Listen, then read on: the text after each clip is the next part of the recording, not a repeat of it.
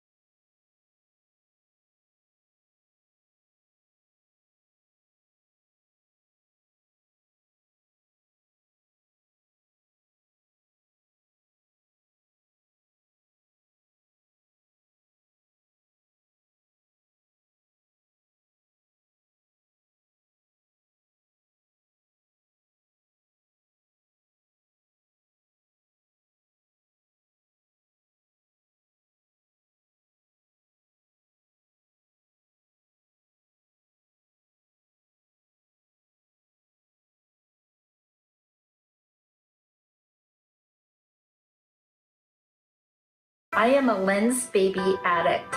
Stimulate your creativity. To turn an ordinary location into something extraordinary. Dreamy blurred. Something more than picture perfect. Dramatic, beautiful looks in camera. A creative edge. Beautiful, dreamy blur. allowing me to be completely free with my photography. A magical selective focus. Dreamy artistic images. Emotive and soulful imagery. That extra dimension and quirkiness. Really unique images. Se olvidaron completamente. Extraordinary results. Creamy bokeh and a dreamy feel. Creative and quirky landscapes. Unique blur effect. Fun flares. Poetic, oniric look. Something extraordinary. Unique look and a little different perspective. They allow me to break the rules. Unique perspective on every photo that I capture. And I'm making that magic happen at the Lens.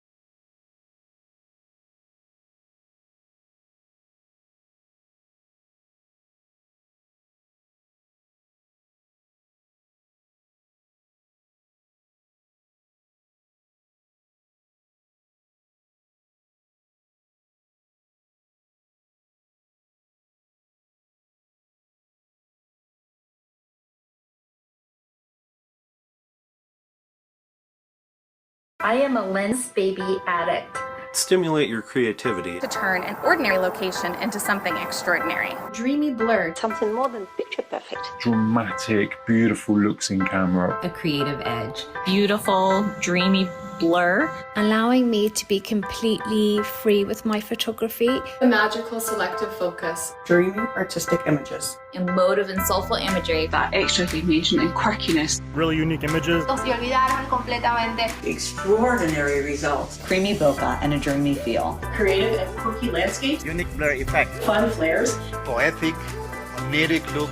Something extraordinary. Unique look and a little different perspective. They allow me to break the rules. Unique perspective on every photo that I capture. And I'm making that magic happen at the Lens.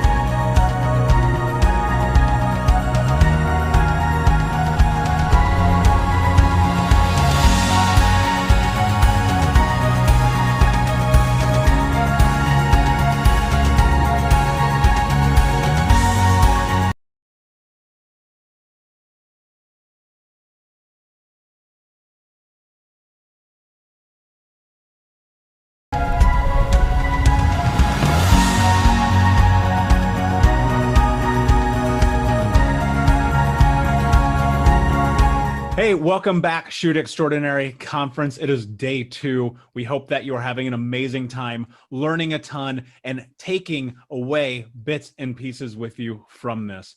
Right now, this morning, I am joined by Lensbaby co-founder Craig Strong. Craig, how are you? I'm doing fantastic, Michael. What a great conference. I know it's incredible what can happen when we bring amazing people together to do extraordinary things. And obviously we couldn't do it without this amazing audience who's hanging out and watching us and viewing this from really everywhere in the world right now. You know, I bet if I would have told you at the beginning of 2020 we'd be doing this, you'd have thought I was crazy. I know, our first worldwide conference. It's amazing. I know, it really is. But, you know, I think about that when it comes to photography as a whole. People always kind of attribute the word crazy to Lensbaby, right? We're a little bit out there. We go against the grain. Things are a little bit different. And that's not too far from the truth. I mean, if you think about it, before we jump into that, though, for those who don't know, I am Michael Anthony. I'm the Vice President of Sales and Marketing here at Lensbaby. And Craig, could you give a quick introduction about you and your role? So I co-founded Lensbaby with Sam Pardue back in 2020. Wow, long week. 2003, and we came out with our first product in 2004. And I've been the creative product kind of director ever since. I came up with the original innovation and have been just kind of herding it all the way along because of all the things that our amazing users and the photographers of the world have said, hey, I want this, I want that, and a few things that we've said, well, we think they want it, even though they don't ask. So it's been quite a journey. But yeah, 17 years ago, and before that, I was working on all the stuff that led up to that first original Lensbaby. Yeah, and that's where I want to actually start this conversation, because for those that don't know, you were a professional photographer like myself for a very long time. And in that, you stepped into this place of experimentation and discovery, and lo and behold, a side project and something that was fun turned into something I imagine bigger than you ever thought it would be. Take us back to early 2000s and what's happening that's pushing Craig Strong into this place where suddenly there's like, oh, idea. Well, first I want to acknowledge, yes, this is way bigger, and with help from Sam, with help from you, with help from Carrie and the marketing team throughout the years, this idea has been shared with so many people that have really picked it up and run with it. And so you're right, this is beyond my wildest dreams. And if we go back to my photography business, the fact that I was making these things for myself, I was making a whole bunch of stuff for myself. And I was making TTL cords, you know, not very fun, you know, left brain stuff. I was making diffusers and all sorts of crazy things throughout the years just to give myself an edge as like, this is the way Craig is able to go into a shoot and quickly, because I was working for editorial clients. I didn't want to have to bring an assistant and you know, a big, huge Norman strobe setup and do all the things that would slow me down when I got there. So I was working really lightweight and just me. So I was able to be a fly on the wall. I was able to not have the distraction of having to work with a team on set. So those were some of the things that I did as far as the lighting stuff primarily, but there were other things that I was doing at the time. What happened was what I talked about in my keynote was that exposure to a couple of photographers that were not photojournalists, that were more on the fine art side, and I wanted to be able to have a visual language that was different than what I had learned really well. I wanted to add that so that they would complement each other. And so it really was building it for myself that I said, you know, I want something that can stretch me, that can give me a broader appeal and be able to photograph something and really come away with the essence of that and choose from my super sharp glass or choose from some other creative thing. And it was other photographers like Kevin Kubota and Soren was a good friend of mine here in town, and Randy, and a bunch of people that looked at what I was doing and said, oh my gosh, I can't do that. Can you make me one? And, or tell me how to make one, or whatever it was. It was not intended for quite a while to be a product that went out to the world, but that's where it ended up going. And like I've said, it's a collaboration. It's a collaboration with those early adopters and Peggy Dyer and the people at the Kubota workshops, and you know, that enthusiasm and that excitement and that direction really led us to where we're at today. Yeah, and that's powerful, right? And I often think about the impact that community has on us when we are putting ourselves in this position of trying something new, right? And you know, the title of this conversation is the mindset of photography. And I often think about the places that I've been throughout the course of my own career, and being able to leverage not only the understanding of it's okay to try something new, but often being pushed by those around me who said, yeah, you're stale, you're futile, like the things that you are doing aren't challenging yourself, you know it, like step into it.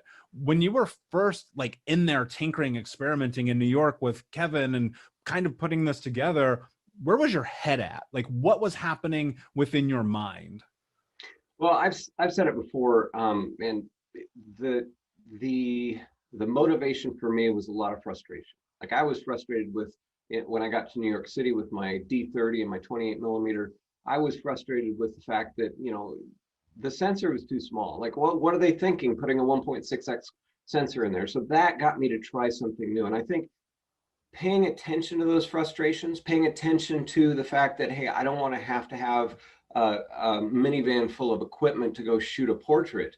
And that's, you know, earlier in my career, it was like, how do I do this in a way that I can just have it over my shoulder and it can look just as professional? And I think if we can pay attention to those frustrations that come up, and you talk about, you know, a mentor saying that, hey, it's getting stale here, and those are things to pay attention to. But you know, for me primarily, it's I'm my own worst critic, and looking at the things that I'm dissatisfied with has been a key to growth and to movement, and it's really what led to this entire project at Lensbaby. Yeah, you know, that's such a valid point. And I mean, of course, as artists, we're always going to be our worst critic, right? But I think very often you can't see the forest for the trees in that scenario. And I think about all the times that I entered into contests or submissions, or had someone just sit down with me and look at my portfolio, being in like New York City with this legendary street photographer, Zach Arias, or Sal Sankata, the list goes on and on and on. And just they're being like, this is bad. Right. Even though like at the time I was like, this is really good. Right. I felt like, and I'm so curious about your thought. I felt like I needed to remove the pride of feeling like I had an amazing shot to get better. Yeah. So often. Yeah, go ahead. Well, I think of I went to a flying short course, which was a photojournalism conference that happened. I think it was yearly, it might have been quarterly, but it was in San Francisco, and there were two of my idolized editors there. And one of them I sat down with first. He looked at my 20 portfolio, you know, 11 by 14s mounted on black boards. It was all standard, you know, this is the way you show your portfolio. And he went through them so fast, like he couldn't have spent more than a second and a half on each photo. And he put them back on the table, and he said, no secondary subject matter. He pushed my portfolio back to me, and he turned to my friend, who he later said did the same thing with, and said, find another career. But he just pushed it back to me and said, no secondary subject matter. He turned to my friend without giving me any clue of what that meant. And I went, whoa, you know, what just happened? And he went, can you give me examples? I think, because if I'd said what just happened, or, you know, that's wrong or whatever, he probably would have, you know, just never spoken to me again. But I said, can you give me some examples of that? And he went through my photos, and one of them was my favorite photo, one of my first images that I really loved from college. And he just talked about, he goes, you know, there's nowhere else for my eyes to go except to the subject, you know, so where is this story going to take me? And that was profound, and it was amazing. And then I went to a table in this convention room where this other editor was, and she went through my portfolio and she loved everything, and she stopped at that particular image. This is a National Geographic editor, and she got to that image. She said, this is maybe the most beautiful image I've ever seen in my life. This really touches me. And I was, you know, my head is huge, and I'm like, great, you know, and I walk away from that conversation, and, you know, I had to ignore that positive content, that positive comment, because if I had paid attention to that and basically said Gary Fong was wrong, then, you know, the other Gary Fong, and if I had done that, then I would have missed out on that lesson, that puzzle, that frustration of, hey, why don't my images tell more of a story? Why is there just one piece of content here? How can I get multiple moments happening in the same image? And I got good at that over the years. I got good at recognizing, putting myself in the same spot as a moment was going to happen, which is what a photojournalist does. And then saying, okay, there might be a moment happening in the background as well if I position myself just right. But I think taking advantage of those negative comments, taking advantage of somebody who's super cranky and maybe had just you know, looked at 50 portfolios before I saw him, and not personalizing that, taking that criticism and using it for your own good. Yeah, I mean, that's so much of the process of getting better. I mean, I recall a single image I took at a wedding. It was a portrait that was set up. It was all of the things, right? And it getting published in 4 different magazines, and it being on the cover of websites. And then me sitting down with a person whom at the time I was like, this person is the person in wedding photography, and showing them the image, and they're basically telling me it was terrible. Yeah. And I respect that, because I asked their opinion, and it was in asking that question that then they broke it down for me, right? And very much the same way they like reviewed and went through with you, I had that moment as well. And I thought to myself, oh, this is how you get better, right? But I also think about, we all start somewhere, and so much of this journey, so much of photography is just putting the lens on the camera, stepping out into whatever environment it is that you want to be in, and taking the photo, and then putting it out there, and creating the work and putting it out there, and then doing it again and again and again ad nauseum. One, because that's how you build your esteem within this thing that we love. And 2, because it's how you get better. What was your, from just a pure photographic perspective, what was your journey just into stepping into being a photographer? Because there's a lot of space between Craig Lensbaby, Craig professional, and Craig picking up that camera. Yeah, and I want to hear your story as well, Michael. I think that's important to share with this group. But my story started with assuming the identity of a photographer as an 8th grader, or, you know, a graduated 8th grader when I got my first SLR. You know, it was all manual. It was, you know, probably as old as I was, but it was something that I had wanted for a long time. And I got it for graduation from 8th grade, and I was a photographer. My photos sucked, but I was a photographer. That was my identity. And I glommed onto that, largely because the gear was so cool. And every once in a while I made a photo that was like, oh, well, that's a pleasant surprise. Most of the time I was like, that's an unpleasant surprise. But those frustrations along the way, like I was talking about, when a roll would come back, and like 2 images out of 36 or 24 would be, you know, worthy of having even developed, that was a start. And I think so talking about my journey, I think I can look at those moments along the way, the overexposed slides, the underexposed slides, the you know, light leak that I had in my camera, or opening the back too soon. All of these things, like when they happen to you, when they happened to me at a young age or early in photography, I would just be like, stupid, stupid, stupid, stupid. And it felt very destructive. Like I was just so hard on myself, but I was able to turn that into learning. I was able to say, okay, but how can I do this better? I remember working after college, I worked in a group of weekly newspapers, and seeing the National Press Photographer Association's monthly contest and never winning, and looking at these pictures for these communities, because I was heading the photography over 7 different newspapers,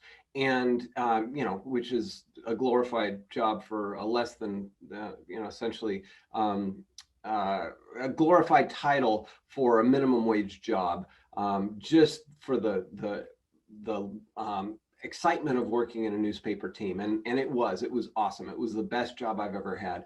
But I was looking at these monthly contests in the magazine and going, I'm in that situation once a month, and I have never seen a moment like that happen. And so realizing that there are things that I just don't see, I do not pick up on. And so while I was learning the technical, making sure that I was ready when moments did happen and when I started to see them, because I didn't have to think about my gear. I didn't have to worry about opening the back on accident before the film's rewound. I didn't have to worry about the exposure issues that haunted me as a young photographer, because our cameras had nothing like what today's cameras do in terms of exposure. You know, the artificial intelligence essentially that all our cameras have now. So it was all manual, or most of it. And so for me to be able to master that you know, the equipment and the technical side of things, so that I could free my mind to just worry about the moments, just focus on what's going on in front of you, and you've got it on the rest. Because once I was able to let go of that left brain exercise of, am I even going to focus it right? Am I even going to expose it right? Then I was able to look at the things that I couldn't do that other photographers were doing, and then focus on that and saying, okay, it's happening, I just don't see it, so let's start seeing it. Yeah. And I resonate with a lot of that, right? I mean, tell me about your journey. How'd you get started? I mean, I've been in this industry in some shape or fashion for 30 years, which is pretty insane. And like thinking about it, I got my first real experience with cameras was with my grandmother's Polaroid. And my grandmother was a chain smoker, right? And this is important for a reason. And I grabbed her Polaroid one Saturday where she was taking a nap. And I remember the only context of this ever being, don't ever touch this. This is not for you because you're 5. And thinking like, that must mean it's something cool. Like literally that was my thought. And grabbing her Polaroid, taking it to the ashtray. She had one of those big round crystal ashtrays just packed to the brim with cigarette butts, and wrapping off like 8 Polaroids with that thing. And you got to think like, that's like $20 back then. That's $1 million. And just A, getting in an immense amount of trouble for this. And then B, being sparked with this amazing curiosity to capture moments that I had control over. And like being a kid and recognizing like I have the ability to make this thing last forever. And my grandmother as a photographer, like she always had a camera with her, but she wasn't a photographer. She just always had a camera, right? You know how that goes. Yep. And so as I headed into 5th grade, she bought me my first camera, a Canon AE1, and I took it on this field trip to Washington, D.C. And she gave me a couple rolls of film, which was also funny, the only field trip I ever took in all 12 years of public school. And she gave me these 3 rolls of film, 2 black and white and 1 color. And she says, this is all you get. And just remember thinking, like wanting to be strategic about everything that I did. And so much of that journey was on Friday nights. She would take us to Target and we would pick up the negatives we had dropped off from the week before, and then drop off the new negatives, and then thinking about what we wanted to print. And then she had these sewing machine tins this big that had hundreds and hundreds of thousands of photos in them. And I was just enamored by it. And that consumed me until I found sports and girls and those things in high school. And I found myself removed from it till I was a senior. in high school, and then getting in trouble, about to get kicked out of school, and being forced effectively to go and help with the yearbook. And then not doing that also, because I was like, whatever. And and in that, reaching to this idea of like, okay, photography is just kind of this thing that I do sometimes. Well, fast forward some corporate America time, and then landing in my early 20s, and coming across an ad for Robert's camera and thinking like, okay, maybe I still want to do this in some capacity. Going there, buying a camera, and just being, again, just consumed with it. And fast forward a few more years, and I was like, I'm going to try this professionally, which is the worst mistake I think anyone can ever make. It is a terrible idea. I don't, even though like, and I say this in pause because I was very successful in it after a very long period of time. And then coming to recognize like, photography is always going to be a part of my life in some capacity, but it doesn't have to be the thing that pays my bills. And then, about almost 5 years ago, removing myself from that industry entirely, and then magically somehow through serendipity, the universe, whatever you want to call it, landing here. And now fast forward 4 years of being at Lensbaby, having this conversation with you. That's awesome. What's coming to mind as you're talking is very much parallel for both of us, and that's that photography as a career wasn't a destination. For some people, it is, and but for you and I, it was something that happened early on our path that moved us in a direction that that we couldn't envision, and similar to the progression of the Lensbaby lineup over the years, I had no idea where we were headed. I just knew that I wanted something different, and I moved on it, and I took that first step. So I do think that that you're right. It's a very difficult choice to become a professional photographer, and neither one of us regret it at all. Yeah, I don't, and that's a really important point. And I don't want to scare people away who are listening to this right now, who are leveraging the idea that that dream can be theirs, because it 100% can be. Because I think about, and I'm going to ask you about this, but I think about my journey into becoming a pro and the sacrifices that it made, and the work and the hours and the community and the building and all the things before it started like running like a well-oiled machine, and then leveraging that for years and years and growing and growing and growing. And then finally having this moment where I was like, this actually isn't for me anymore. And deciding to remove myself, not because I didn't have amazing clients and amazing community. And I mean, heck, you and I know half the people in this industry between each other. And I think about that, and it served me while it needed to serve me. And my fear, what I don't want people to walk away from this, is that it's scary to do, because it is scary to do, but it's very plausible. What was your journey into stepping into being a professional? Because outside of the business scope of it, that's all fine and dandy. I think you can go learn business anywhere right now about photography. You will go figure it out. It's called Google. But there is a part of it that is so much more intricate and, dare I say, difficult to work your way through. And that's the mindset of it, right?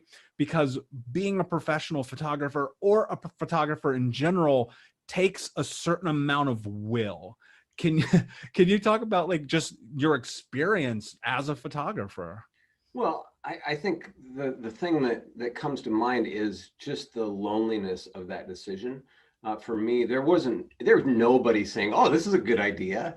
No adults in my life were saying, "Oh, you should go to where there's no guaranteed work and you don't have a regular paycheck and you don't have health insurance." Yeah, that's awesome. That's what I want for my son or my friend or my, it's just, nobody's going to be pushing you in that direction. It really has to be a passion. If you're going to do it, you got to go against all odds, because, as far as full-time photography goes, that's what that looked like for me. I had lots of discouraging voices saying, no, this is a hobby. This is something that is not going to work out for you, Craig. And for me, I had planned on another career. I graduated college and we were in a recession, and the job that I'd been offered was rescinded. And I went, hey, I could be a photographer. and it was like the angels sang for me. I'm going to be broke anyhow because there's no jobs, and certainly not in the field that I was headed into. And like, okay, let's do this. What do I have to lose? And I would say that's the theme for me that I look back on and say, what do I have to lose? One, and am I going to do whatever it takes? If I'm willing to do whatever it takes, and that could mean, the most extreme poverty, or, going as long as I'm moving forward in my hopes and dreams for what that career could be for me. If I'm willing to do whatever it takes, and if I just can't let go of this, then it's a requirement. And it was a requirement for me. How about you? 100%. I made the deck. I mean, I did something people don't normally do. And I walked away from a Fortune 50 career at the age of 24. And because I recognized two things. One, I think like you, I was willing to take the risk because I was curious about the other side. And then I think the other part of it is we're going to die one day. And I don't ever want to think about the what ifs, right? But I will say this, the lesson I probably learned more so that I think you came into it with the understanding of was the idea of there being a chance for reaching poverty. I remember, you know where I'm going with this. I remember in the first couple years of this career borrowing money to pay rent from my girlfriend and being like, I might get a job for $20 eventually. Can I borrow rent money? And then thinking about that repeating thing in the same thing in the back of my head, what am I willing to do to make this happen? And then through just the toil of it and the torment and the loneliness and the unbelievable amount of hours shaking hands and meeting people and going to conferences, and most importantly, probably learning the craft. Yeah. Right. And really learning it, like being able to be in any situation and get a positive outcome. And fast forwarding a couple of years and getting to that place where finally I had a great studio, was getting recognition and all of those things. It all came from a foundation of suffering. Right.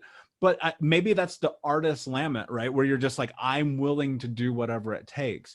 But that doesn't mean that's necessarily true for everyone, because I remember a time, and very much like the times I exist in now, where photography is joyful. It's fun. It is something that for me, it doesn't carry that same weight of the world. It took a while to get back to that, but now that we are both very much removed from this as an industry, I'm very curious about your thoughts about the way you feel about photography now, just in general. Yeah, I want to comment on what you just said as well. The learning the craft is one thing, and that craft could be seen as becoming a great photographer, becoming a great artist, making the photos that people want. But the part that I know about you is all the books you read, to be able to market yourself. In most jobs, you've got a structure where other people are doing roles that you're not hired for. As a freelance photographer, you were supporting yourself in all of those roles as well.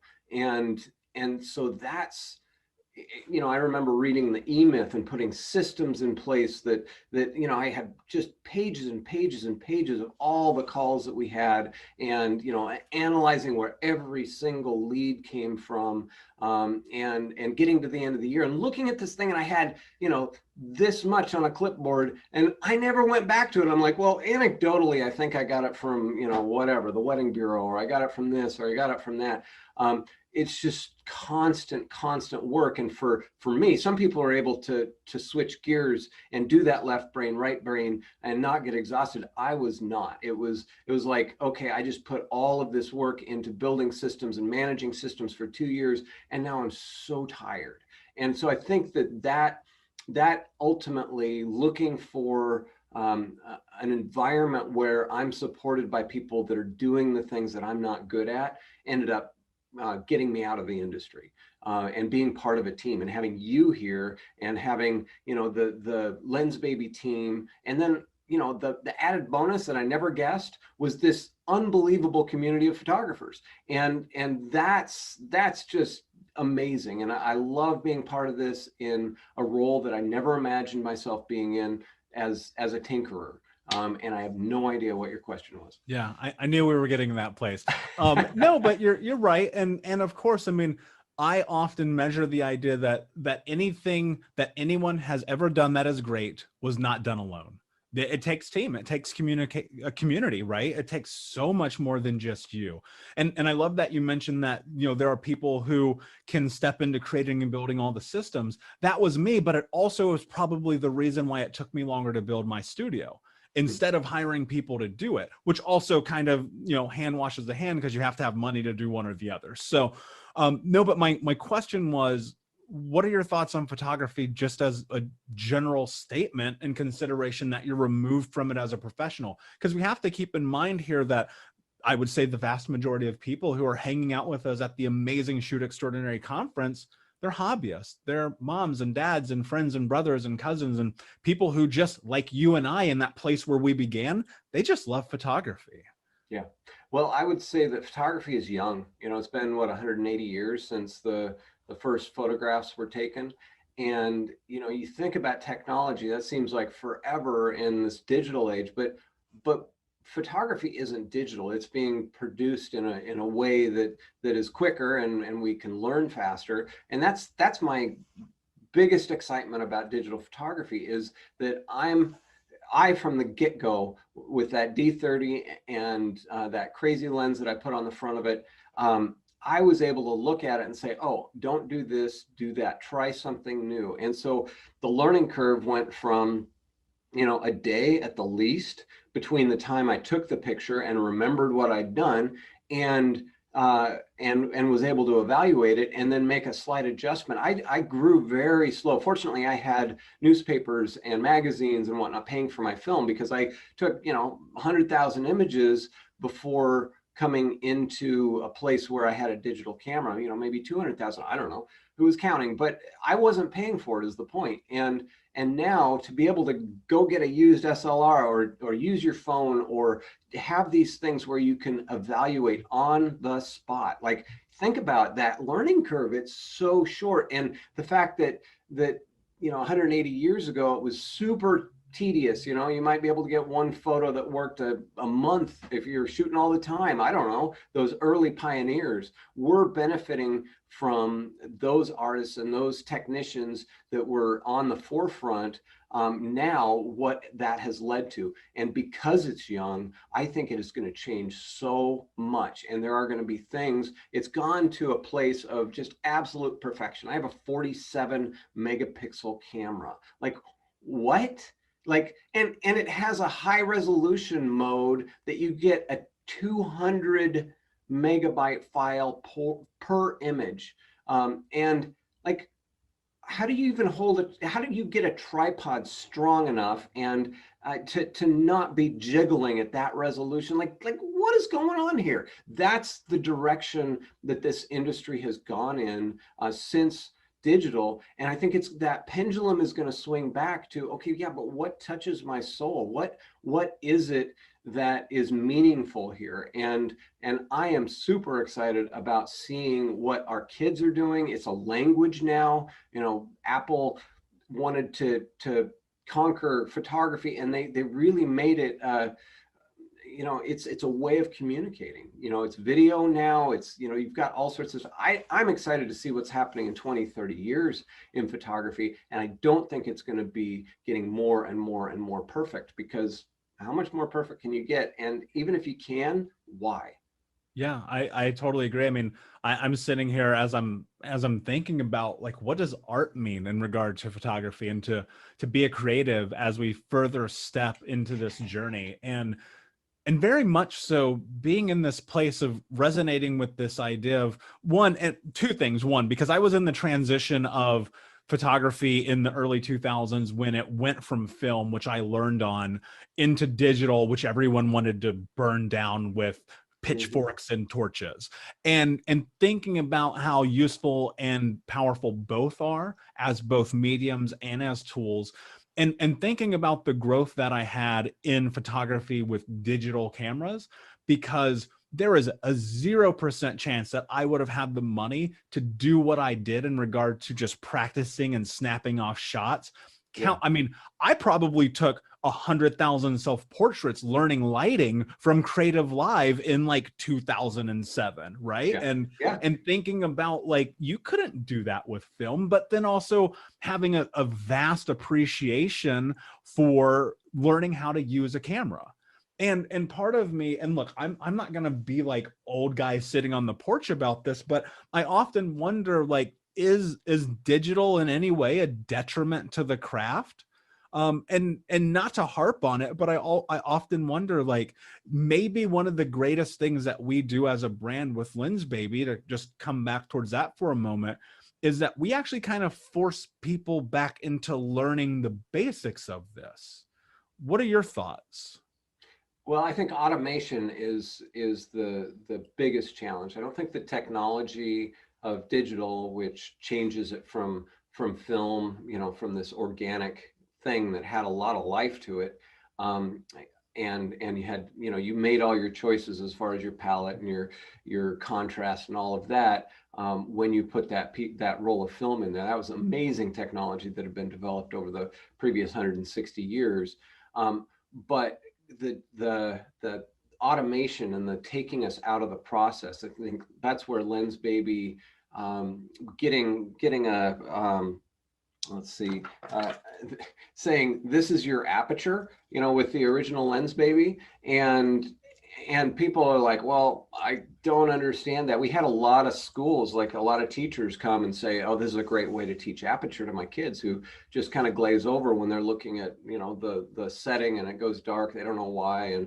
and whatnot. So I do think that it's hands-on. It's literally hands-on. You're touching something, it's making a difference. And I think the closer we can get to our art and our expression in that sense. Now I'm wanting to, you know, make my own ink for my pen and ink, you know, darn you, Michael.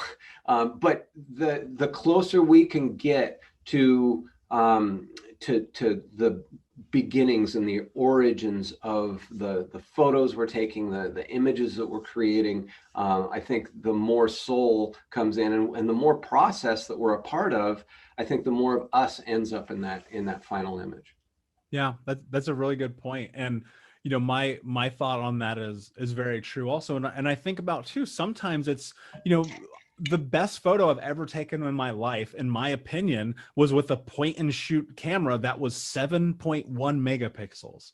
Yeah. And I have owned a vast array of cameras, and some that cost more than cars.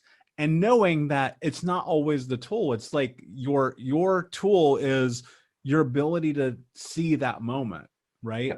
Exactly. So much of the baseline of this company was seeing a new way, and that being this thing about how do you capture things in a different manner than everyone else who's taking the same exact photo as you. You know, being, how do you stand in front of the Louvre and take a different photo than the other 9,000 people there?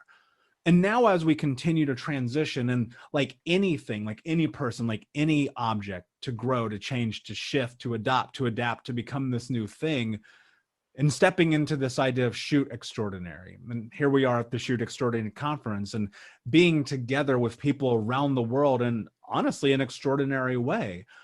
What does it mean to you? Not to the brand, not to Lensbaby, but to Craig. What does Shoot Extraordinary mean to you? Well, you bring up the idea of having this unique thing that nobody else has, and like I said in my keynote, that that was part of my idea of making stuff for my photography business. And now here we're saying Shoot Extraordinary, and seeing a new way, and we're selling all these lenses. So you could potentially be standing next to a photographer with another Lensbaby, maybe the same one. And so how does this differentiate? Like how do you shoot extraordinary when you're not as unique as maybe you'd hoped you've been? First of all, we're still very niche. It's, you know, very, we've got our lovers and our haters are, you know, outweighing the lovers, and that's absolutely fine by me.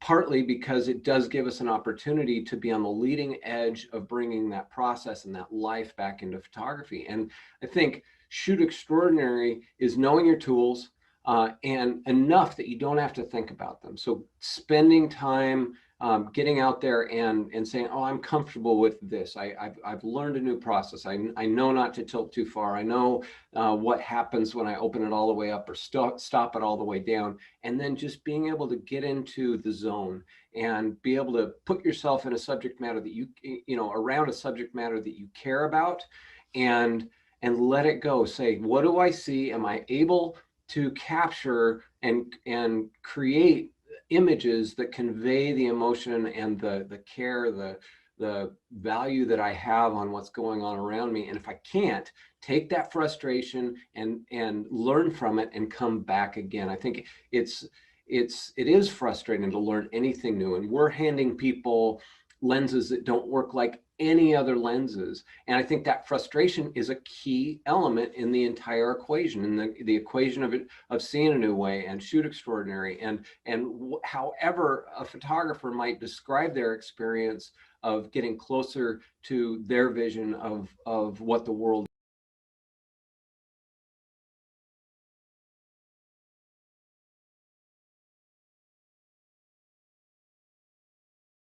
is and how they can portray that in the world.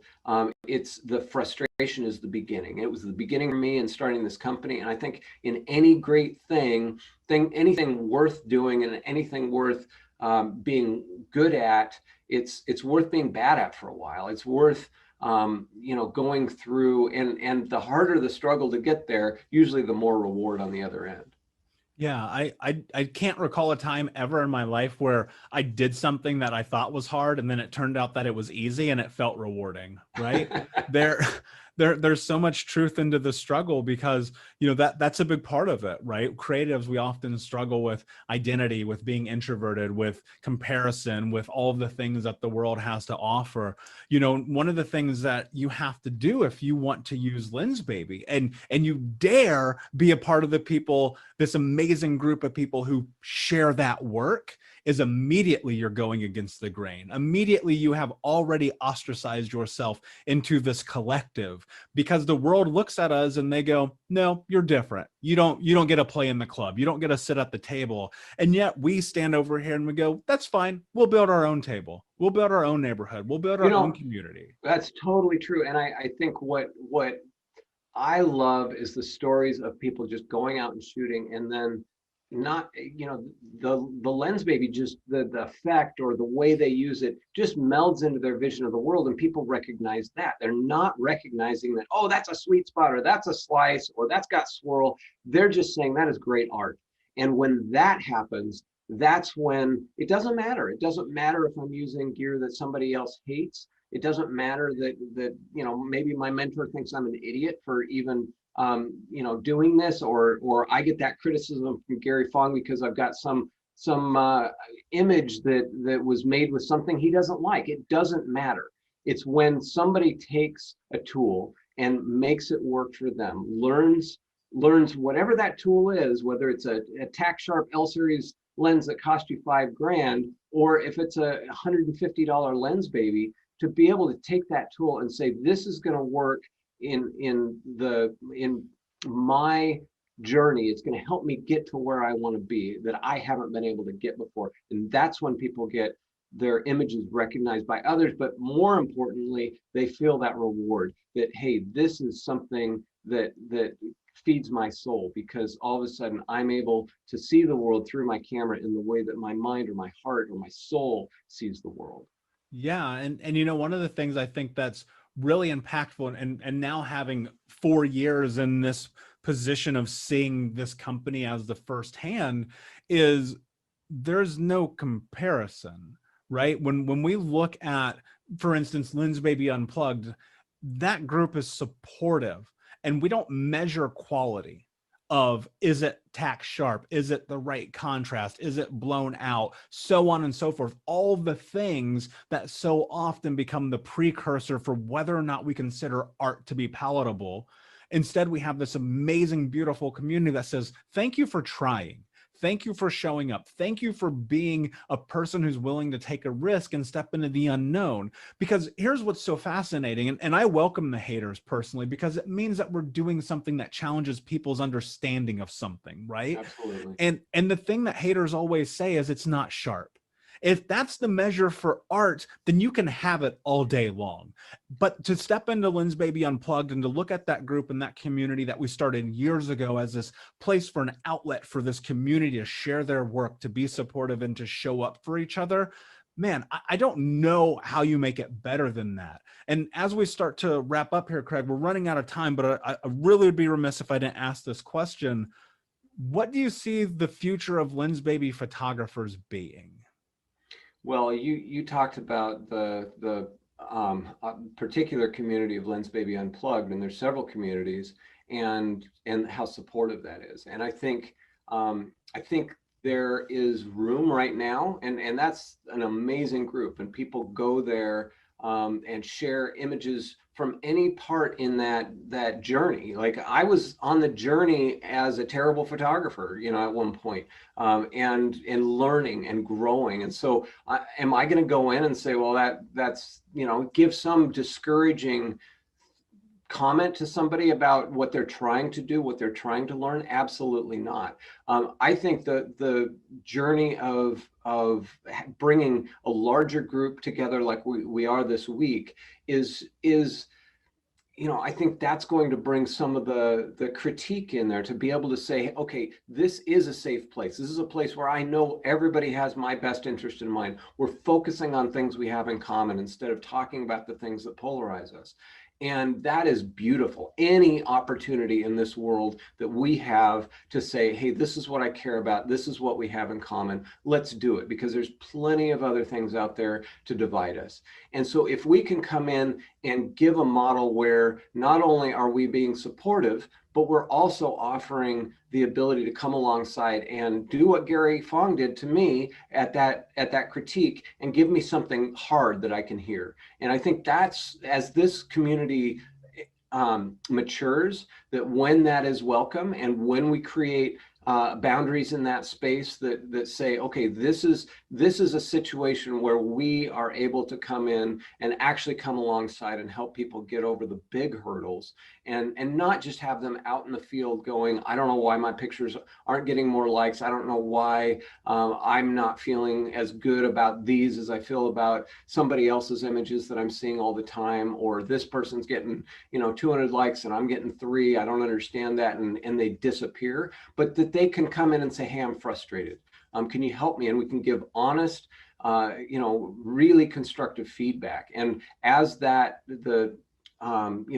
the community grows, I think that's going to become more safe, and never will be okay to come in and say, flower photography is bunk, and you must be ridiculous to do that, or like putting people in their place. There's no room for that. But coming in and coming alongside and saying, this is how I can help you further your craft. I think that's what's ahead for Lensbaby, where people's visions will be growing, not just because they have a new tool that maybe they don't understand real well, and hopefully somebody will have some comment that they that will help them as they're searching and searching and searching, but that somebody can come along side by side and say, hey, I can help you with this.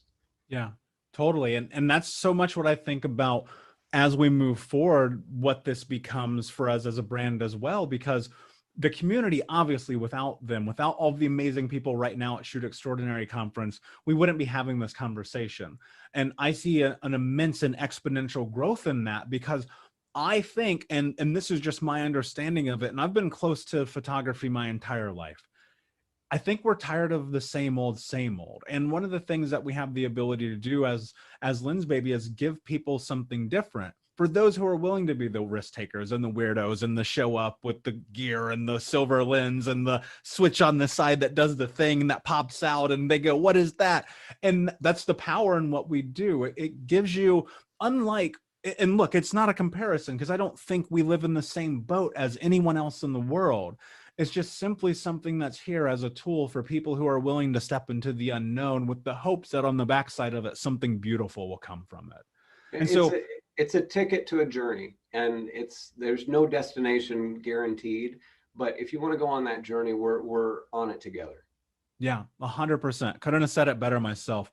Craig, if we were going to leave the amazing audience of Shoot Extraordinary with one piece of advice, and you'll go first, and then I can go after you. Oh, man. What is the one? Okay, I'll go first. What is the one thing that you want people who are watching right now to take with them? My thought is this. Photography is an expression that you get to determine the meaning of. And comparison, as they say, is the thief of joy. Ultimately, the only thing that I know about this industry and about photography and about looking at pictures and reading the books is that I don't know anything. And with that, I get the freedom to explore and experiment. And I hope that if you take anything from this entire conference, is that it's okay to try things that you're scared of.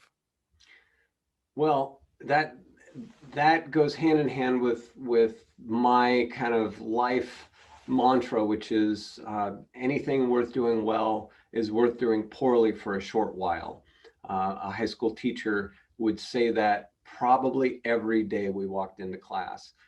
Health teacher, so she had some good content to speak about that with. But we go into life, everything, we're not good at anything. We're good at being ourselves as a child, and then we lose that, and then we have to get that back. But then all the things, all the talents, all the skills, you have to start somewhere. Nobody, including myself, has mastered all the lens babies, I should say. And so coming in, there's always an opportunity for growth. So if you want to pick up a new piece of equipment, there's a path that's going to take you down, and we have all sorts of options for that. So I'm giving you so many opportunities to be bad at something, and the Lensbaby team is as that ticket into that.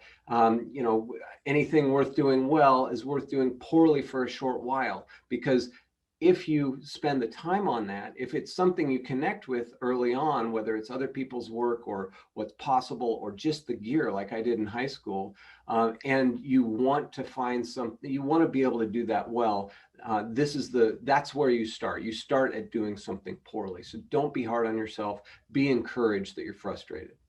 Yeah, I love that. And we all start at zero. Shoot Extraordinary Conference, thank you so much. I hope that you guys found an immense amount of value out of this. And until next time, we'll see you soon. Thanks, Craig. Thanks, Shoot Extraordinary. Michael. Thanks, everybody. Dreamy artistic images. Emotive and soulful imagery. That extra imagination and quirkiness. Really unique images. Se olvidaron completamente. Extraordinary results. Creamy bokeh and a dreamy feel. Creative and quirky landscapes. Unique blur effect. Fun flares. Poetic, oniric look. Something extraordinary.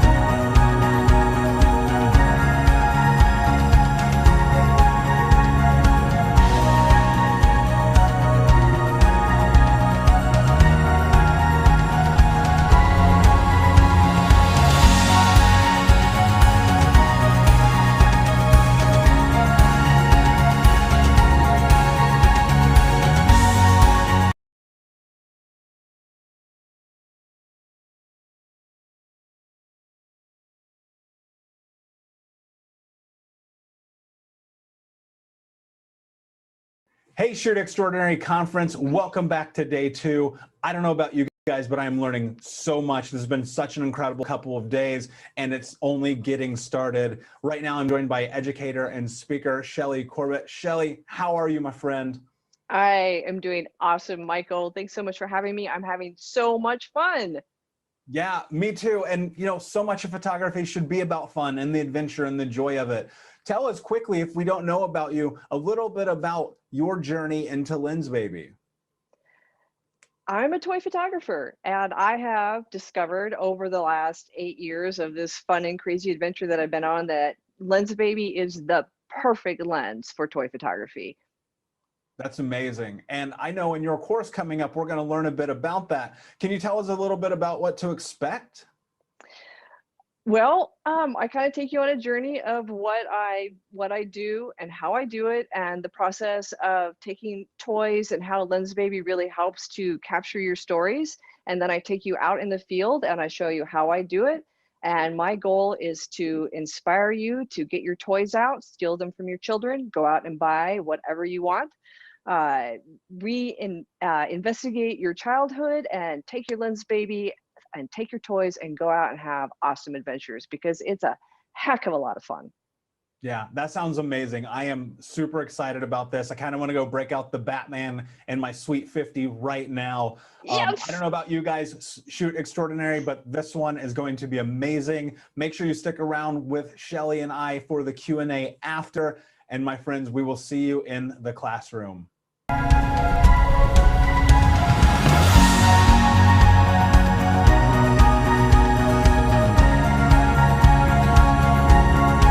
Hi, welcome to the magical world of toy photography. I want to say thank you to Craig and Michael for allowing me to tell my story and introduce you to the fabulous world of toy photography. So what is toy photography? It is a combination of fan fiction, product photography, and macro photography, and it's a heck of a lot of fun. So besides fan fiction and product photography, what is really cool about toy photography is it is a storytelling medium. So doesn't matter what toys you use, if you're using Lego or if you're using action figures or if you're using like Matchbox cars or anything like that, you can tell a story with that. And I don't know what that story is. That's for you to decide as the artist. Is that going to be a story based on someone else's intellectual property, like a Star Wars recreating of a scene, or are you going to tell a story from your own childhood, or are you going to tell a story that's just you totally made up? But that's the beauty of toys, is they're flexible, they're great models, you can practice your portrait photography, you can stage them however you want, they'll do whatever you want, and you can practice and just have fun. So I'll tell you a little bit about myself. I am an art photographer. I live in Seattle, Washington. I've been photographing for 30 plus years, and I've been a toy photographer since 2012. And I was introduced to the Lensbaby lenses around 2014. Let's see, I kind of got sucked into the toy photography world through my family's love of Lego. And I was given a gift of some collectible minifigures for Christmas one year, and one thing led to another, and I'm posting on to Instagram, and I just got really enthralled with the community, which is super supportive and super fun. And I wanted to share with you my very first toy photo, which, let's just say, it leaves a lot to be desired. There's a lot of room for growth in that photo, but I thought it would be amusing to share that with you, as well as some of my favorite toy photos from the last year or so.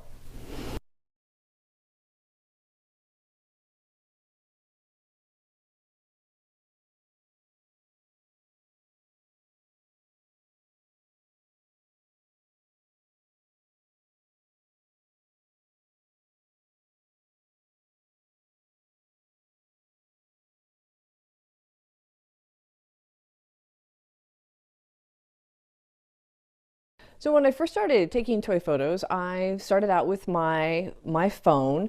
Like I said, I've been a photographer, an art photographer for quite a long time, but I went through what might be called my dark ages. That's a term, a Lego term, but in my 40s, I just kind of like put it all aside. I didn't make the transition from film to digital very well. I was not happy with going to a digital format. I liked the unpredictable nature of film and the happy accident, and I didn't feel I could get that with digital. So I put that all aside for a while, and like I said, I got some Lego figs for Christmas, and I thought it would be sort of fun to take some photos. I started with my phone, started on Instagram, and it didn't take long before I could not get the images that I wanted with my phone.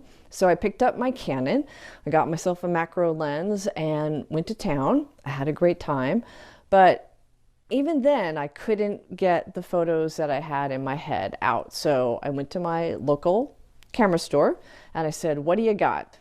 So I was looking for a Diana style camera lens, maybe a plastic lens, something kind of funky. And they sent me down, they said, "Well, why don't you try Lensbaby?" So I did. And it took me a while to get the hang of it. There's a little bit of a learning curve with the Lensbaby. You may have noticed that. I have to say the effort has been worth it. So one of the joys of toy photography, besides being an excuse to take toy photos, is there's a worldwide toy photography community that sort of sprang up out of this Instagram, Facebook, online world where people with like-minded interests, people who like photographs and toys, sort of found each other. And everyone comes to the community the first time and goes, "I thought I was the only one." Well, it turns out there's a whole mess of us out there.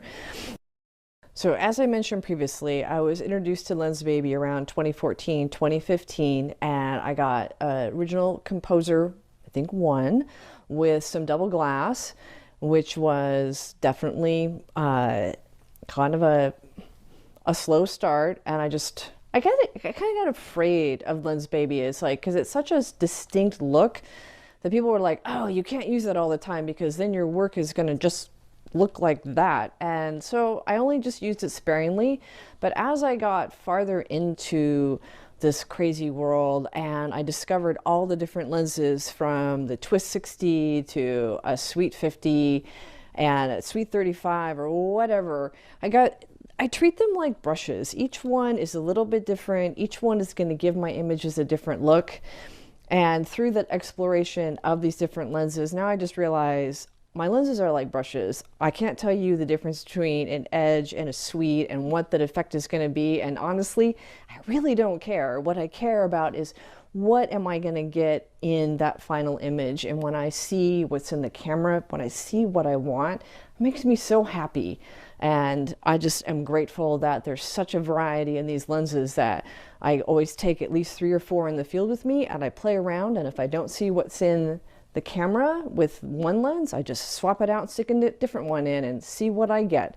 And it's that sense of mystery and surprise and exploration that has basically made me fall in love with these lenses.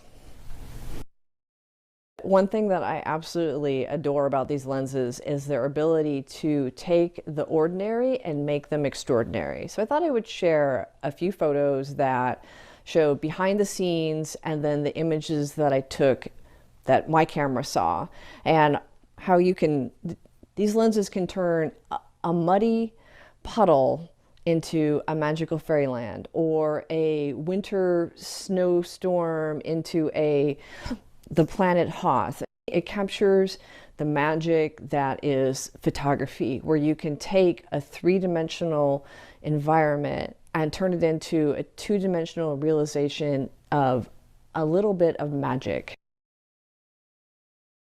So one of the fun things about these crazy line of lenses that I've discovered is they create the most amazing lens flare. And much like J.J. Abrams, there's never been a lens flare that I've seen that I haven't loved. So the opportunity to bring that element into my photography and use it as a way to draw attention to the figure or to highlight what's going on, create leading lines by bringing that lens flare in as an actual element into the photo, to me just adds another layer of magic and allowing the viewer to step out of their ordinary lives and into this crazy magical world that I'm creating with my toys. Part of being a toy photographer is selling the idea that the toys are alive. And I can't do that if the toys are just lifelessly sitting there. Then they're just lumps of plastic, and then you're just a product photographer, and that's not what I like to do.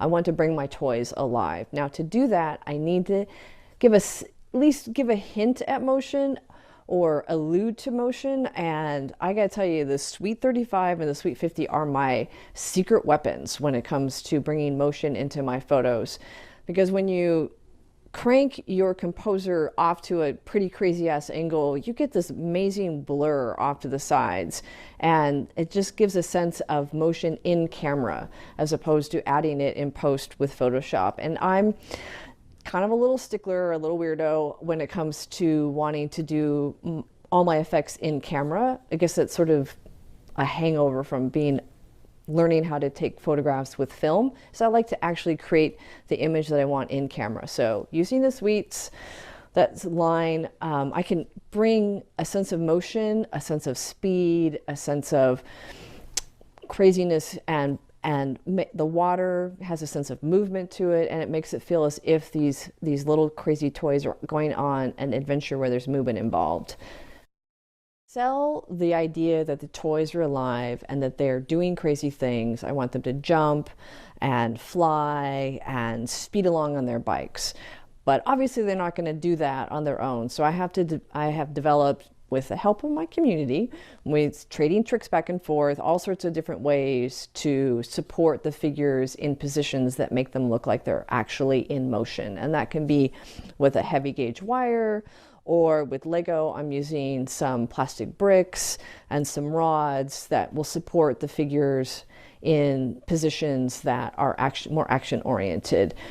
And part, for me, makes my life easy is when those supports disappear or are minimized. And there's so much craziness going on with those Lensbaby lenses that beautiful swirly bokeh in the background, that those supports are easier to deal with in post. So I wanted to show you a series of images that are before and after, so you can see how that wire or those plastic supports can disappear. And if you're not that great with Photoshop, I'm not that great with it, that you can sort of like blend and fudge the reality.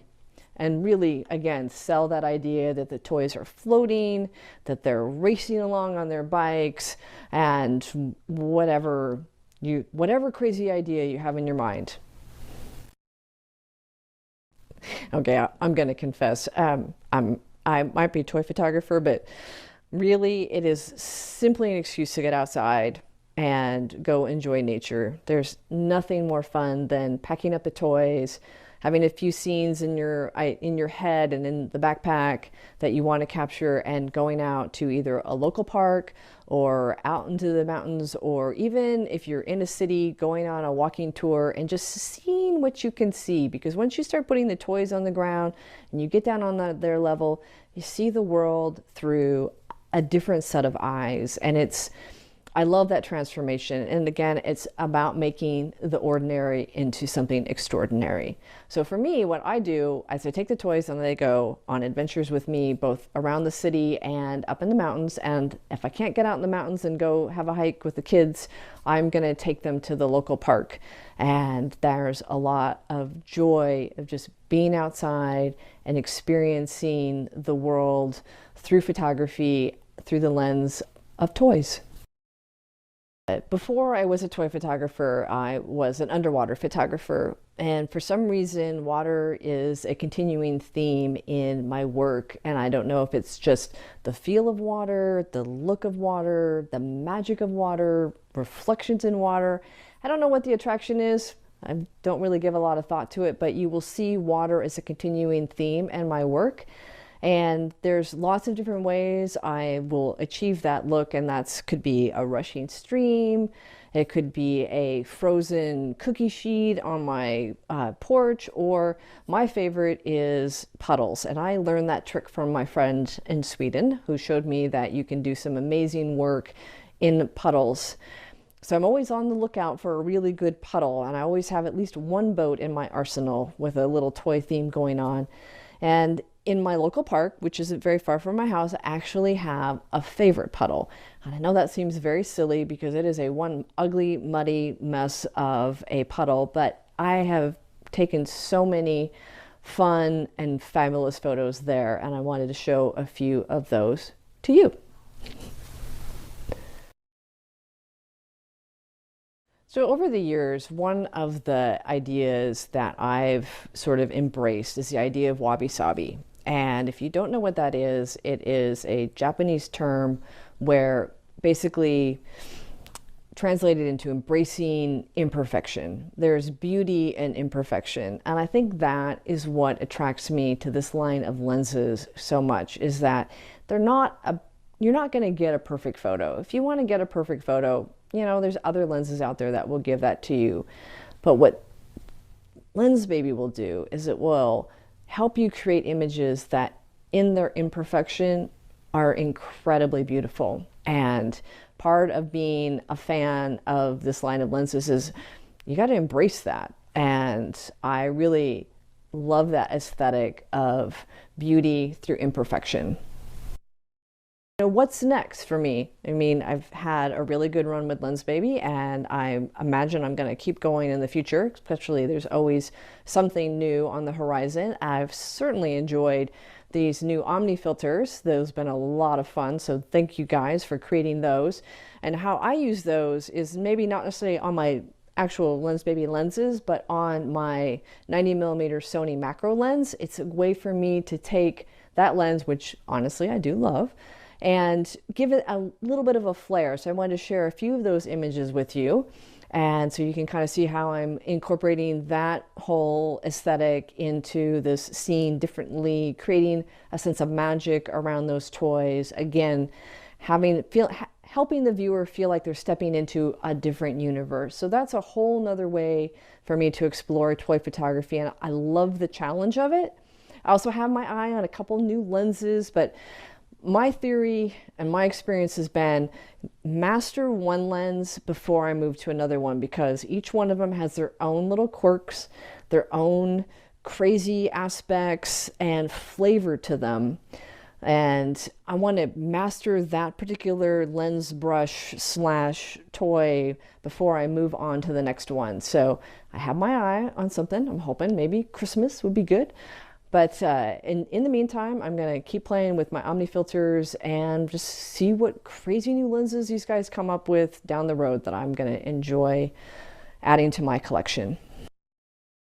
So another secret, super fun thing to do with your toys and your photography is to travel with them. And so what I always do is whenever I'm going on a family trip or a day trip, could be a vacation, I always pack my toys. And honestly, I pack my toys first when I'm getting ready to go on a trip. Pack my toys, then the camera gear, and then if there's any room left, I'll throw some clothes in. That's pretty much the drill.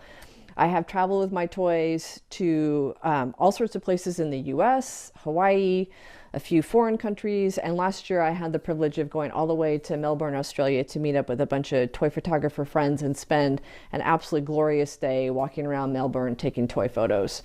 And it's really a great way to give an extra different spin to your travel photography, is seeing the world through the eyes of your toys. It's just a heck of a lot of fun. So if you are into traveling and want to meet up with toy photographers, I can certainly put you in touch with a whole mess of them. We're online and you can connect with us through toyphotographers.com. We have a new hashtag, which is Lensbaby Toy Photography Club. So use that. Go find us online on Instagram, and we've got a small but growing group of toy photographers who love exploring the world and the world of Lensbaby through toys. Well, this has been a lot of fun, and I really appreciate the fact that you have hung in this far and let me talk to you about my photography process. But photography is not a noun, it's a verb, and it's a heck of a lot of fun. So now I want to take you on an adventure, you and my toys, and we're going to go out in the field, and I'm going to show you exactly what I do and how I create my toy photography magic. So let's go.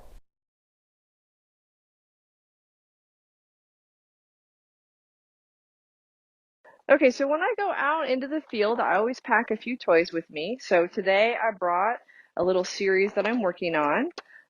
As you can see, involves a lot of pigs. And so let's get started. My inspiration tends to come from children's stories. And this one is kind of a play on the children's classic, This Little Pig Went to Market. And this little piggy went home. This little piggy had roast beef. This little piggy had none. That's kind of my thought. So I thought I would just take you through some of what it takes to go into some toy photography.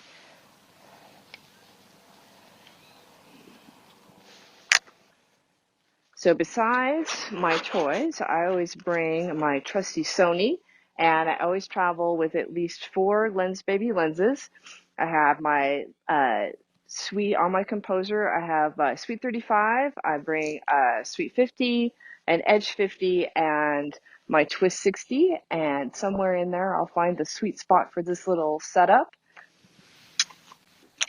I'm using a Sony A7 camera.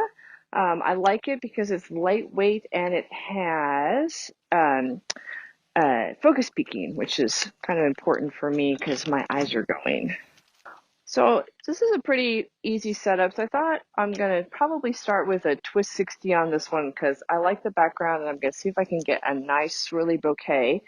And the reason I travel with so many lenses, the reason I'm really attracted to the Lensbaby line is I think of my lenses like paintbrushes, and each one has its own feel to it.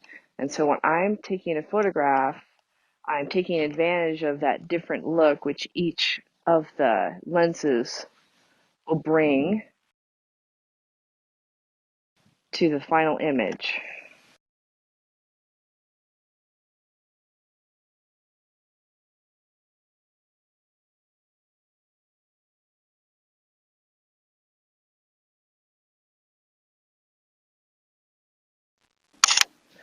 I know a lot of people really feel that focus sometimes matters, or where the focus is can be different. Doesn't really matter. I'm really a stickler for focus, certain kinds of focus. So I like focus peaking because it makes sure I can get my little faces are in focus. Now you can see that there's a plastic. She's sitting to keep her up off the ground, and what I'll probably do is in post I'll make that go away. Not sure I like that grass. I'm not really sure I like this location. I might have to go and try her somewhere else, which is pretty typical of just a lot of trial and error when I'm taking toy photos. So what I really like when I'm taking photos is I like to be surprised, and sometimes I'm surprised in the field, and sometimes I'm surprised when I get home and see what I captured. But there's always, I really appreciate the Lensbaby, the variety of lenses and the lens flare and crazy effects and sweet spots and slices of focus, and it really brings out the magic in photography for me. And just when I see something in 3 dimensions and when I take the photo, sometimes you get home and you're like, wow, that's really amazing. And I chalk it up to the lenses on that one.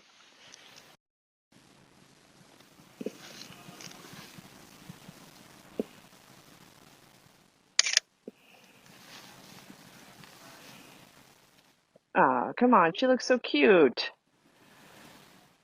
All right, so that is actually was a Sweet 50 is what came through for me on that one. Who knew? Who knew? Right? All right. Where to next?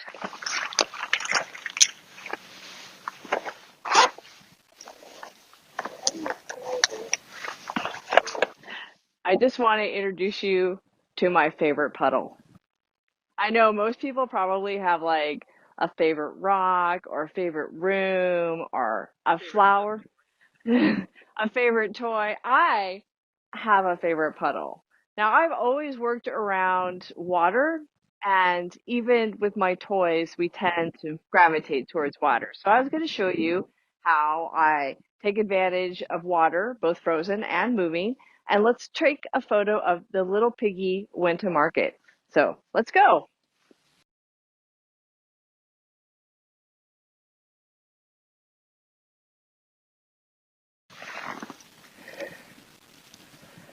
All right.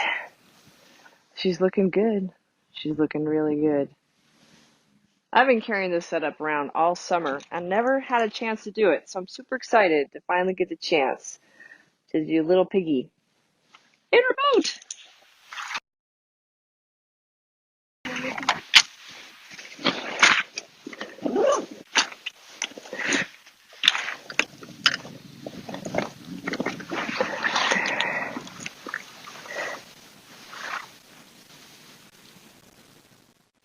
And she's down.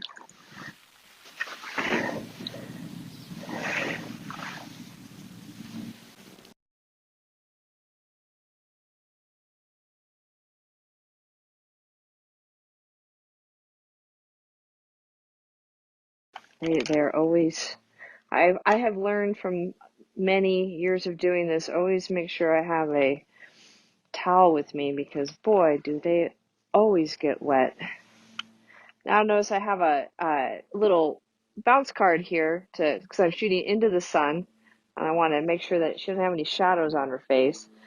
And I've got my Sweet 50 on again, and I gotta tell you, the lens flare is amazing,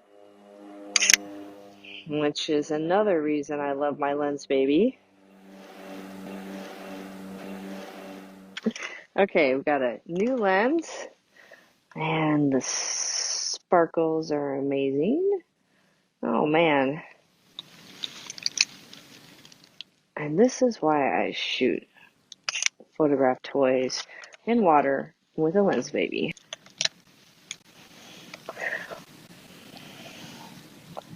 Okay, so now I gotta really sell the photo though.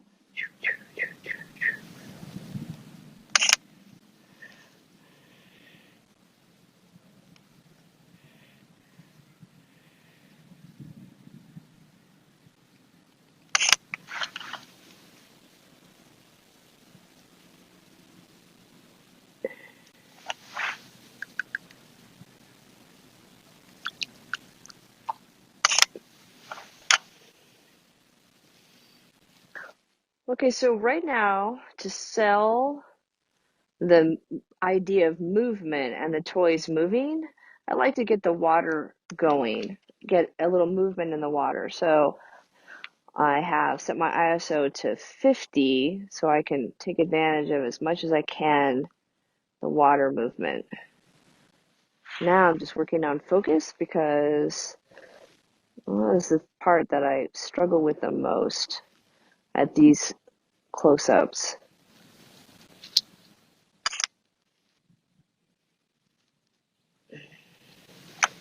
I'm totally not getting my focus at all.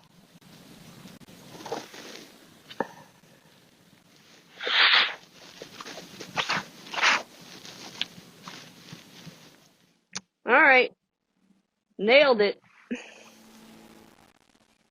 I'm really happy with that. It's got trademark Lensbaby bokeh. It's got a lovely little lens flare. She's in focus. Not sure about the cat, but I'll have to figure that out when I get home.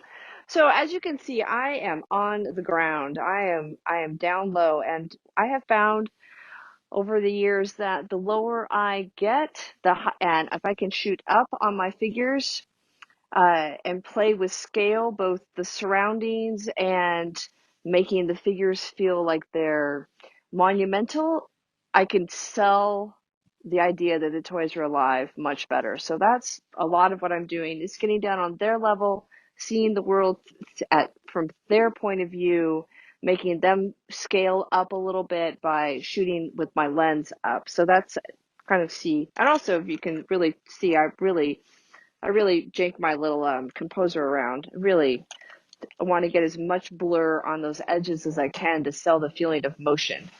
So, Little Piggy went to market, very successful. Happy with that. It's really weird to be a person of my age and say that I'm a toy photographer. It's a little embarrassing, but I have learned to embrace it because toy photography makes me happy. Playing with toys is a joyful thing to do. Telling my own stories with my toys, telling other people's stories, telling their stories. I swear, sometimes those little toys are alive and they're telling me, like the piggies, they're like, let's go on an adventure. So we do. And I've got some other silly setups, and it's so much fun. So yeah, it brought the joy. It helped me connect back to my childhood, maybe a childhood I never had, because I think a lot of this idea of this ideal childhood is just a social construct. But when you play with your toys as an adult, it's an opportunity to create the childhood you always wanted, but in your adult. So it's much more empowering. So yeah, I love playing with toys that make me happy. And then but it's hard to be creative in this world, especially now in the middle of a pandemic. It's very hard to be creative and to keep that creative spark alive. So I do my best to carve out that space and put myself first.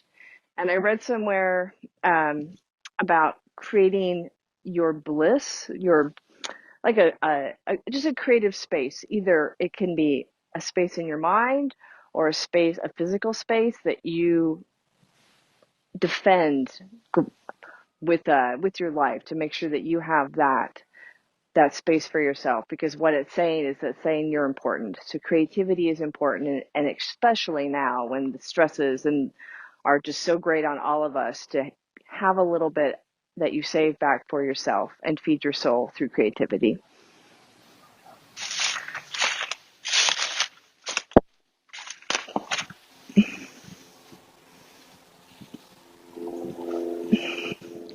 We can make this work.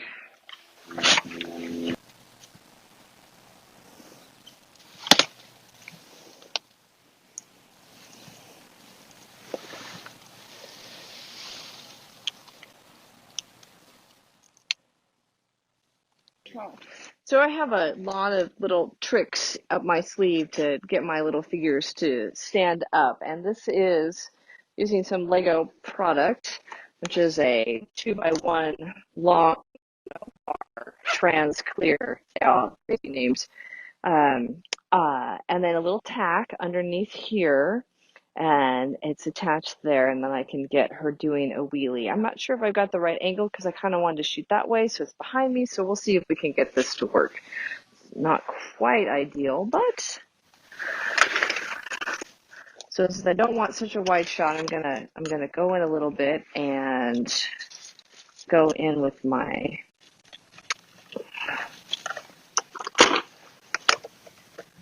use a Sweet 50 instead. And I have a macro attachment on this, the converter, the 8mm converter on this one. We'll see what happens. I really like the light. That's the thing about macro photography. You just never know what you're going to get until you actually sit down and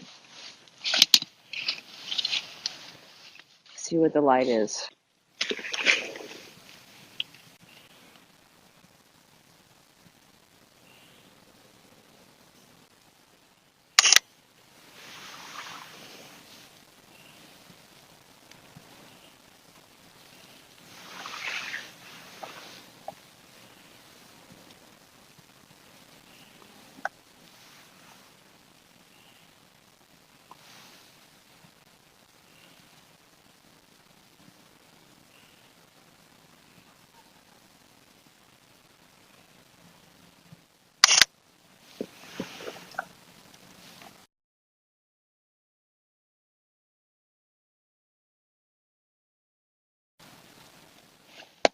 So pretty happy with that. Nice blur with the Sweet 50, gives a sense of motion. And then what I'll do is I'll just take the the that little plastic bar out in post, and then it will make it seem like she's zipping home super fast. I'm gonna get in your way. Another great reason to take up toy photography is it's an excuse to just get outside, go out, take a walk in nature, find a sunny spot, find a little bit of moss, get out your Lensbaby, get out your camera, get out your toys, set them up, just see what happens. Sometimes it works, sometimes it doesn't, but when it does, it's magic, and that's what it's all about.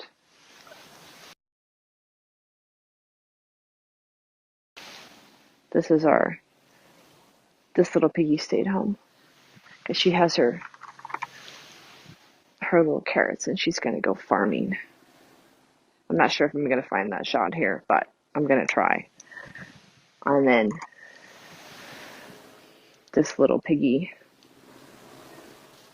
had roast beef, or in this case, venison, but no. We make do with what we have. All right. We're on the hunt. We're on the hunt for a new location.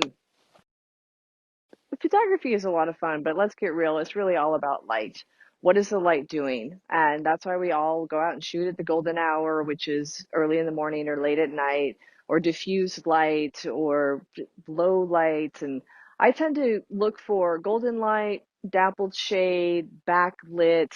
It's a beautiful autumn day out here today, and I've been shooting mostly looking directly into the sun, which unfortunately when I do that, it puts my toys in shadow, and that's why I use my handy dandy bounce card, which will bring the light onto my figure, and it really limits my post-production work.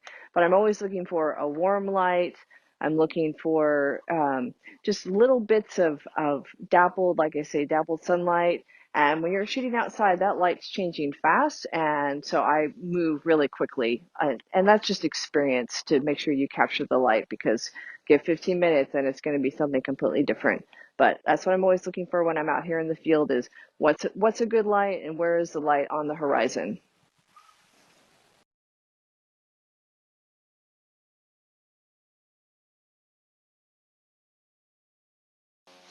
I tried to take this photo earlier and it didn't work. And that's okay. That's how it goes. You gotta try things. You gotta try them. So, but I got this better location. Love the moss, but the moss gives me two things. One, gives me a little more texture and interest in the photo, but it also disguises what she's sitting on, and then it'll make her look like she's floating a little bit more, and it will the moss will disguise the little plastic bit, and then I'll have less work in post, which I kind of like to think I'm a little bit of a lazy photographer. I like to do as little as possible in post-production. Now, this is why I can't get this to focus. We may be going to an edge on this.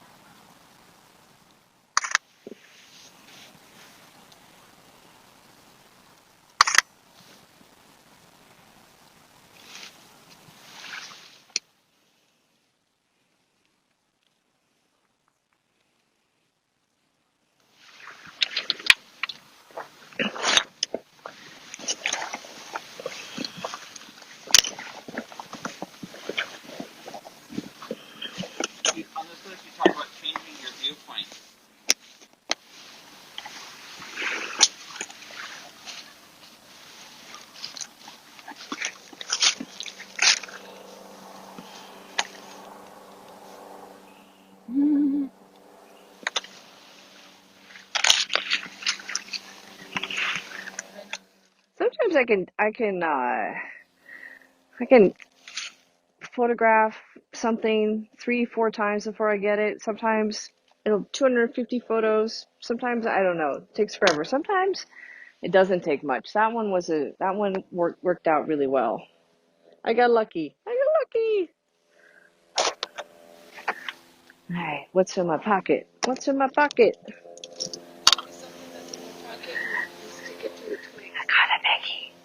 I got a piggy and a bear. And my keys. Let's see, what are we gonna do? Piggy? I like this log a lot, but I do not like this branch. I have a few toys that I shoot over and over again, and they do and become a bit like family. And one of them never had a name. She was a Sparkle Fairy Unicorn Princess. But recently I did a whole photo shoot with her for a customer, and we named her Ella together, and she will always be Ella from now on. But these little guys, man, do I love that lens flare. Just absolutely love that. Let's see. Not sure about the focus or my depth of field, but loving the lens flare.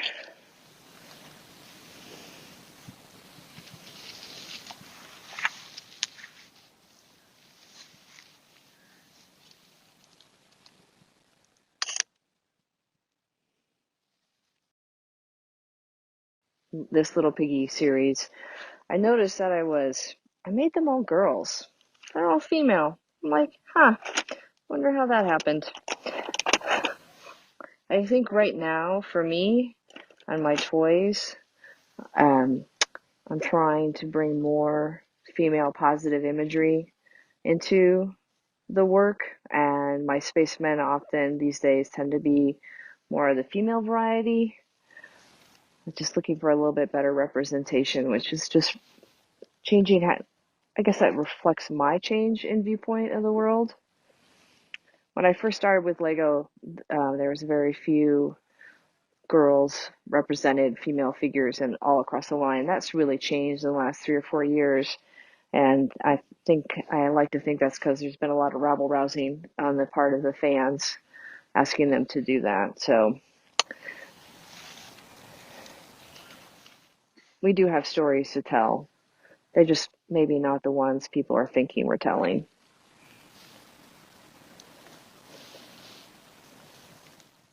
I'm really happy how this one came out.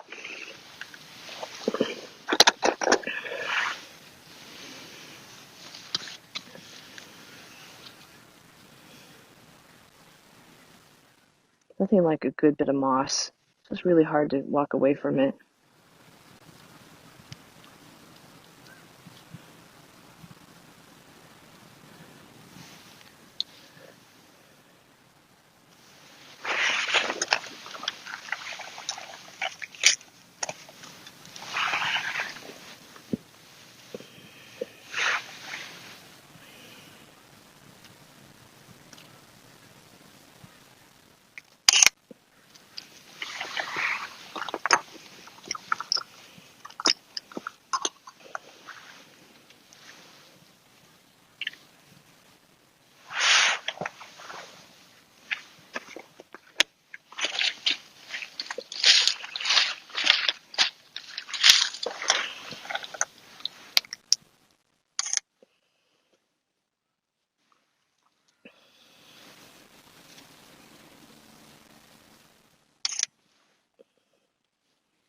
One of the reasons I like to come outdoors and photograph is I like to hear the sounds of nature. And I know that right now it's more like sound of airplanes and people in the park. But when I'm up in the woods and I'm photographing next to a stream, it's just so relaxing. I think that's one of the reasons I'm attracted to photographing around water, just the sound. So getting out is very peaceful. So photograph in my hand, toys in my backpack, out in nature. I don't know, life doesn't get any better than that.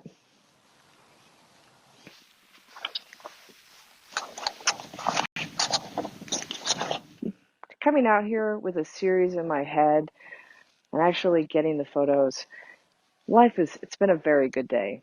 Very, very good day indeed. So yeah, taking a photo, satisfying one's vision, and there's really a sense of accomplishment to that.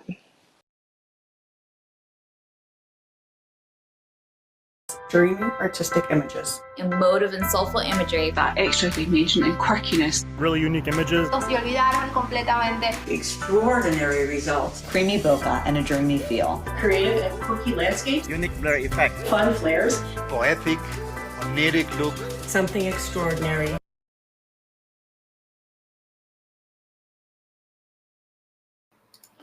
Wow, shoot extraordinary conference. Wow, I don't even know what to say. Shelly, thank you so much for the incredible presentation.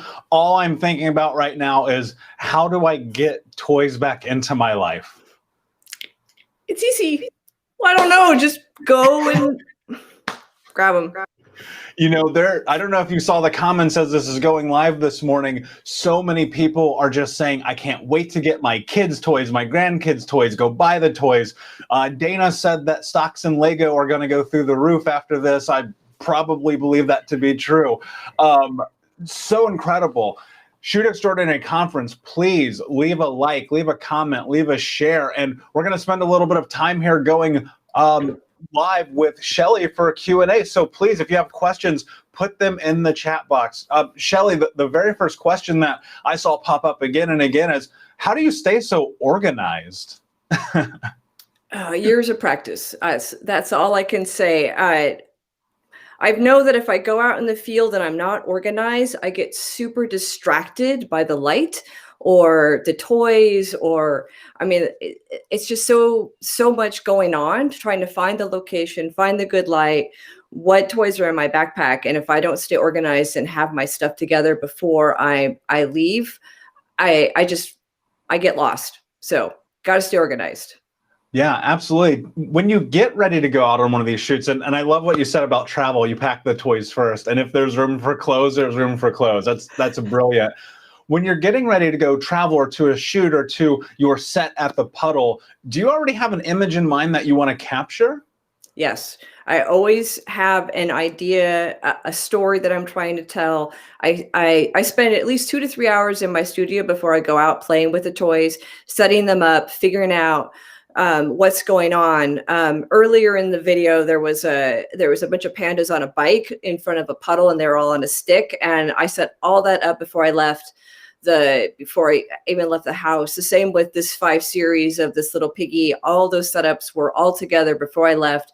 I had everything glued into place. All the supports were in place so that when I got out there, all I had to do was look for light, look for the location, and then I could decide and then play with the lenses and figure out what I was going to do. Yeah, sometimes that's what it takes, right? That organization, because there is so much joy in going out there and just seeing what happens, but you have to have a baseline game plan at least to get started, right? Absolutely. So much of this journey has been about experimenting and growing, and you mentioned that in the video, and I want to have some questions here. So guys, if you are watching live, please leave a couple of questions for Shelly. We have one here from Dana. Favorite light to shoot toys in? What kind of light are you looking for when shooting? Low light. So I usually will. Well, I think I talked about a little bit in the video. Is if I'm out in the forest, I'm looking for a dappled sun. Usually the figure in the shade and the background lit. If the sun is out, I want the sun behind the figure. I like to shoot into the sun. I swear to God, I'm going to go blind one of these days because I feel like I'm always looking into the sun. Every time I get my eyes checked, I'm like, did I ruin them this time? So that's what I'm looking for is a bright light, a magical light. When you know it when you see it. Yeah, and a lot of that probably comes from experience and practice, right? Absolutely. Our next question comes from LS. I struggle with nailing my focus. What are your recommendations? Focus peaking changed the game for me with Lensbaby. That really was the thing that put me over the edge, and being able to just really go 100% into this whole line of lenses. Focus has always been kind of important to me. Even when I was doing the underwater photography, I always had to have some bit of focus to pull me into that image. And so I learned when I was doing video work for a few years that there's those LCD lenses, those I'm so bad at the technical part. Help me here, Michael. It's like let that the focus bikini is awesome, and also it's like if you can, I'm just like so nervous. What can I say? This No is not worries. my It's okay. It's okay. And here's the thing. Of course, as you know, this is an amazingly supportive community. Everyone has just raved about your course. Everyone has I swear people are buying toys right now as we speak. And the technical side, so be it, whatever, we'll figure that out. That's what we do as photographers. Here's a question for you that is very simple, right up your alley from Michael. What kind of environment would you suggest for photographing toy robots? Well, it depends on what the story is. I mean, are your robots discovering nature? Are your robots taking down a city? Are they invading? Are they friendly? I mean, that's your story to tell. So I can't tell you what is the best environment for your robots. Only you can, because you know what their motivation is. So sky's the limit. That's what's so great about toy photography is you can make it anything you want. Yeah, that's such a great point. We have a couple more questions and we're running out of time, but I want to ask you these because the audience has asked multiple times. How do you keep your Legos in the positions you put them in? I know you mentioned a couple of sticks or other Lego pieces. Can you touch base on that for us one more time? Well, there's sticky tack, works great, blue tack. There's all sorts of Lego things you can stick, like the stud shooters, any kind of wire. You can actually use hot glue to glue to your wire to your figures. There's that 1x2 long 6-bar. There's all sorts of tips and tricks that we all share within the toy photography community, or how to get your toys to jump and fly and get them to stay in position. And if you join us we have a blog, toyphotographers.com online. We have a MeWe community. We do not have a community on Facebook, but the blog is there. We have a podcast, and we share lighting tips, how to use a bounce card, how to use lighting, how to create stories, because what's important about toy photography, it's macro photography, but it's macro photography with storytelling. So that's a huge part of what we do, is what is the story you're trying to tell? Yeah, love it. And our last question here comes from Stephanie. Do you have a favorite fandom you like shooting? I loved your Star Wars photos. I try to stay out of the fandoms as much as possible, because then I get hung up on the IPs, and I know that I'm not going to get nailed for intellectual property infringement, because it's what I'm doing is clearly transformational, but we can get into that on a whole nother conversation. I like to mix my fandoms. I like to look like the teenage car thieves were in the land speeder. So we do a lot of crossover just for fun, poking fun at fandoms. That's a great fun, a certain joy about that in the toy photography community. So personally, I stick with my own favorites would be like the classic space, my sparkle unicorn fairy princess. I like the pigs, the panda. Like I made a Pandalorian. I don't know if you noticed that one in there. So that's kind of where I'm going, is just poking fun at the fandoms. Yeah, I love that. And so where they can find you. Can you again tell us where people can find you online and that hashtag one more time? So I'm Shelly Corbett Photography, pretty much. That's my website, Instagram, Facebook, Flickr. It's all the same. We have a new hashtag for toy photographers who photograph using Lensbaby lenses, and it's the Lensbaby Toy Photography Club. And you can find us there. And then the blog that I founded is toyphotographers.com. Amazing. Shelly, thank you so much. What an amazing presentation. Everyone had a blast, myself included. Shoot Extraordinary Conference. We are just getting started. Please like, share, comment, tell your friends, and we will be back in just a little bit. Thank you so much, Shelly. Thank you so much, Michael. It's been a ton of fun. Thank you.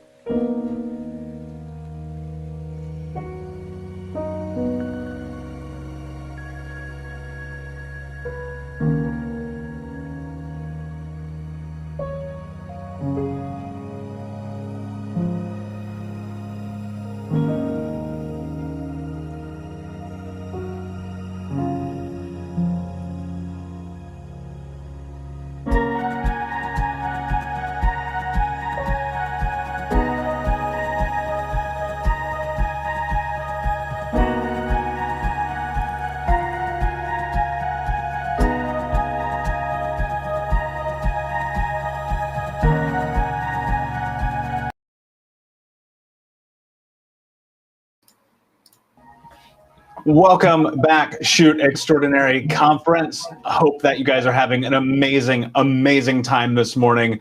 Join live here with co-founder Craig Strong. Craig, what is going on this morning? Hey, it's going well. I had I don't know, we had an echo there, so I have no idea what you said only once, but doing well. This is fantastic. Love Shelly's presentation. You know, why in the world did I give away all those Legos, and now I got to go buy them back? Yeah, no kidding. It was an amazing presentation. And Craig, you are frozen in time, but that is the joy of live broadcasts. I don't know about you, but today has just been already so enthralling. People loved our conversation. Thank you for doing that and sharing that with me. That was a great moment that we had to have together. Shelly's course, beautiful. I mean, come on. I think one of the things that's really important and powerful about Lensbaby and what we do is the ability to make something that would seem so ordinary, like toys, just be extraordinary. Yep, absolutely. And I don't know if I'm still frozen, but I got to speak to our amazing community and how gracious they've been over the years when we've made mistakes, when things haven't worked, when, you know, and this whole thing that you've put together, Michael, is, you know, it's on the leading edge. So there's going to be mistakes and there's going to be stuff going on. And I'm assuming you can hear what I'm talking about. Yeah, we can hear you fine. You're just, again, frozen in time. So a moment like a picture that we will forever have. Craig, I just want to ask you, as we start to head into the second part of the day, and we still have 4 speakers to go, I'm so excited about what we have to come. What are you looking forward to the most of day 2? I think it's the unexpected. Like, I did not expect to see what I saw from Shelly's presentation, and it's awesome. You know, I think hearing about other people's perspective, other people's vision and their journey is, you know, that's what this is all about. Yeah, that's so much of what this is, and the ability that we get to be at the forefront of it's rewarding.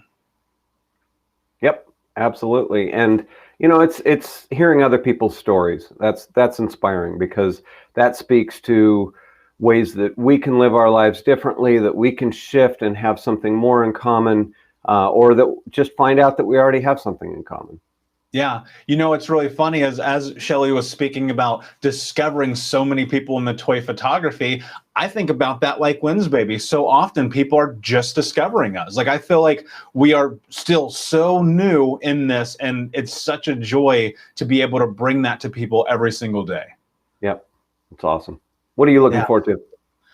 All of it. You know, I'm especially looking forward to the live view shoots that we're doing, because so often I feel like that's the thing that's kind of missing. But also, and more importantly, and you know this, I love photos. I just am so excited to sit and look at magic and the extraordinary and these moments in time that creatives have captured to tell a story for us. And, you know, I often think about the joy that I've had in photography in my life is that one moment where you're like, that was the one I was looking for. Yeah, it's fantastic.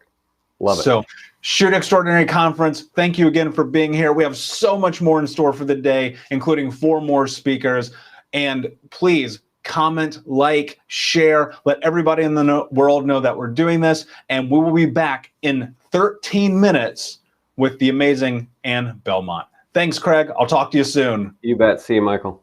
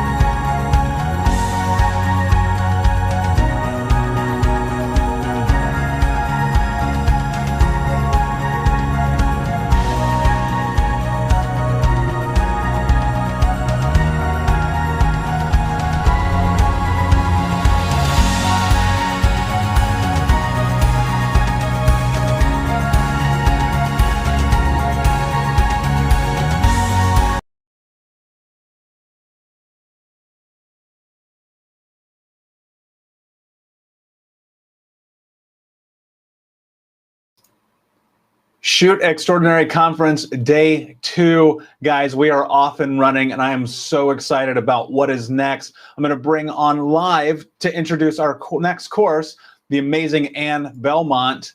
Anne, how are you today, my friend? I am great. I'm so excited. Thank you so much for doing this. This has been amazing.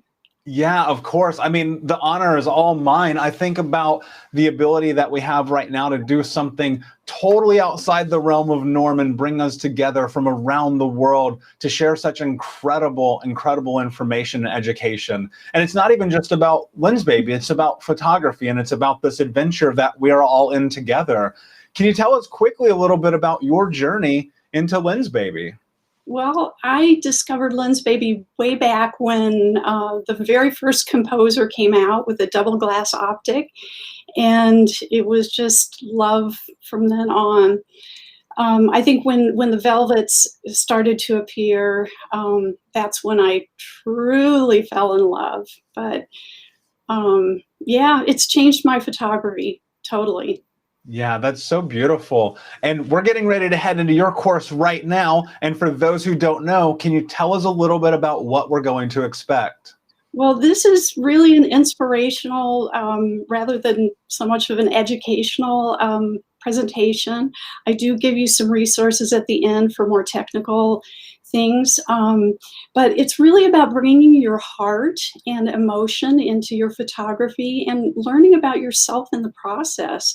So I believe that if we really look at our journey in photography and examine our personal history and how that affects the way that we look through the camera, that it can just bring a richness to our photography. So well said, and I am totally on board with that. I'm very, very excited for this course, and we will be back with you for Q&A after your session. Shoot Extraordinary Conference, please like, comment, share, follow Anne on social media, and buckle up because this one's going to be incredible. Thank you, Anne. We'll see you in a couple of minutes.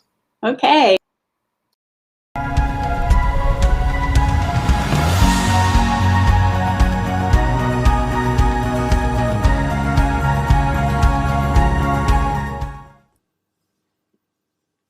Hello, everyone. Thanks for joining me at the first ever Lensbaby conference. I'm excited to be sharing two of my greatest passions with you today, photographing flowers and photographing with Lensbaby lenses. Today, my presentation is called Finding Your Heart, Creating Flower Portraits with Emotion, Impact, and Joy. I'm joining you today from my home in the Chicago area. I am so fortunate to live 10 minutes from one of the most beautiful botanic gardens in the world, the Chicago Botanic Garden. Much of my work comes from this garden, and about 90% of my work is photographed with Lensbaby lenses. All the images you see today were captured with a variety of Lensbabies. I know you can't see me during this presentation. I really want you to focus on my story and on my images, and I will look forward to seeing you live in the Q&A session at the end of my presentation. So let's get started. My presentation today is about bringing your heart into your journey of photography. I formed this presentation around the ideas I gathered from a book I read about 2 years ago, The Alchemist, a book written by Brazilian author Paulo Coelho that was published in 1988. This book had long been on my wish list of books to read, but I feel like it was fateful that I discovered the beauty of this book at a time when it resonated with me deeply. At that time, I was doing a lot of soul searching about my personal journey in photography. Let me explain a little bit about the story of The Alchemist so that makes sense. The Alchemist is an allegory. It's a story with many hidden meanings about our journey of life. It is the story of finding your personal legend, of growth, of working in destiny with all things, and a story of the harmony of nature. The story follows the journey of an Andalusian shepherd boy named Santiago. Santiago decides to leave his predictable life as a sheep herder and seek a treasure. This treasure was foretold to him by a gypsy fortune teller, and it was to be found buried near the pyramids in Egypt. Along the way, Santiago meets people who help him and those who hinder him in his journey. He meets Fatima, the love of his life, and the all-important character, the wise alchemist. As the journey for the treasure unfolds, Santiago learns many lessons in life. Most importantly, that by following his heart, he can find his treasure. Many of the lessons of this book I find strikingly similar to my journey in photography. Let me share some of what Santiago discovers through his journey, through quotes from the book, and then my thoughts about those. When a person really desires something, all the universe conspires to help that person to realize his dream, said the alchemist. So we all have a personal legend to pursue. Our personal legend is our destiny, our dream. According to the alchemist, we must listen to the clues of the universe to help us realize that dream. There is a harmony in nature and a universal language that will help guide us as it did for Santiago. Pursue your dreams by following your heart. You will never be able to escape from your heart, so it's better to listen to what it has to say, says the alchemist. So what does all this mean to photography, you might wonder? To me, it has many meanings. It means being more aware of the emotions and the connections to our subjects. It means learning about yourself in the process. It's about creating art that reflects your heart and your vision of the world. And through that deeper connection, begin to enjoy the process of creating more. For me, the process of creating is more important than the image that I create. Does this mean that every subject is going to have deep symbolic meaning? No, not necessarily, but it will help us find beauty in the tiniest of places, to feel a connection to our subject, and then to be able to show that miraculous beauty to others. Why do we have to listen to our hearts, the boy asked. Remember that wherever your heart is, there you will find your treasure. You've got to find the treasure so that everything you have learned along the way makes sense. Your personal journey is unique to you and to you only. So on that personal journey, you need to bring your emotional roadmap. Now, you may be asking, what is an emotional roadmap? Well, this is a term that I created to understand how we view the world, each of us personally. I believe that our view of the world is a culmination of everything that we've experienced in life, every joy, every love, every loss, every relationship that we've experienced, even down to the small things, every book you've read, every movie you've seen, even the music you listen to. It all feeds into how we view the world and how we see through the lens of our camera.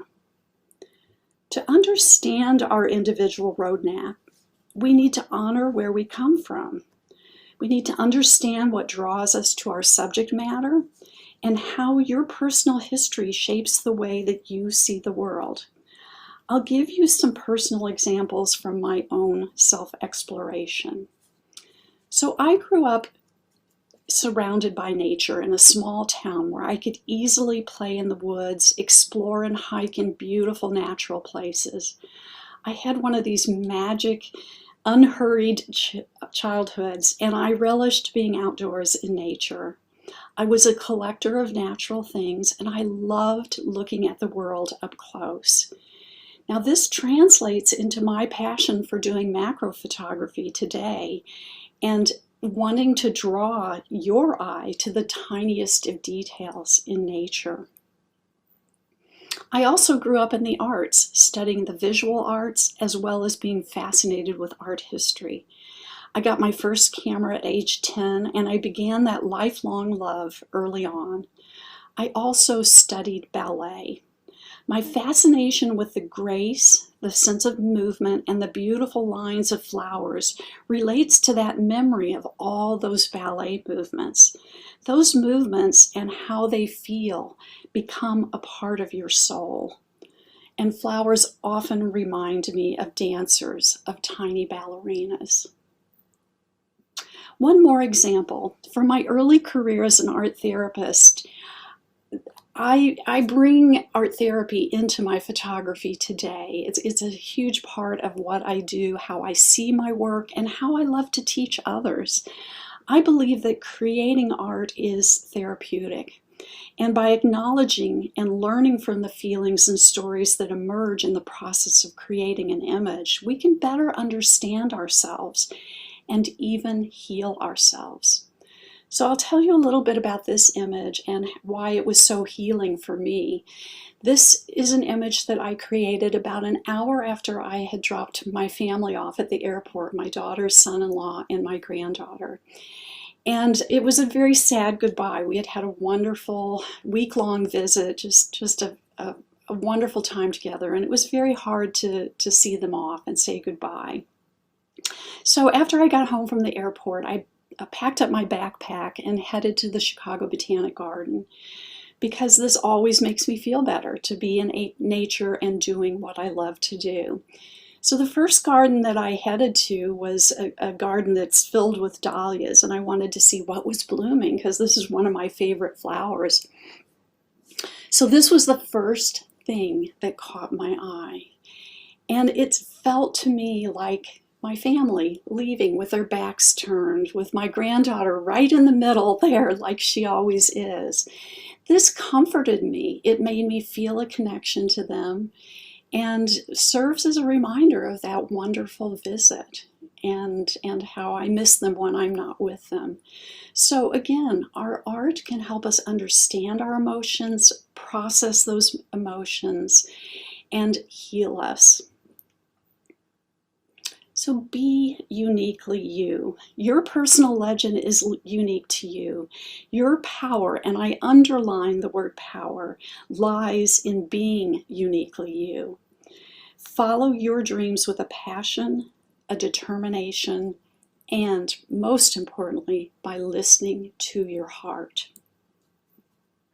Learn to focus on your own unique journey. Be inspired to be different. Don't let the fear of others' opinions dictate your art. Gather ideas and learn from others. That's very important. But then use those ideas to inspire your own personal journey. Most of all, don't let others dictate your journey or influence your feelings about your work. Stay true to what your heart tells you. And if someone else doesn't like your work, so be it. You only need to please yourself. You're going to meet a lot of obstacles during your journey, just as Santiago did. You're going to make mistakes. You're going to have to take risks. You're going to experience a lot of self-doubt. All artists do. But you need to listen to your heart to overcome fear and to persevere. There's only one thing that makes a dream impossible to achieve: the fear of failure. Don't give in to your fears. If you do, you won't be able to talk to your heart. Again, very important advice from the alchemist to Santiago. Mistakes are a necessary part of our journey. They are opportunities to learn. So take risks and be willing to fail. Pay attention to what your heart is telling you. When an image takes your breath away, that's a clue that you photographed from your heart. So this image represents all that to me. This is an older image that I took early in my journey with the Velvet 56. And these are flowers that I had never photographed with a Lensbaby up until this point. I had always photographed them with more traditional macro lenses, very much fully in focus, anything from f/16 to f/32. I wanted to capture all the details of these amazing flowers. But I had hundreds of these images, and I walked into the greenhouse on this particular day and I said, I don't want to do it that way. I'm bored. When you do something over and over and over again, you can hit a creative slump. You can become bored, and that's where you need to step out outside your box, outside your comfort zone, and try something new. So I put the velvet on this day and just started playing.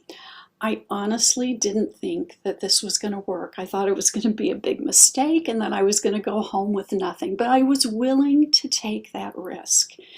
And, so be it. If I go home and nothing works, that's okay. I learned something and I can try again. But I got home, got this on my computer screen, and I started to tear up, and I heard myself gasp. Oh, I love this. And that was my clue, that when you hear yourself have an emotional reaction to an image, you need to pay attention to that, because that's your heart talking. So, yes, I know that not everyone likes this image. I've actually gotten some criticism about this image. People say, I like your cactus flowers sharply in focus. That's okay. This image speaks to me, and that's what's most important. The secret of life is to fall 7 times and to get up 8 times, says the alchemist. Very important advice. We're going to make those mistakes. We're going to fall down many, many times. You should see all the mistakes in my Lightroom catalog. You see my finished work, the things that were successes, but I have many mistakes. But the important thing is that I get up and try again and persevere. And find joy each and every day. This is advice that I try to follow every day of my life. And I will admit that it's been very hard during the pandemic to find that joy. We're all filled with anxiety, with fear, with the unknown, with the terrible sense of loss that has been experienced all over the world. But even in the midst of all this adversity, it's important to find joy. And my photography has allowed me to do that.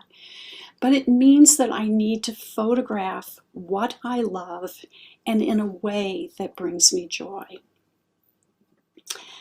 The simple things are the most extraordinary things, and only the wise can see them. This is one of my favorite quotes from the book because it really resonates with me in a number of different ways. For me, looking for the simple, the tiny details of nature, that's what I thrive on. And then bringing those to your eyes. These are the extraordinary things. These are called Japanese beauty berries, and they're very tiny. They're easily overlooked. I watch many people walk right by these, never knowing that they're there, but they're amazing. When you get in close and look at them, they're just so beautiful. But I also think that we can really apply this to our life in general, that it's the simple things. It's not the things that we own, the material things. It's not the cars that we drive or the houses that we live in. It's the things like a hug from a child or a wonderful conversation with a friend that really are the extraordinary things, the things that bring us joy. Butterflies, one of my absolute favorite subjects. And butterflies remind me to look at the world with a sense of awe and wonder. There's such magic around us. Now, I learned this from teaching 3-year-olds. When I was between my work as an art therapist and then going full-time with my photography, I spent about 10, 12 years teaching in a preschool setting. Mostly, I was interested in teaching young children art and supporting their creativity.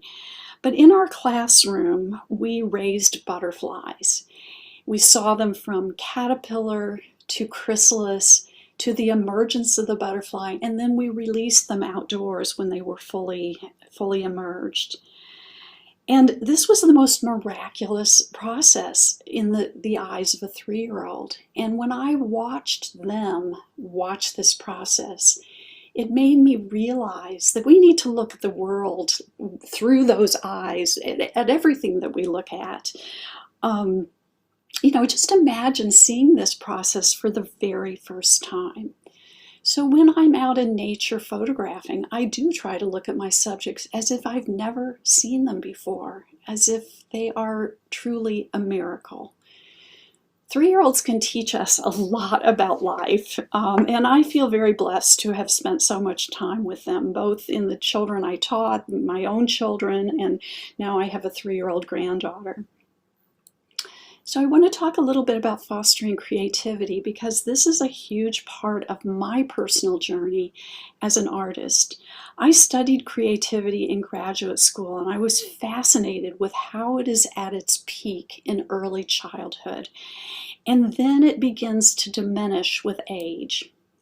I believe that we have the capacity to be creative, each and every one of us. And there's a lot of myths about creativity. There's, people feel that either you're blessed with it or you're not. But I believe that we are all creative beings. We just need to learn how to unleash it. And as I said, creativity is really at its peak during those early childhood years. 3-year-olds, 4-year-olds, 5-year-olds, they are really creative geniuses. But it does begin to go underground as we get older. And we can bring this back above ground and allow it to bloom just like a flower. But it comes from hard work and experimentation. And I have lots of ideas about how to bring creativity back into your work, but we need to give it time. It's a part of our journey. So we need to adopt a slow and mindful approach. This is going to help the creativity emerge. Establish a workflow that allows you to be more mindful, to connect with your subject, and then to ask a lot of what ifs. So when I begin my field work with any subject, I ask myself a lot of questions. First of all, I want to know what's drawing me to this subject. What's catching my eye? Is it a story that's emerging? Is there an emotion that I feel? Or is it simply just a beautiful curve or some detail within that subject that really is drawing me in and giving me this sense of awe about it? So then I begin a process of what if, and those what ifs include things like, what would happen if I shot it at this aperture? Or what would happen if I used this lens? Or what would happen if I changed my position a little bit? Would my background change? Or what if I got around to the side or even the back of the flower? What would that look like? So I'm thinking a lot before I even pick up my camera. And then I begin that process of experimentation. But this takes a slow and mindful approach. Find a subject that speaks to you, that elicits an emotion, a story, or simply draws you in with its beauty, grace, or personality. When something speaks to you, listen. Listen with your whole heart, because it's usually coming from your heart. And be playful in your approach. Think and play like that 3-year-old, because young children are at their creative peak, as I mentioned before. They experiment, they tinker, they make mistakes, and then they try again. But they have a joyful way of experimenting. And when they make those mistakes, they just keep at it, and they don't worry about what other people are thinking. It's all about their play. I want to talk a little bit more about art as therapy, because this has been even more important to me during the pandemic. It's always been a part of my photography from the very beginning, before I even realized how much my art therapy background influenced my photography, and then ultimately influenced my teaching. But it became incredibly important to help me get through this difficult 9 months that we've all experienced. We've experienced a lot of fear, a lot of anxiety, this huge sense of loss. But art can help heal us. It can help us better understand those emotions and learn about our inner selves, and thus bring our hearts to our work. So I call this image, "We're in this together." And this was created in April, in the heart of the pandemic. And it became a very symbolic and important image to me about how we all are in this together. We're all struggling, we're all suffering, and we can all support each other. So I want to share with you a little bit about how I overcame some of that during this time of adversity, how I was able to find beauty and to experience joy at a time when I couldn't go to the Botanic Garden. You know, I had become very dependent on traveling 10 minutes to this garden and having millions of subjects at my footsteps. But all of a sudden, I was limited to photographing in my yard and in my neighborhood. And so I began what I called my neighborhood walks during this time after shelter in place was issued in our area. And, you know, I was really sad about not being able to go to the garden because I knew the tulips were blooming, spring was emerging. This is my favorite time of the year. I just love spring. And that was hard. That was very hard. But as I say, I do try to find joy in each and every day. And so I went out into my neighborhood. Every day I went out, rain or shine, unless it was pouring, I was out. And I would sometimes go out for hours. I would walk miles, and I was stunned at what I found. This is a neighborhood that I've lived in for over 30 years. And I had kind of disconnected from it because, again, it's so easy to get into my car and go to a place that I love. But now I couldn't do that. So I rediscovered my neighborhood and I found such joy.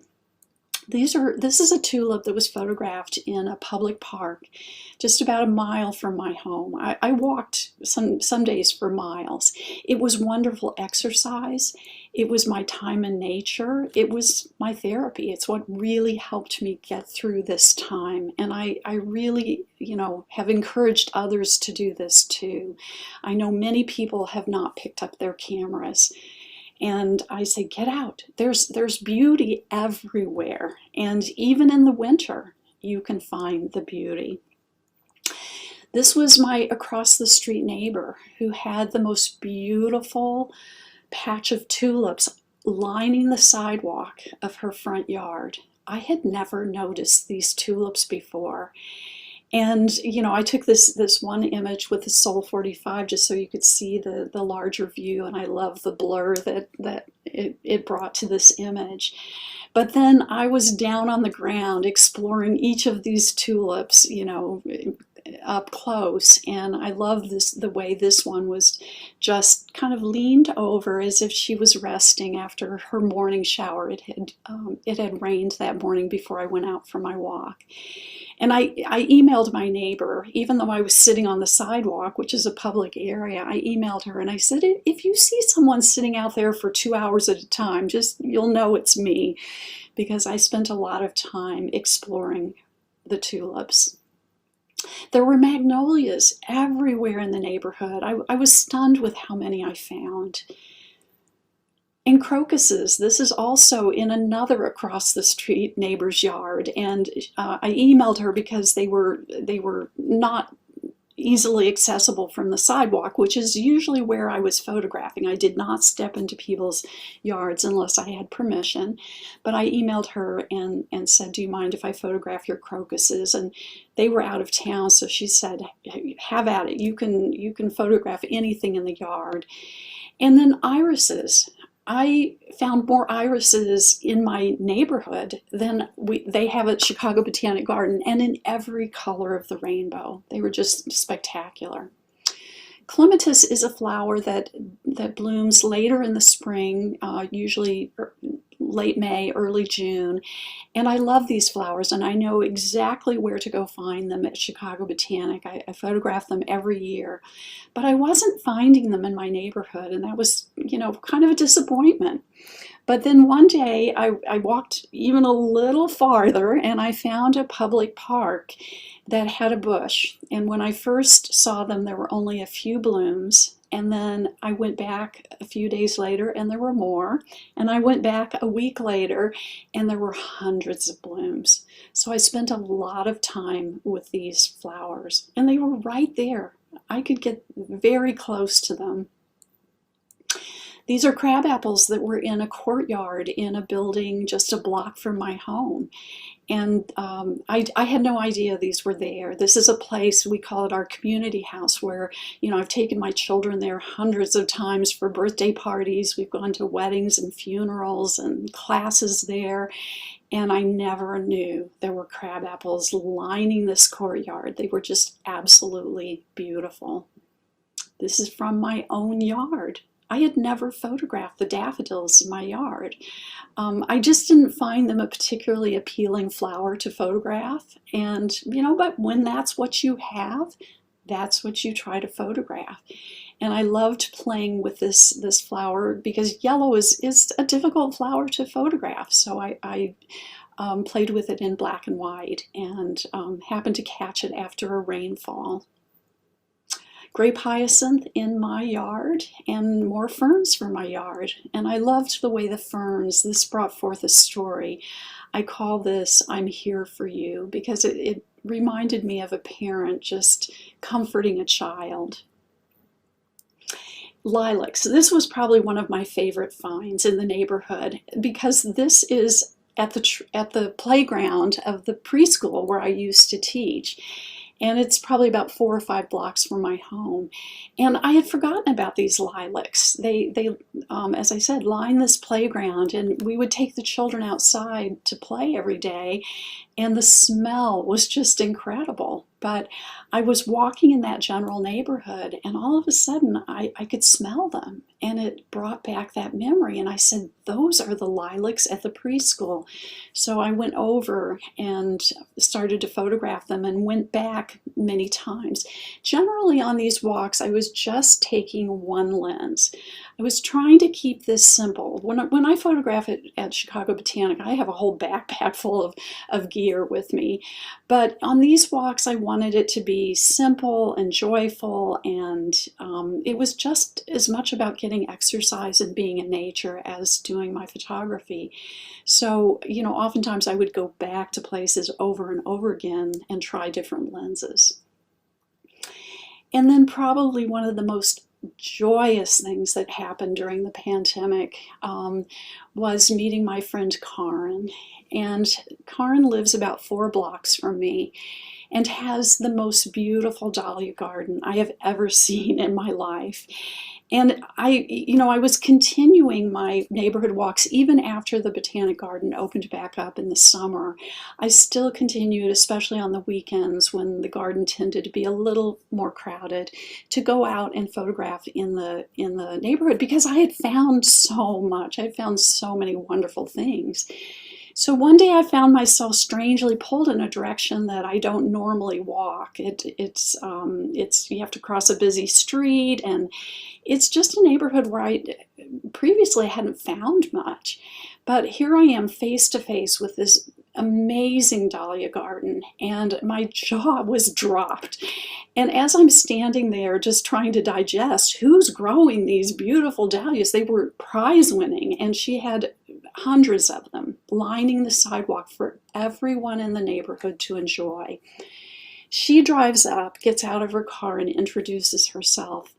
And that was the start of an amazing friendship between the two of us. Someone who loves to grow dahlias with all her heart, and someone who loves photographing dahlias with all her heart. And we have just become fast and wonderful friends. And even though the dahlia season is long over, we continue to message each other every day to dream about next year. She's going to start a dahlia farm, and We have all sorts of ideas that we want to do to work together. And I'm teaching her how to photograph her flowers. She's teaching me all about growing dahlias. And every time I went back to photograph, she would always send me home with a bundle of dahlias to photograph at home and to enjoy. It was, you know, I'm not sure I would have ever met her had it not been for this, you know, unusual time that we're in. And I'm so grateful. I'm just incredibly grateful. So how do Lensbaby lenses help shape my personal journey? Because I will say that these are a huge part of my journey in photography and of, you know, where I am today with my photography. And I'm so grateful for that too. So Lensbaby lenses help me connect emotionally with my subject and photograph in a way that expresses that emotion. Now, I think you've already gathered that that is the number one, the most important part of my photography. It's bringing that emotional piece into my photography. And when I look through these lenses, they take my breath away when I see the beautiful artistic effects and the emotion that emerges just from looking through the camera lens. It's very powerful. The lenses help me to shoot what it feels like. We have this wonderful quote by David Allen Harvey: "Don't shoot what it looks like, shoot what it feels like." And these lenses do that because of the beautiful effects that they create. This image is a dahlia from Karen's garden that she sent home with me, and I photographed it in natural light. I got it up on my computer screen and I could just feel the words coming out of my mouth, the wedding dress. And I realized that there was a lot of emotion behind that. First of all, I was just really amazed at the beautiful blur, the way the Composer Pro with the Sweet 35 optic helped this look like silk. There was an elegance and just a grace about this flower with its, you know, beautiful little curls. We all love dahlia curls. And the emotion behind that was that this made me visualize my daughter in her wedding dress. And this is my daughter, who was supposed to be married in August in Denmark, and we couldn't have the wedding because of the pandemic. She will wear this dress. We will have the wedding. But meanwhile, this image really helps me think of her and gives me hope that that's going to happen. So these lenses really help to bring to life the stories and the emotions that emerge from my subjects. So our photographs can really help us tell the stories that are uniquely ours. Remember, this is our own unique journey. And the way that we see our subjects, again, comes from your emotional roadmap. It comes from the way that you view the world. You may look at these images and see a totally different story than I do. And that's what I love. That's what's so beautiful about art, is that we can all interpret it how it resonates with us emotionally. Well, I'll tell you a little bit about what these three images represent for me. And these were all created during the pandemic. The tulip on the left, I call "Give Yourself a Hug." And it's really representative of that feeling of needing to take care of myself, to say it's okay. We're going to get through this. Yes, it's hard to focus right now. It's hard to, you know, find that joy, but this was an image that gave me hope that, you know, take care of yourself and we're going to get through it. The image in the middle was photographed at Chicago Botanic Garden after I returned in the summer. We were able to go back. We had to make a reservation, wear masks, socially distance, but I was very happy to have my garden back. And this joyful Japanese anemone, or some people call these windflowers, just looked like she was dancing. And I call this "We Shall Dance Again," because again, it's that hope that life will come back to normal. The image on the right was created right before we went into lockdown. And I was at a local conservatory that has a beautiful spring flower show. And I knew that this was my last visit before they were going to close down. And so I was filled with a lot of emotion about that. And I was also very unsure about, when am I going to be able to see my family? How are we going to get through all this? And I saw this little family of tulips just cuddled together. And I composed it so that it kind of brought that intimacy to it, just cropping in and really focusing on the interaction of these 3 tulips. And I think the beautiful thing that happened during the pandemic, if we can, find those little bits of joy, is that immediate families did get to spend more time together, that children were home from school. And I know that wasn't always easy, but families spent more time together. And so this image again is representative of that. The beautiful blur created, the way the light and color are rendered by these lenses just brings forth emotion. This was one of my earliest images with the Velvet 56. It was shot at a dahlia show at Chicago Botanic Garden. And I go into this show every year with the feeling that, maybe I'll get some images I like, but I know that, it's not always going to work because the lighting is terrible. It's very crowded. These dahlias are lined up on tables. The backgrounds are difficult. But I'm always willing to try, and I actually have gotten some wonderful images from this show every year. But this one I got home, again, with that feeling that probably didn't get anything good today. Got this up on the screen and I heard my heart speaking. I just, again, I gasped. I said, how did that happen? Where did that light come from? How did that background happen? Because this is really pretty much straight out of camera, which a lot of my Lensbaby images are, they don't require a lot of processing. So this image again just reminded me of the power of these lenses and what they can do to bring that sense of emotion forward. And they unleash creativity. This was also shot at that same dahlia show on the same day. And I was fascinated with the way this dahlia looked like flames. And so I began to play around with different lenses and different compositions to try to bring that idea forward. But again, I never know what's going to happen. Some things work, some things don't. So these lenses really encourage me to take those risks and to see my subjects differently. And we are going to talk in a minute about more abstract shooting, which is another reason that I love these lenses. This is a more abstract image because to me it's about the shapes and patterns. They encouraged me to play and experiment. So this is another dahlia that was from Karin's garden, and it's a cafe au lait, which is, just a beautiful cream-colored dahlia. But you put these lenses up to your eye, and all of a sudden, the way the light is playing on this flower, the tones that are coming through, just had me mesmerized. So I spent probably a good 2 hours just with this flower, experimenting with it, with different lenses, different compositions.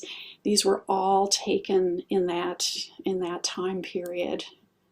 Very different ways of looking at the dahlia. So this experimentation is, again, very important to the creative process. So it's key to creativity.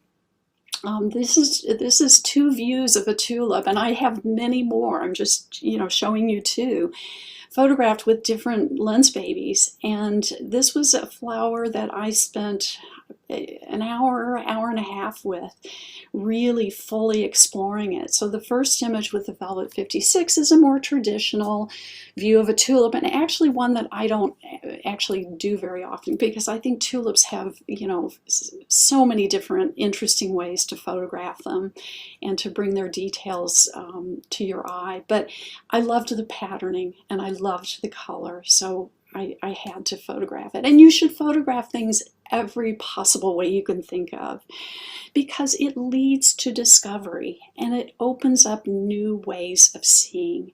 But had I not gotten down low and photographed this tulip from the ground level, I would have never seen what was happening in the background, because that was not apparent, you know, when I'm hovering over it.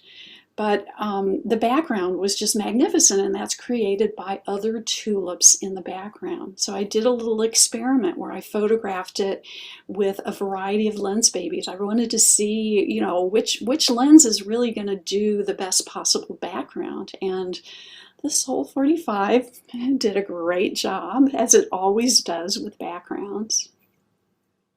So lens babies really encourage me to explore the abstract.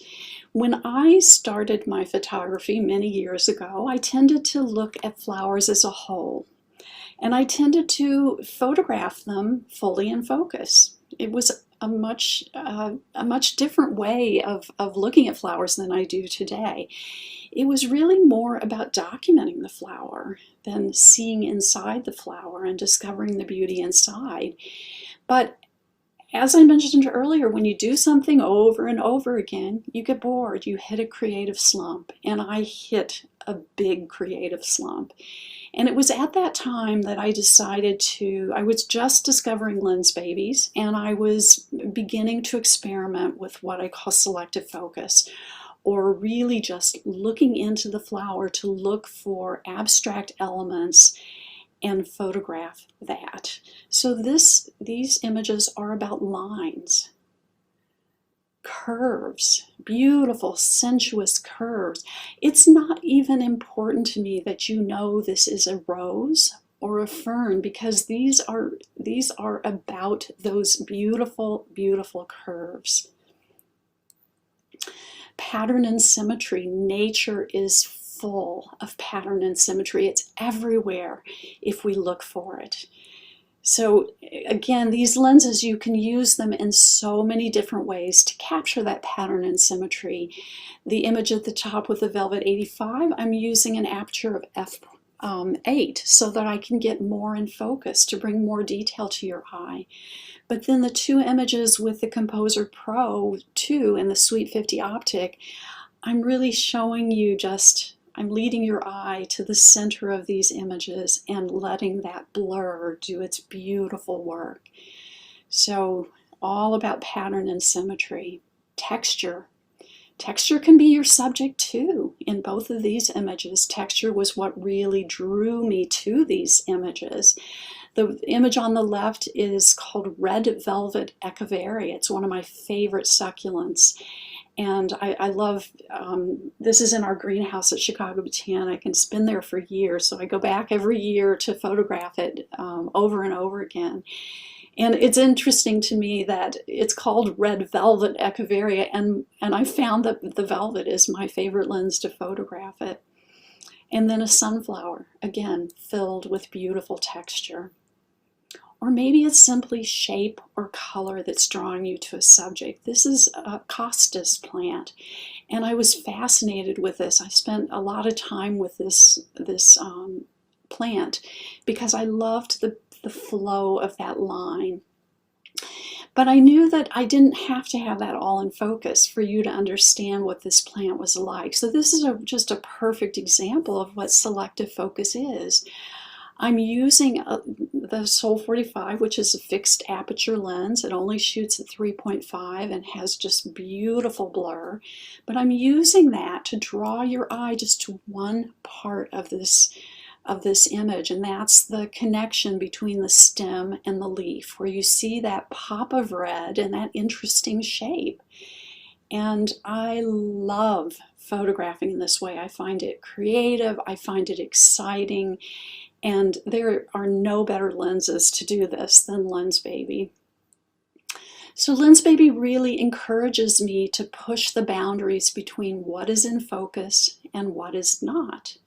So the fern on the left was captured in a conservatory in a fern room.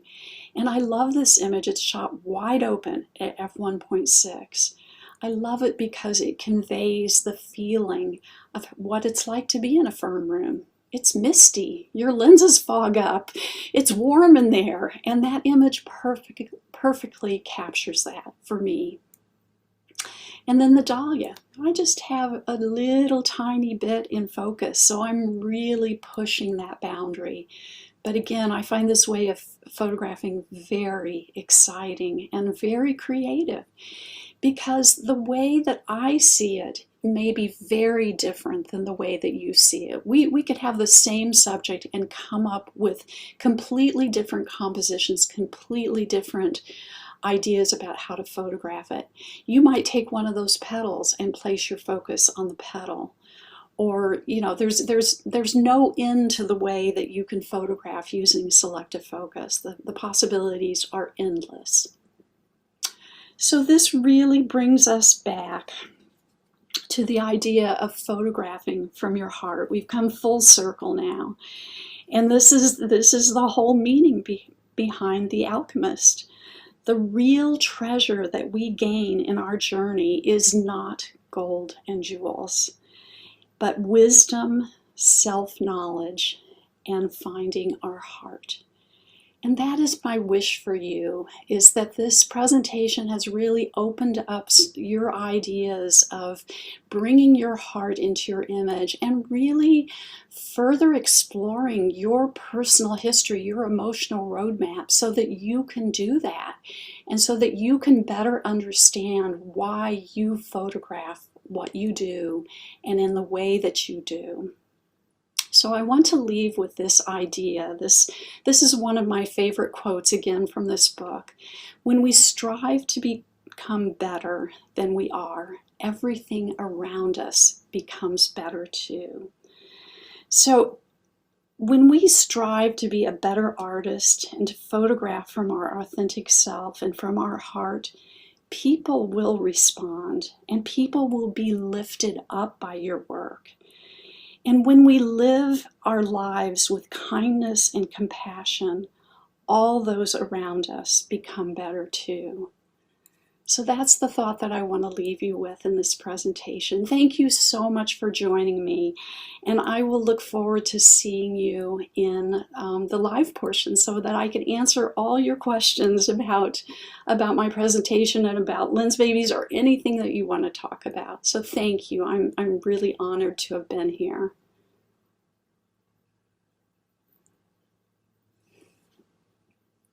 All right, just let me end with just a couple other things.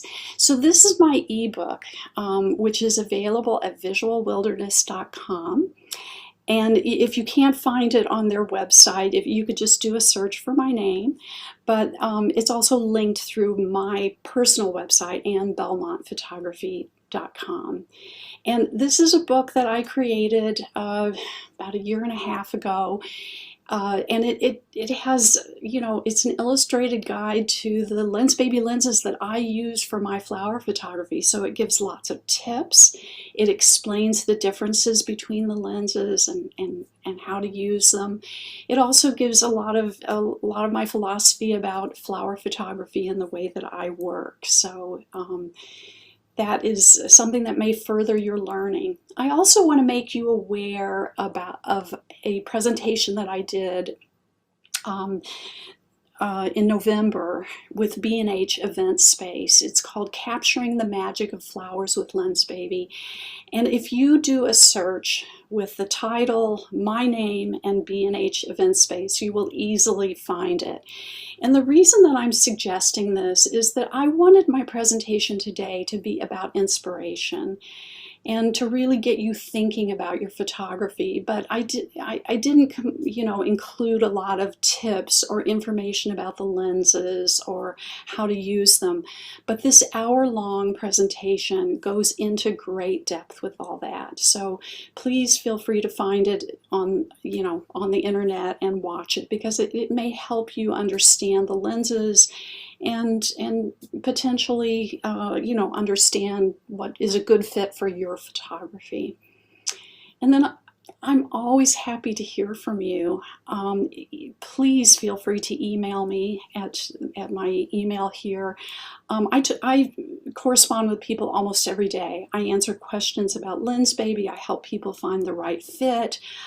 If you want to send me an image that inspires you or just talk flower photography, please feel free to reach out to me. I really relish this contact with people and have met some very special friends this way.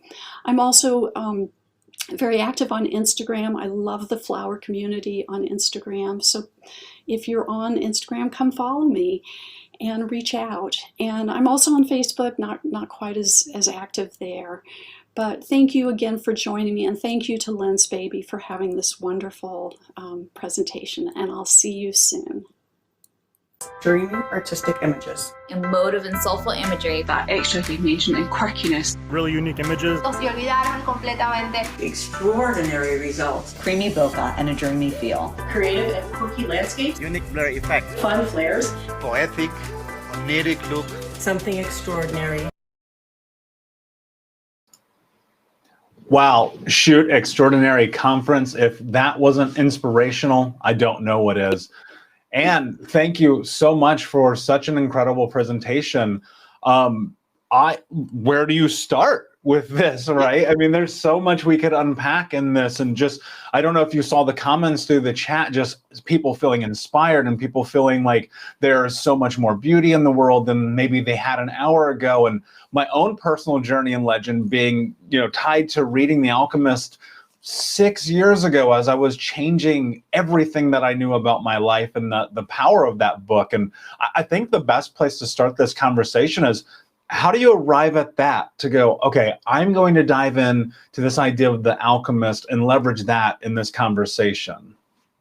I read, I think it was a book that was on my reading list for years. And I think it was meant to be that I read it about 2 years ago at a time when I was really examining my journey in photography and my personal history and how it relates to what I do today, because I feel so strongly that that's important to our photography, that we bring our personal selves into our work. And that book just really resonated with me. It was just like the journey that Santiago was on was kind of the journey that I was on. And I was really trying to bring my heart into my photography, bring my background as an art therapist into my photography. For a long time, I didn't really see the relationship between that career and what I do today. And it just kind of went off like a light bulb at some point. And I said, yeah, that's why you see your work the way you do. That's why, you get emotional about your subject. So, yeah. It's very serendipitous also. I remember someone handing me that book and them saying, you'll know when to read this. And it's sitting on my shelf for a very long time, and me coming across it, grabbing it and going, oh, I get it now, right? And so much of that does transform our understandings of who we are and very much our mission and journey in life. Shoot Extraordinary Conference, if you have questions for Anne, please leave them in the comments. We're going to spend a little bit of time here doing Q&A with her. Anne, the question that has come up probably 8 million times in this is, what is your favorite Lensbaby? Oh. You know I was going to ask. I knew you were going to ask. Well, I'll tell you that the lens that I probably shoot with the most, and I know I was getting questions about, do you shoot full frame or crop sensor? I shoot full frame mirrorless. And so the Velvet 85 is the one that I reach for the most. It's just such a beautiful lens for flower photography. But, you know, I also use the Velvet 56. I also use the Velvet 28.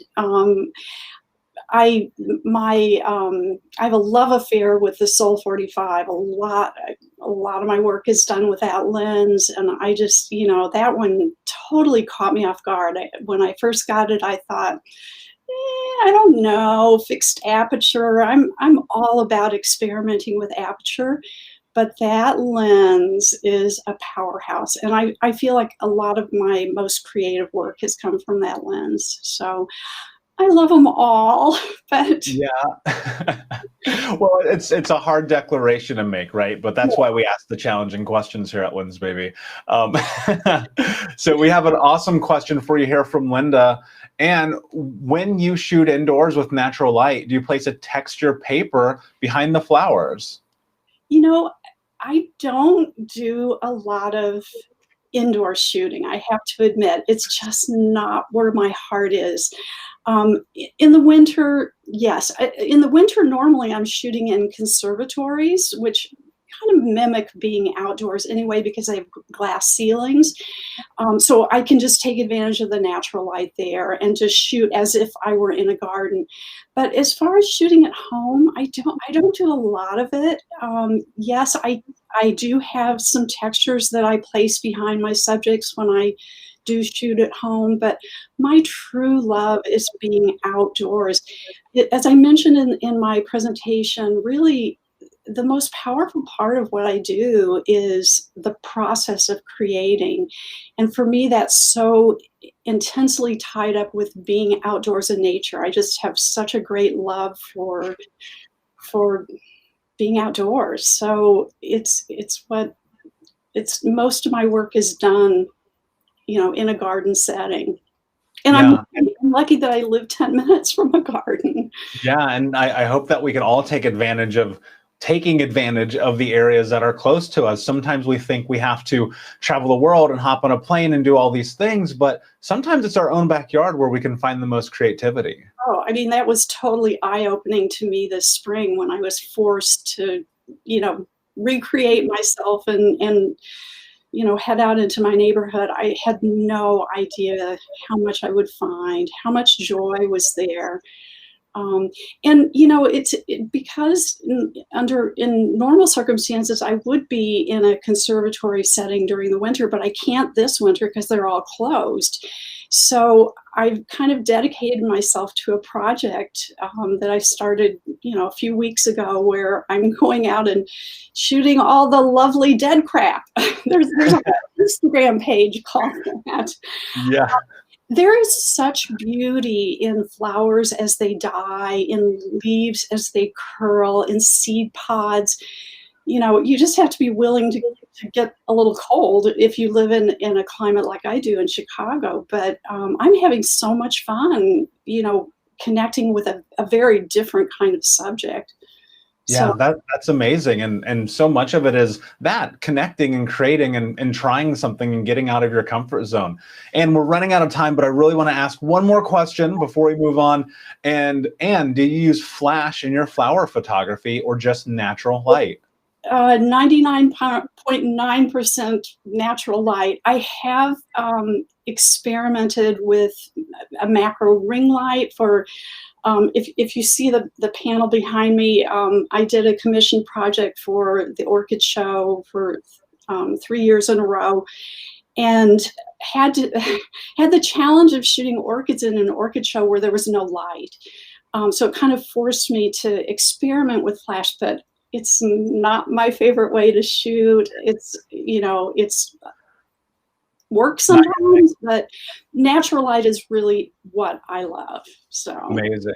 And thank you so much for being here. Such an incredible presentation. I want to actually dive into it with you more. I wish we had more time right now. I think we'll have to do that after for sure.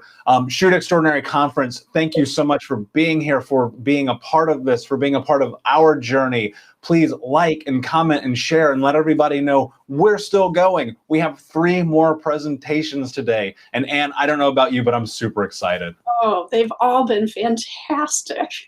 Yeah, I know. It's amazing. Shoot Extraordinary Conference, thank you for being here, and thank you so much. We will be back in just a few minutes. Hey, thank you, everyone.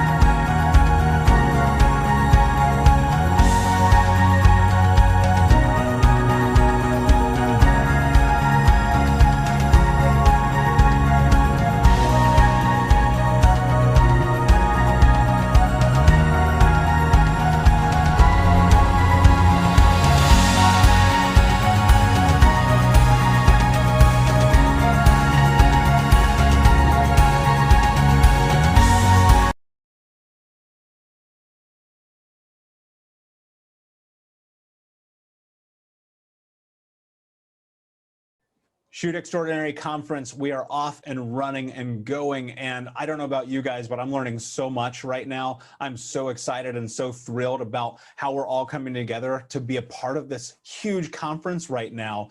And as we get into the next course, I want to take a moment and introduce Joe. Joe, how are you? I am great. How are you?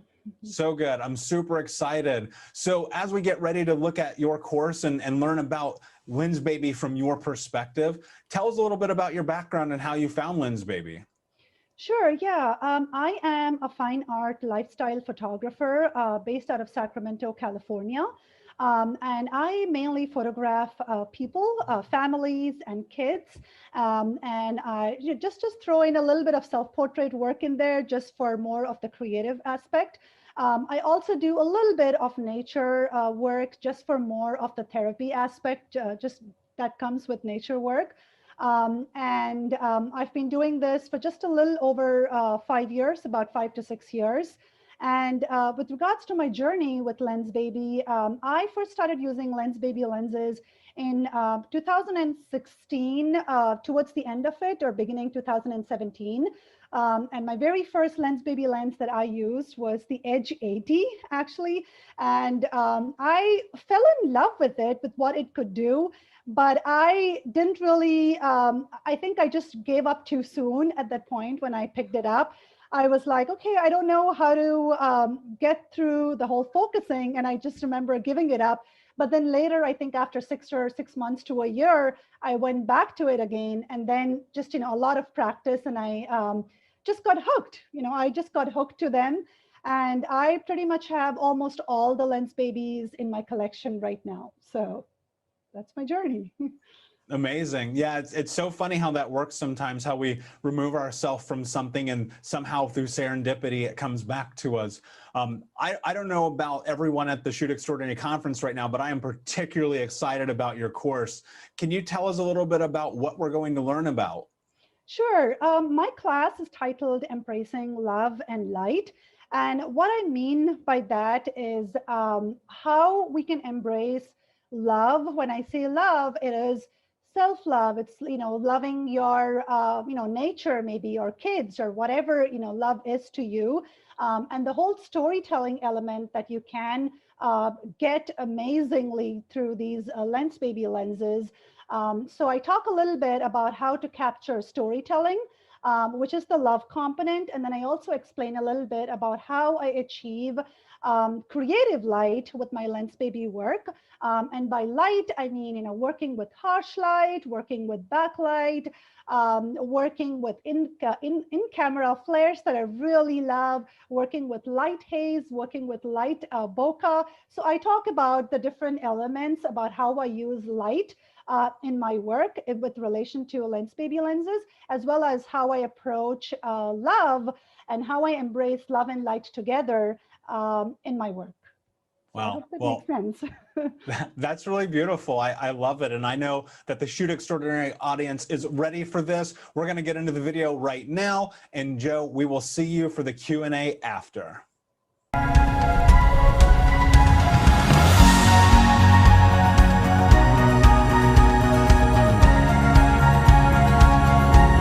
Hey everyone, this is Joe Bhamidipati, and I am excited to talk a little bit about how I use my Lensbaby lenses to embrace love and light in my work. So just a little bit about me. I am a fine art lifestyle photographer. I am a Clicking Moms mentor, and I also currently teach at Click Photo School, a 4-week workshop called The Imperfectionist, which is all about rule breaking with intention. I'm also the creator of the emotive film light presets, as well as the co-creator for the Elements presets that are available at Click & Co store. My Lensbaby journey started in 2017, and my very first Lensbaby lens optic was the Edge 80. You can find me on Instagram at MBM Photographs, and that is my website here. My Lensbaby collection has grown quite a bit since then.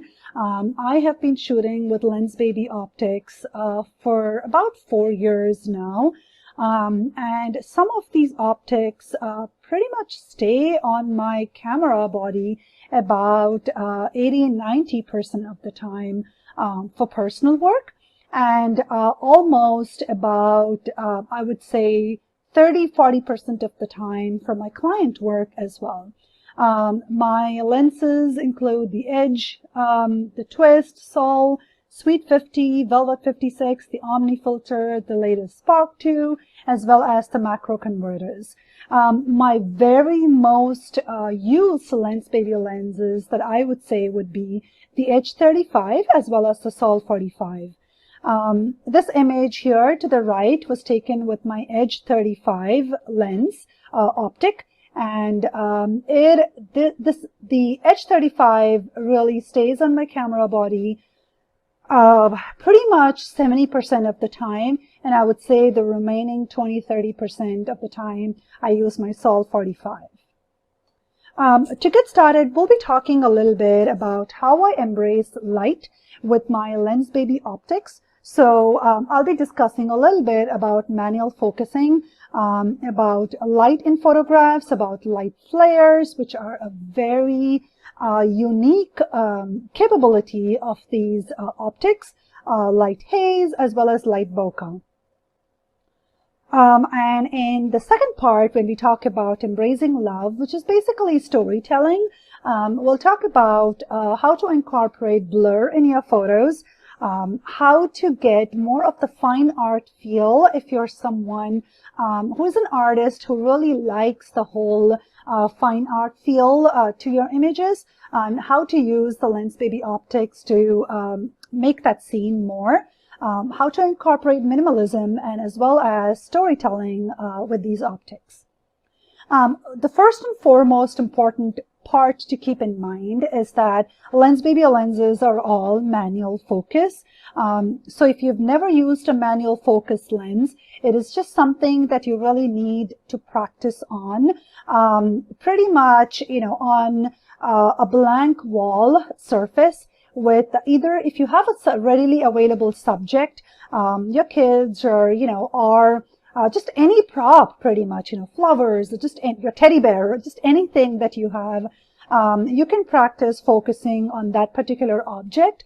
I sometimes like to practice by also putting a blue tape on a wall.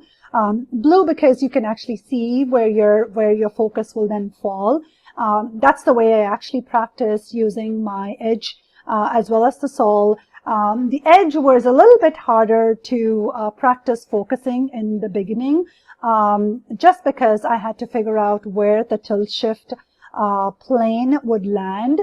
But using this method, you would be able to practice and figure out where your focus falls. And each of these optics have a very unique place where the focus falls. That's just something to keep in mind, that the more you practice, the more you will figure out where your sweet spot is for your lens. Sweet spot for focus. Embracing light. So as photographers, we are constantly chasing light, right? So for me, I am a huge light seeker. I love incorporating all kinds of light in my work, whether it is backlight, photographing silhouettes, photographing shadows, seeking haze, harsh light. I am constantly trying to do something to figure out how to get the best light and mood and emotions showing in my work, and especially light is really a huge key in my work, or a huge element in my work, especially when it comes to the storytelling feel that I really like to seek in my work. So light flares. So one unique property rather, what I would say for the two lenses that I extensively use, which are the Sol 45 and the Edge 35, is the light flares with these lenses. And when shooting against backlight, depending on how you position yourselves, you would be able to see this flare that just comes into your camera, and it is just so beautiful. It is an in-camera light flare, And this shot here was shot with my, this image here was shot with my Sol 45. And it is a very unique property of the Sol 45 lens.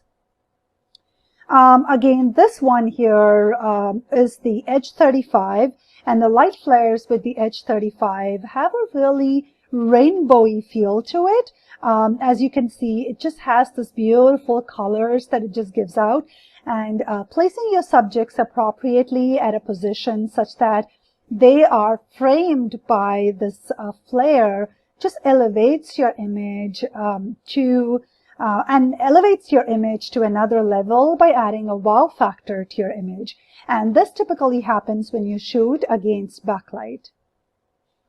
A couple of more examples of lens flares and of a rainbow lens flare that you get with your Edge 35. As you can see with this image here, it is a very light flare. And this one, it's a little bit more. This one, it's a little bit more. So it is a combination of where you position yourself to see the light hitting against your lens, as well as how much the sun is going down or how close you are to the sunset. Light haze. This is again something else that I really love playing with in camera. My Edge 35 has an amazing quality when it comes to light haze. I pretty much position myself such that I don't see a flare in camera, but I see haze in camera, and I tend to shoot slightly away from the sun so that the sunlight is not directly hitting my lens, but the light is still coming into the lens or into the camera, and I can see this beautiful haze that is produced with the Edge 35. Light bokeh. Light bokeh is again very unique, and it is produced. You can have this with the Lensbaby optics. In fact, most of these, the three ones that I have over here, were taken at night so that I could have them saved for me to use as an overlay in the future. I typically like to do something like this where I shoot, and this is just Christmas light bokeh. So I do something like this where I take some images during nighttime so that I see this blackish background. And then I take an image of just the Christmas lights, either with my Edge 35, the Sol, the Velvet, and so that it's completely out of focus. And that would really give you this beautiful circular light bokeh.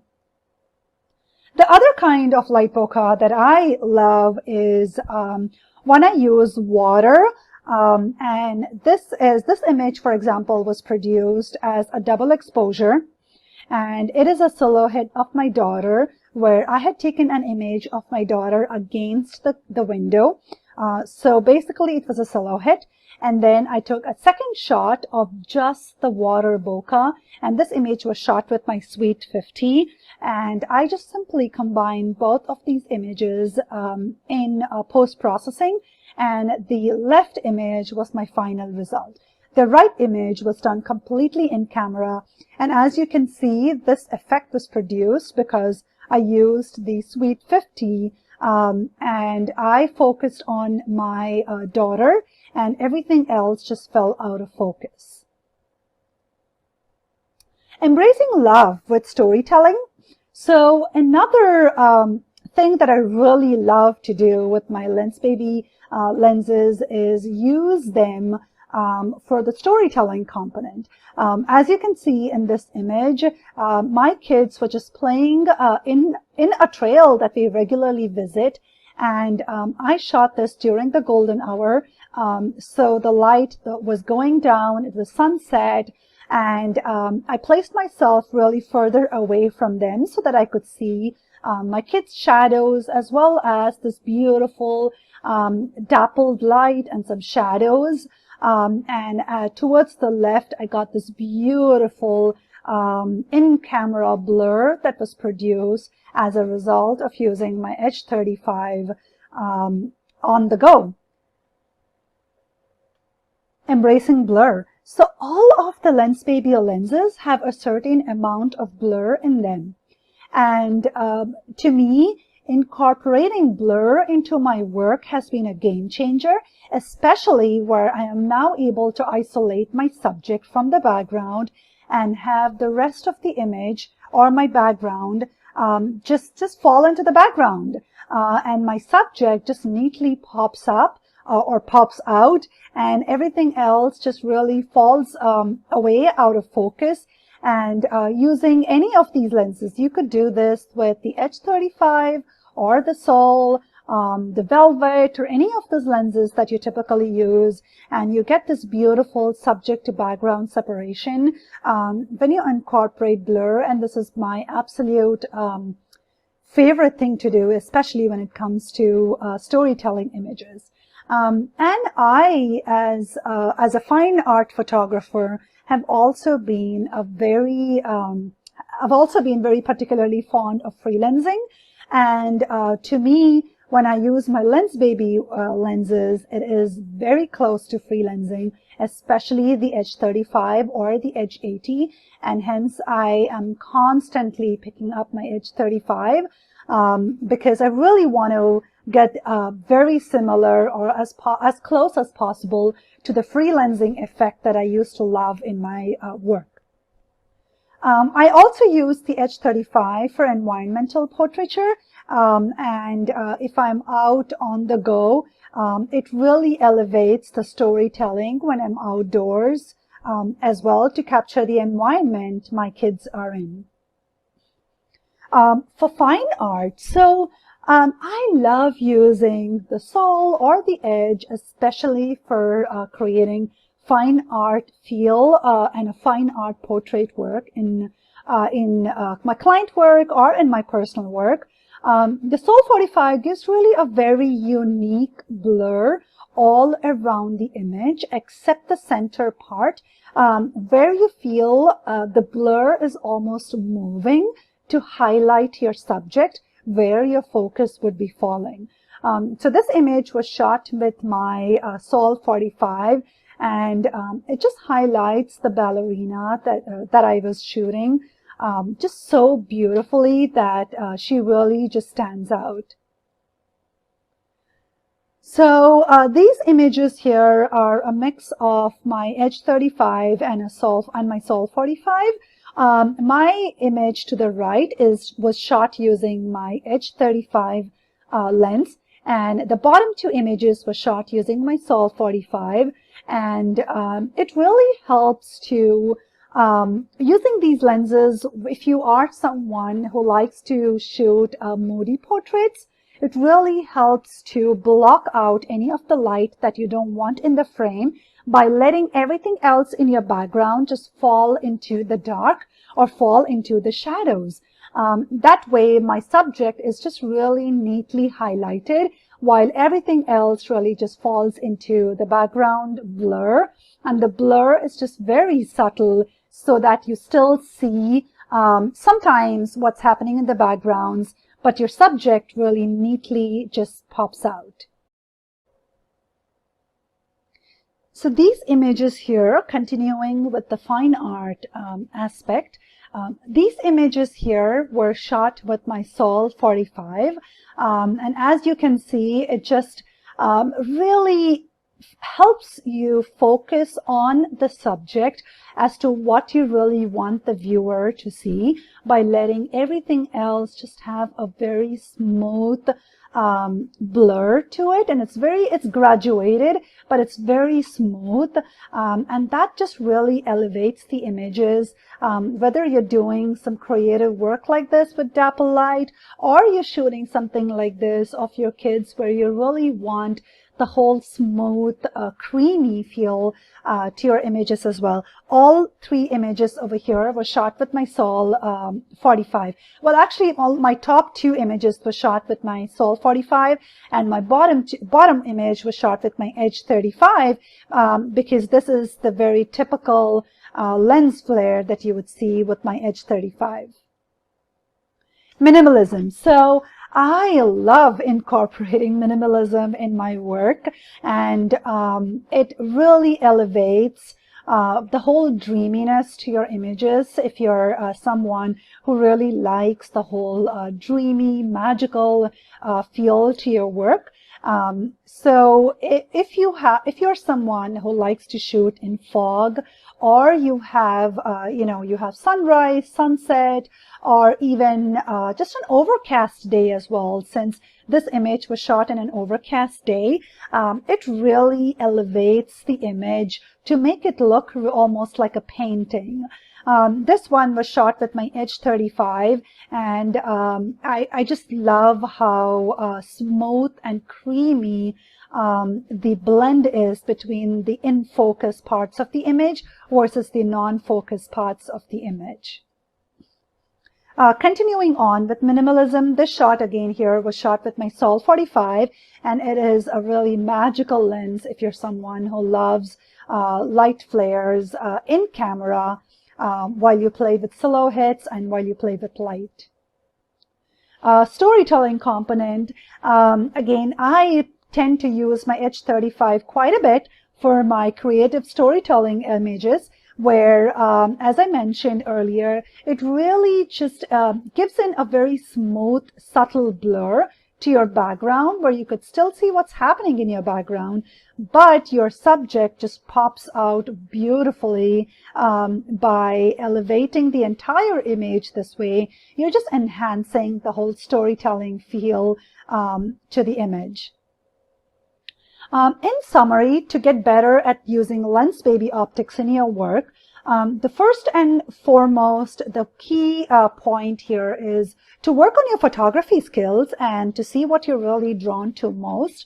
As an artist, I really love bringing out emotion in my work, and regardless of what lens I use, and to bring out emotion is the absolute key to what I do with my work. So anything I do, that's my number one thing that I want to see with my images. So working on your photography skills and seeing what you are most drawn to is the key point here. Using creative lenses such as Lensbaby really helps you stand out in a competitive market, whether you're shooting personal work or whether you're shooting client work. If shooting personal work only, these optics really open up numerous possibilities with the creative effects that they can have. As you've seen, just with the H35, there's just multiple ways that you can use the H35 lens in your work, whether it is to incorporate minimalism, whether it's to bring out the fine art feel, whether it is to enhance the bokeh in your work or get light flares. So just, another thing to keep in mind is with each of these optics, use them for a month at a time, at a minimum, and seeing what you can actually do with each optic for the month before you feel that, okay, I am not able to focus with this lens and it's too hard for me. The whole manual focusing, whether it is shooting self-portraits, whether it's shooting clients, whether it's shooting your kids who are on the go, the key here is to keep practicing and make a project out of them. Do a monthly creative project per optic to improvise on your manual focusing skills. Getting creative with client work. So I have shot with my Edge lenses as well as my Sol 45 lens creatively for my client work as well. This image was all of these images were taken with my Edge 35 or my Sol 45. And if you have clients who are willing to be more creative, it just opens up so many possibilities, and it surely will enhance your work. Just to think a little bit about using Lensbabies for self-portraiture. So a while ago, I started actually doing self-portrait work using the Lensbaby optics, especially the H35 as well as the Sol 45, and using these creative lenses really opened up the possibilities of me not being camera shy. As being a photographer who is always behind the camera, to see myself in front of the camera, I would be somebody who would not know what to do with my hands, not know where to look into the camera, where to point towards. But once I learned that Lensbaby lenses really help you put the part of the image that you really don't want to see into blur, and also focusing on the parts of the image that you want to be focusing on, it really just elevated my whole self-portrait game entirely. I've done double exposures with slow shutter speed. As example, this one over here with my H35. I've shot unique portraits with my Sol 45. This was my Sol 45. This was my Sol 45. This image was shot here with my H35. And I have shot outdoor portraits with my H as well as my Sol 45. I've shot slow shutter. It just gives you the whole possibilities of what you can do with the creative lenses, and how to be in front of the camera, but also embrace the blur, and also how to be okay with seeing yourself in front of the camera. Made it much more possible for me by just getting in touch by using my Lensbaby lenses for my self-portrait work. Hey everyone, this is Jo here, and I'm excited to take you behind the scenes to show you how I photograph with my Lensbaby lenses to embrace love and light in my work. Come on, follow me along. Shooting indoors in harsh light is my absolute favorite. When shooting indoors in harsh light or in backlight, I often pay special attention to where the light is coming from and play with my perspective and angles. Here I was using my Lensbaby Sol 45 optic, and to focus with my Sol 45, I was moving slightly to the left, slightly to the right to get the perfect angle and to get the perfect in-camera flare that I was hoping to achieve. I often change my positioning and my perspective with relation to my subject to get different angles and different viewpoints of the story that I'm trying to tell through my images.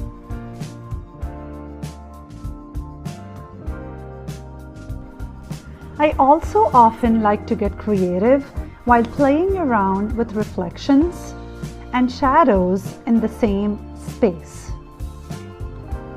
I play around with the tilt of my Edge 35 optic, or I sometimes manipulate the blades of the Sol 45 to limit the amount of light that's coming into my camera.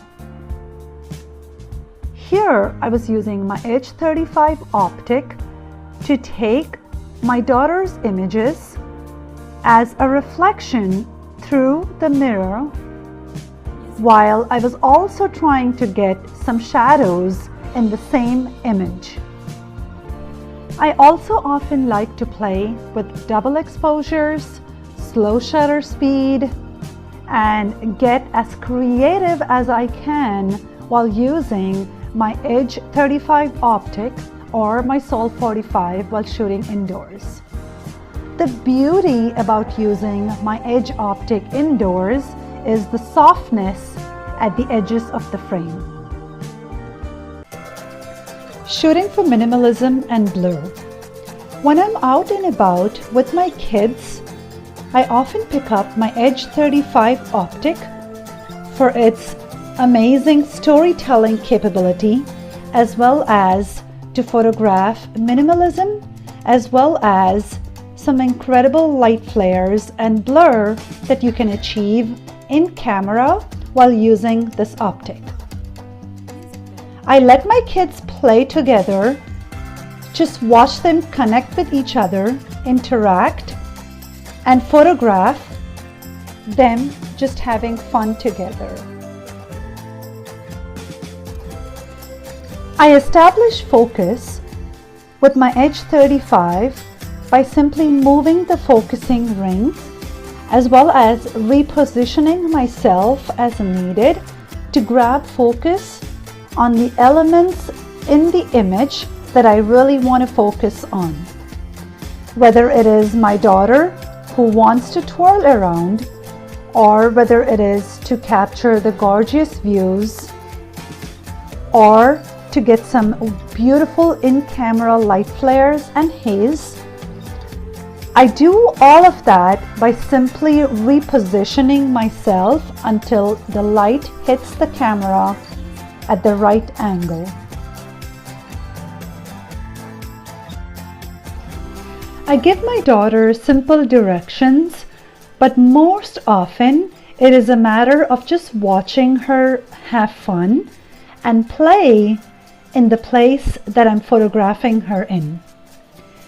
My Lensbaby Edge optic often helps me to achieve dreamlike images by helping me focus on movement that I often seek in my work. I often seek to capture movement in my work as it helps me make my images feel alive, as well as they make the emotions that I'm hoping to convey feel much more real. I sometimes use the live view on my camera to track my moving subjects so that I can get a better focus on them. I often go back to the Edge 35 or the Sol 45 because of its closeness to the freelanced look that I very much fell in love with very early on in my photography. The dreamlike feel that I can achieve in my images, as well as the minimalism and the subtle blur that I can achieve, makes me often go back to use my Lensbaby optics. In this portion of my shooting video, I'm going to be taking you behind the scenes as to how I shoot self-portraits and give you tips and tricks as to how I use my Lensbaby optics to achieve focus, as well as to get closer to the vision that you're hoping to achieve in your images. To achieve proper focusing with my manual focus lens for self-portraits, one way I achieve this is to target an object in an empty room and focus on that object and place yourself to go and stand in that particular space.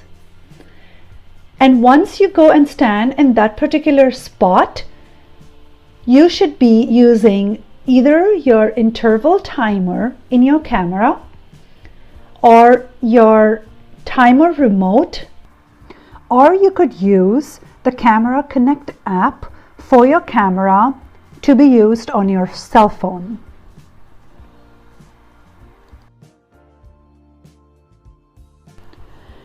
When it comes to self-portraits, I often like to use props such as glass or fabric to further enhance my creative vision and help me get closer to the concepts and the storytelling that I often seek in my work.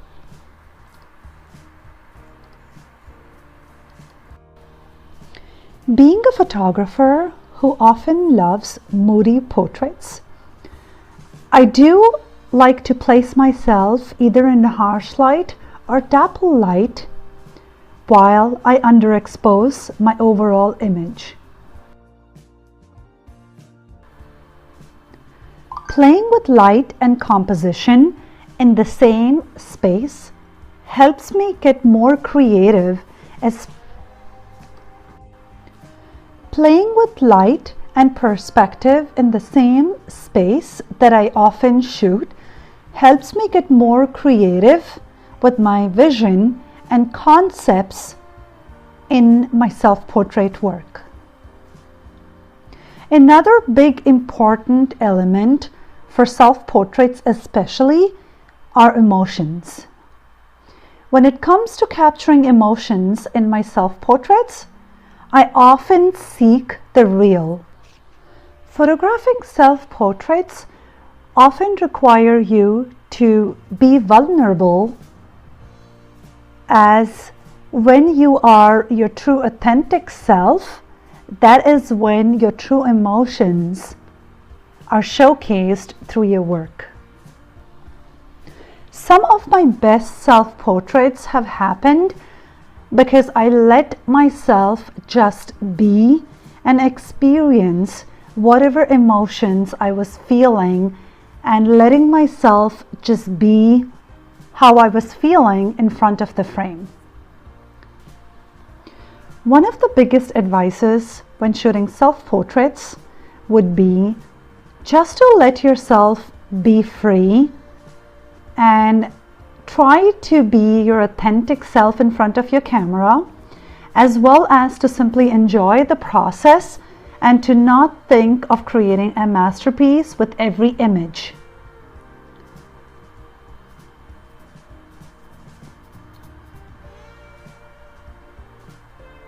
If I shoot 10 to 20 images during one session, I often get 2 to 3 images that are worthy of sharing and keeping, while the rest of the images, I just see them as a learning experience as to how I can do better the next time I shoot.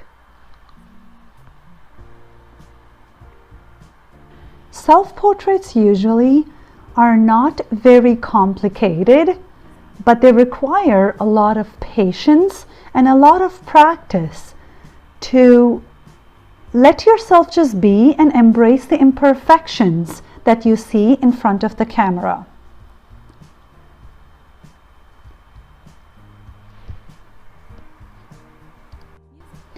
It is through self-portraits this year that I have been able to embrace love and light, especially self-love, during these difficult times of 2020.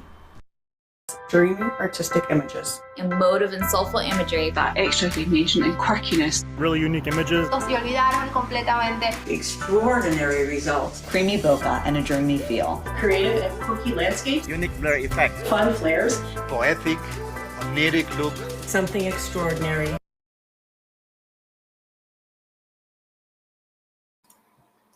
Wow, Shoot Extraordinary Conference. What a beautiful, beautiful presentation. Joe, thank you so much for that. I mean, I know that I'm not alone in saying that I'm really moved by this. How are you feeling about that presentation? It was amazing. You know, I think about self-portraits and the journey that I had on my own and learning how to really photograph. I learned how to use a camera by taking an unbelievable number of photos of myself. What has kind of stepped you into that? You know, I don't think a lot of people recognize that that is a great form of expression through photography. Right. I have been doing this for 3+ years now. But when I picked up my camera for the first time 3 years ago to turn that towards me, it was basically to document my motherhood journey, to photograph myself with my last daughter, and basically just to document us, you know, our whole journey together. But then the more I started doing it, the more I just realized that if it's not just our journey, but it's my journey as well, as much as it is her journey or our togetherness.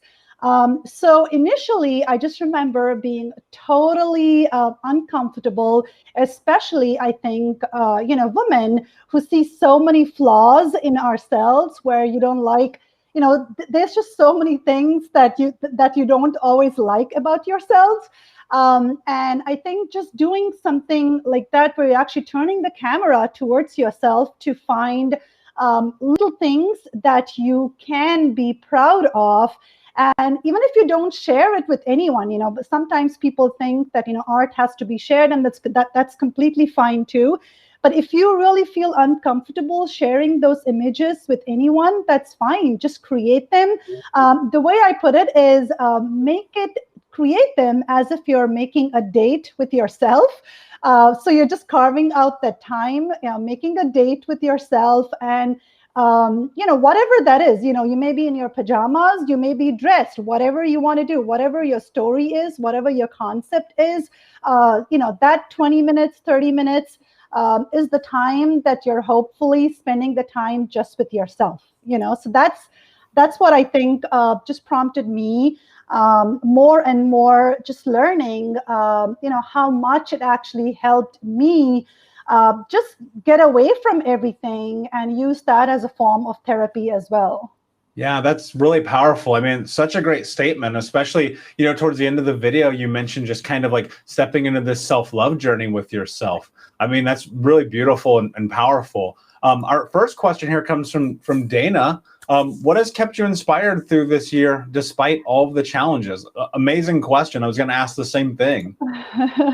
So this year has obviously been so challenging for, so many of us. I mean, it's everyone, right? But one thing I think that just has kept me going, that nobody says that you have to pick up your camera every single day. Do it when you feel like you have to. Do it when you strike an inspiration. And where does inspiration come? It could be anything, right? You could be somebody who just goes on a walk and be inspired. If you're someone who doesn't mind turning the camera towards yourself and just playing with that, do that. Whatever you feel you are connected with the most. If you are someone who's connected with humans, you want that human connection, and that's what you miss the most. Photograph your kids. If your kids are not up to it, they just don't want anything to do with you, and that's when you turn the camera on yourself, right? So I think that's what just really kept me going. And the other thing is, especially with Lensbaby lenses, I think the whole best part is when I pick up a lens, whatever, a Sol 45, Velvet 56, I have all of them. I don't know exactly what I'll get, even though I know what the lens does. Each time I pick it up, I think I get something different. Maybe there's just something different that I don't know, that I have never experimented with. And that's what I really like, that each time you pick up a lens, you can create something different, and I think that's just what really keeps me going. Yeah, that's really beautiful. And there's a lot to be said about that too, because within just the understanding that every day you can do something different, I mean, there's inspiration in that too. But the big part of it, like you said, is you don't have to do it every day. We don't feel inspired every day. And the people who say that we should or may, I don't know that's necessarily true. Next question from Camilla is, how do you find the balance between breaking the rules and respecting them? Right. So I always say, I teach a class about breaking rules, so I totally get that question a lot. So one thing about breaking rules, right? It's about knowing what rule to break. So which means that for breaking rules, you have to be someone who's already confident enough in knowing all the rules that are out there, leading lines or composition or light, or how do you have better control on light, and all of those basic necessary skills are very important. And once you know the rules, don't try to think that you have to, throw out all the rules out of the window. That's not really how you break rules. Just go one thing at a time. So if it is blur, like how do you bring out intentional blur in your work?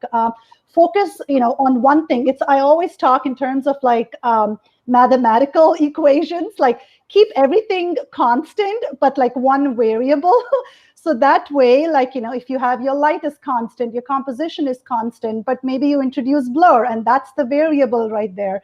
Or your composition is constant, your focus is constant, but your light is the variable. So just keep everything constant and just change one thing at a time. And that really helps you to expand and work on each technical element and figuring out what rule you want to break and practice, whether it is for building your portfolio for ClickPro or whether it is for your own personal journey. Yeah, that's such a great point, because there's no rule that says you have to do everything at once. There's always space to really nail something down and then just add bit by bit, and you'll be surprised what small adjustments can do. Our next question here comes from Regina. What are some of your favorite prompts with self-portraits and why? Yeah, so I am a super lazy person. I'll just go out and say that up front. I mean, I have, I'm a lazy person, but then I think just to go with that, my ideas are always like just going in my head, like, oh, I want to do this, I want to do that. So my ideas are always, never ending. So I always have like a list of things that I want to go buy for self-portraits. I want to get vintage dresses. I want to get beautiful hats. But, obviously, like time and money and, all of that doesn't happen in space, right? Because this year has been super difficult to find space as well when the whole family is in the house. But when it comes to, props, I try to keep it simple, cheap, easy, whatever you can find in your house. My favorite to go is just fabric. And I say for fabric, what I do is if you have any old, any transparent tablecloths that you don't use, keep that as a prop.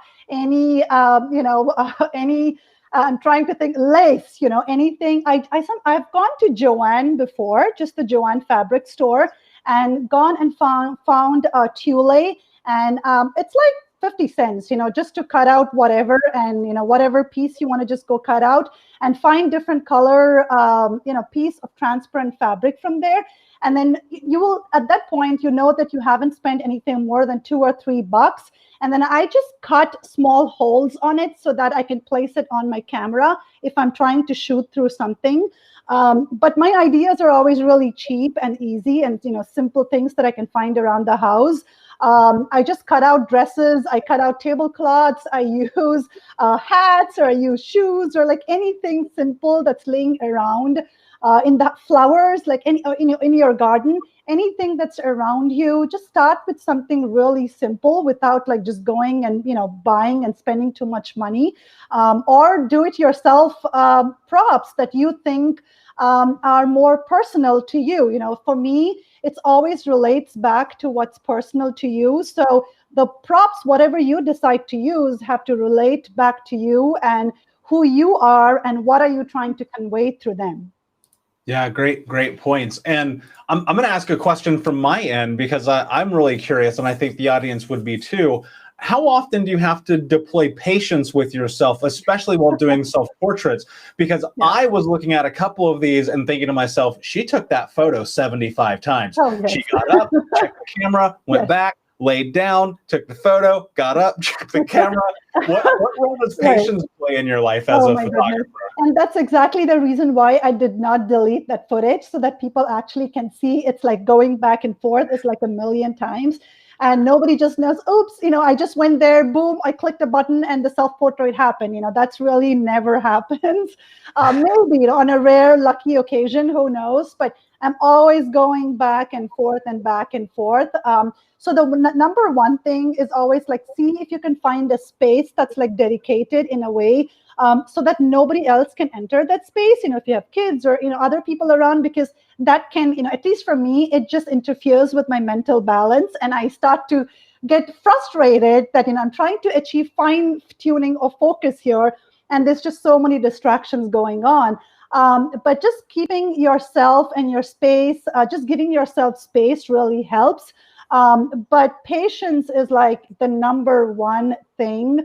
And just going back and forth. And like I said, you may take 20, 30, 40 photos and you may get one that really turned out beautiful and that you really love. And that's completely okay. It doesn't mean that the rest of them are completely worthless, but you made an effort, right? Because you had a learning point that, okay, so this is what my lens does. This is what I needed to do to achieve focus. This is what I'm going to do next time. So I think that just goes in as a learning lesson to go back and do it the next time. Yeah, absolutely. Great points. And Joe, amazing presentation. Thank you so much. Shoot Extraordinary Conference. I hope that you guys are having an amazing time. We're going to take a little bit of a longer break here for about 30 minutes, and we will come back with our next presenter. And I don't know about you, Joe, but this has been absolutely amazing. And we are so grateful for you. And I just want to say thank you again for your time to the Shoot Extraordinary audience. And we will see you guys in 30 minutes. Thank you.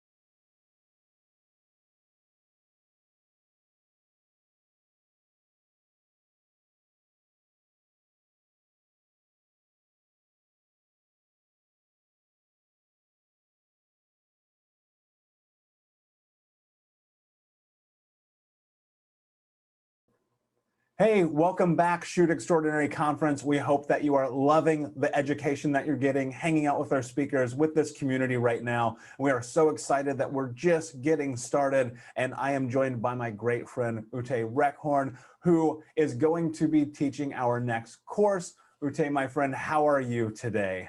I'm pretty good. Thank you for having me, Michael. Yes, we are so excited. Tell us a little bit about your journey into Lensbaby. So my journey with Lensbaby started probably 5 to 6 years ago, and I still remember how I got my first Lensbaby. It was a composer with a Sweet 50, and that literally changed the way I saw the world. And yeah, made me venture out and try out things that I would never have done with any other lens. And I just fell in love with the lens, and that was the beginning. Yeah, sometimes it's like that, right? If you were to try to say what that moment was like for you, what was it about the composer and Sweet 50 that really changed things? Was it about the way it looked, the way it felt, the way you felt? What was that like? I think it was all of the above. I'm a pretty adventurous person. So when I got to a point in my photography where I was a little bored with conventional lenses and I felt something was lacking in my work. And then I got a Composer Pro. I tested it, and I still remember how I went out and I was working with it, and it was like mind-blowing. You know, I loved how it was so playful and unpredictable.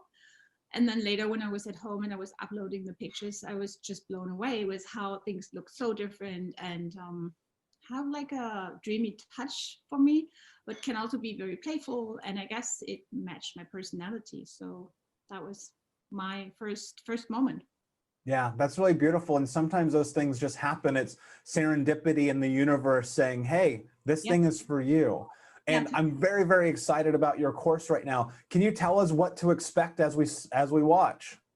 So I will talk a little bit more in detail about my creative process and cover a lot of what we just touched. I will talk about how Lensbaby products make me feel and how I use it to my advantage in my kind of work. So my work is beach related and often has a very peaceful feel.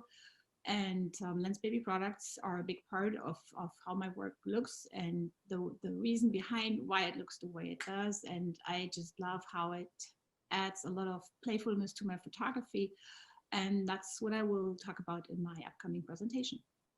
That's amazing. I don't know about everyone watching right now, but I can't wait. Shoot Extraordinary Conference, it's time to step into education again. Be sure to follow us on Instagram and social media at Lensbaby USA, and we'll see you guys after the class. All right, can't wait to get started.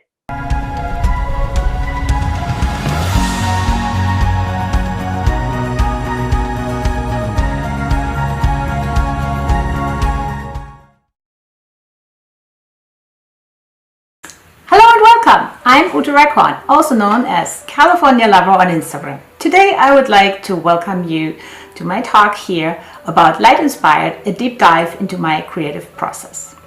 I would like to introduce you to my work, how it works, how I go out and take my pictures, and then from there I will show you actual pictures, and then we will finish off with talking about what you do when you're back at home and you have your beautiful work with you.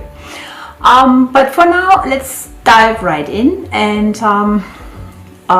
get started. So I'm not sure if you are familiar with my work. As the name says, I live in California and I love California. And that's basically what my work is about. You will see a lot of beaches and seagulls and the ocean when you look at my work. A while ago, I started craving emotions and something special in my photography, and that's when Lensbaby came along. And yeah, it has a huge impact on my work, and this is what I would like to cover for you today, because a lot of people keep asking me, how do you produce your work? How do you get emotions in your pictures? And how do you get this feeling of peace in your pictures? And yeah, so what I do on a normal day, photography for me is a daily practice. I think this is what is most important. On a normal day, I leave the house after thinking about what kind of pictures I want to take on a certain day. It starts all with thinking about what kind of lens should I take? So for me, it's always easier to take one lens instead of having a big bag on me that's getting heavy. So some days I might feel like landscapes, and that's when my Lensbaby, my Velvet 28, comes into play. I love this lens because it can cover anything from macro to landscape, and I love the bokeh. So since you can get really close to your subject, you can create awesome effects with something that is glittery, sparkling in the foreground. On other days, when I'm feeling a little adventurous, I might pick my other favorite tool. It's the Composer 2. What I love about this thing is it can be moved, and then it sits, it locks, and you start taking your pictures. It also has an interchangeable lens system. So in this case, it's equipped with the Edge 50, but you can also use a twist or any other Lensbaby system that is available for this system. When I'm feeling really adventurous, my Spark comes into play. This is something I actually often carry in my pocket, so it's just in case as a backup solution. This one, in comparison to that one, you cannot lock, so it keeps moving. It's almost like a dance, but exactly like here, it has interchangeable optics, so you can use the edge, the sweep, the twist optic.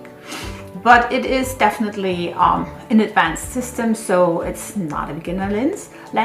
So these gems that I just talked about, I use them on my Canon Mark IV. They give me enough artistic freedom that I do not add any other effect. So the Omni filter that I also love to use, I rarely ever use them in combination with these specialty lenses. What I do instead is I grab my Fuji, which is a nice lightweight camera, and I really enjoy that because it almost fits into my pocket and I don't have to bring a big bag. And instead of bringing multiple lenses, I only use one lens. And if you compare the diameter of this lens to something like that, you can see that this is a lot larger than this. And if you compare to how you cover with the Omni filters that I love to use in conjunction with the Fuji, see, this covers a big portion of the lens in comparison to this, where I have a huger piece of glass to cover. If I hold that in front of it, it is just not the same. So the more you can cover of your lens, the nicer the effect of the prism melts into the picture.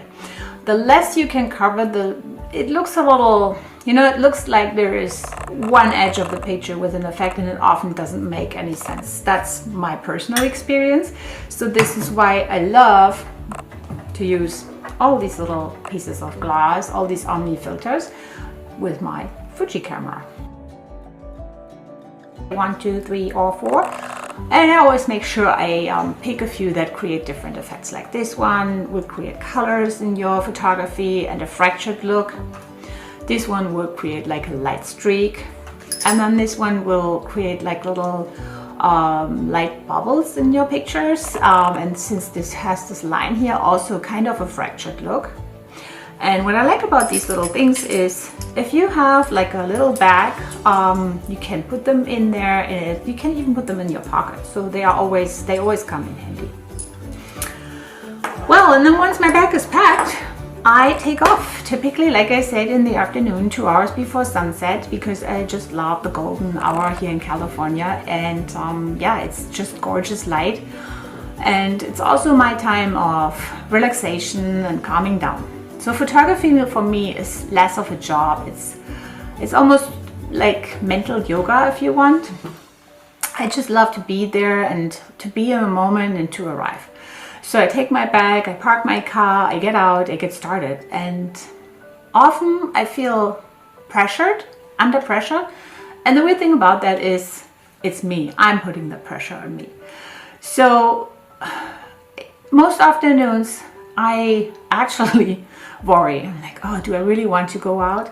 Will I create something? Will I find something meaningful today? And that's something I really want to share with you, because I think a lot of great pictures look like they just happened. You know, you were there at the right time, and you have all the experience in the world, and this is why you created the picture.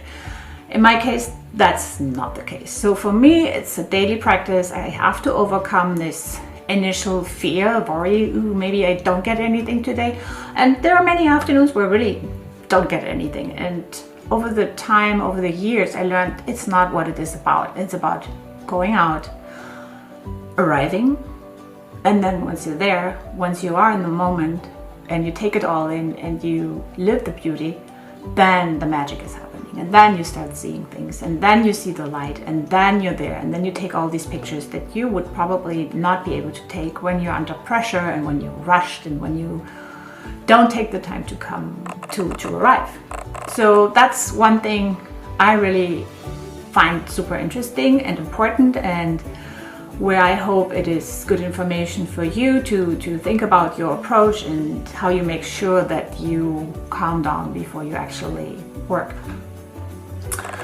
Another thing that I do to keep myself motivated is I work on a 365 project. So that's nothing I always publish, but I still do it, and I actually start a new one in January, and that's something you can join me in if you want to. Besides that, get prints. So print your work. That is also something that does make a big difference in how you feel about your work. And if you only get 10 prints per month and look at them at the end of the year, you have this huge collection and you will see how your work has developed. Another thing to stay motivated is to involve the community. Projects like the Front Step project or something for your local coffee store can make a huge difference in how you feel about your photography. As soon as you start involving the community and you feel like you're part of a community, your work becomes more meaningful. It's something I have done in the past. I started a few projects and it has had a huge impact on my photography and how I feel about it. But I think that's it for now, and I really can't wait to show you my work now. In case you have questions, please don't hesitate. You can contact me via social media. Just DM me if you have any questions at the end of this. But for now, let's get started and let's have fun here.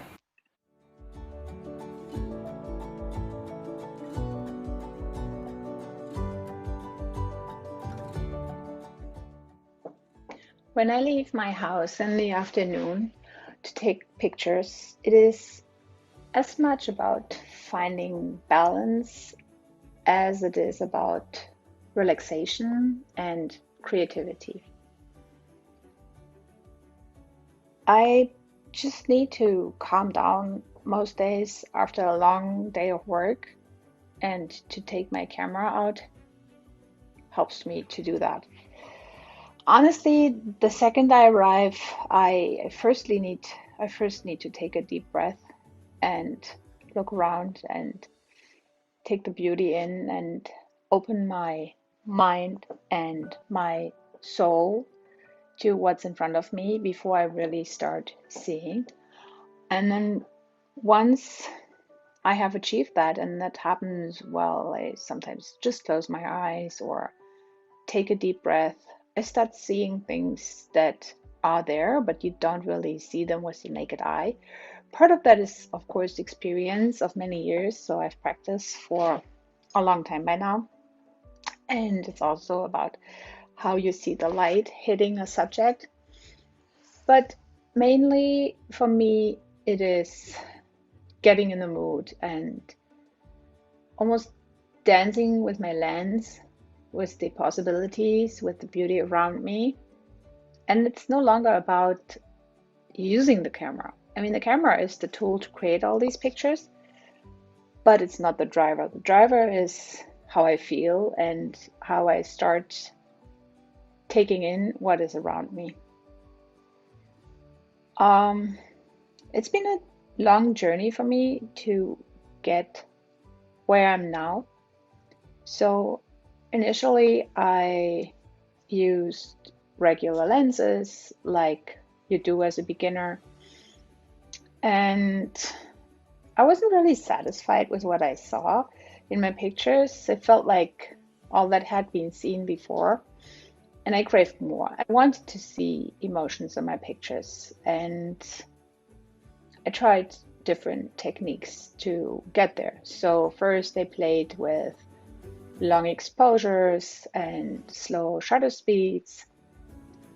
Eventually I started adding prisms to my work, but I was still not happy, still not satisfied. It was still not what I wanted. Some things were just not predictable enough.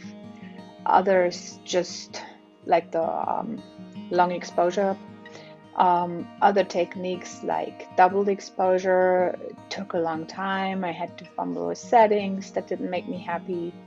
And the first prisms I tried, I ordered at Amazon. It was a cheap and large thing that did not help me to create the result that I wanted to see. I almost felt like it looked a little cold, and I wasn't really conscious about what I was looking for, but I clearly felt I was lacking in something.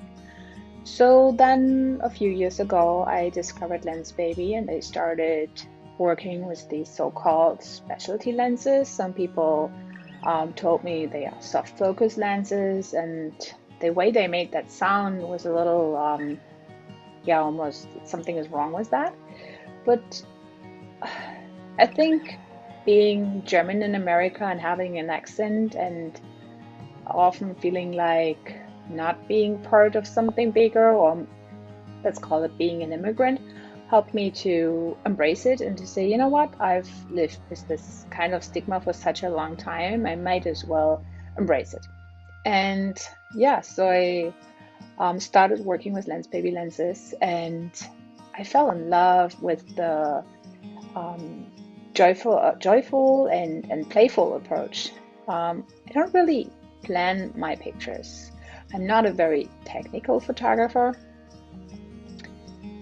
I always say I feel my pictures, and that's only partially true because, of course, the first years of trying the old-fashioned techniques and getting to know about rules and learning the basics, all this comes into play when I use my Lensbaby products.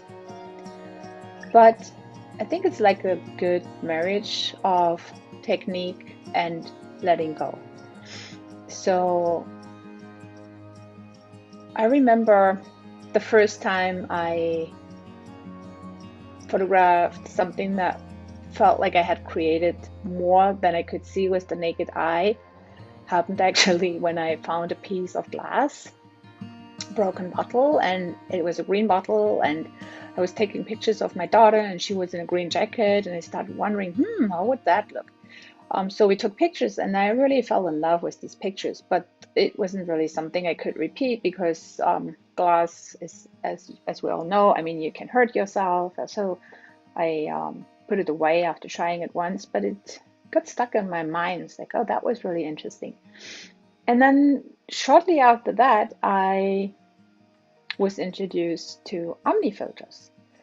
And if you watch me how I use them when I go out, you can see it really is more like playing with the effects, and it's very intuitive. I never think, oh, I need to use this filter to get that effect. It's honestly, wow, I love what I see here. How can I make that more interesting, more special? And I love how you can hide things while using an Omni filter. So let's say the scene itself is pretty, but there is something that is distracting. Holding a prism in front of a lens is a good way to hide certain areas and to make them part of the picture, but in a dreamy way, in a way that it is fun. So after trying all this out for landscapes, I ventured out to try it with people, try prisms in portraits. And the approach is very similar. When I'm around my daughter, it's like we play together and we have fun. We spend time together. And I learned if she's not enjoying what we do, she will not come back. So of course I make sure that it feels good for her. So I try to keep it short and brief. And So it's a very basic setup. So one thing that I learned over time is that I create typically better results if I don't shoot right into the sun with a prism. So if I shoot into the light with a prism, I will do that after sunset. But as long as the sun is above the horizon, I have the sun coming in from the side to create kind of a softer look, not overpowering. And when I work with people, I try to have the same kind of energy around them that I have to use around my daughter. I try to keep it short and playful. I try to find this connection with them. I try to learn about them while I take their pictures, their portraits.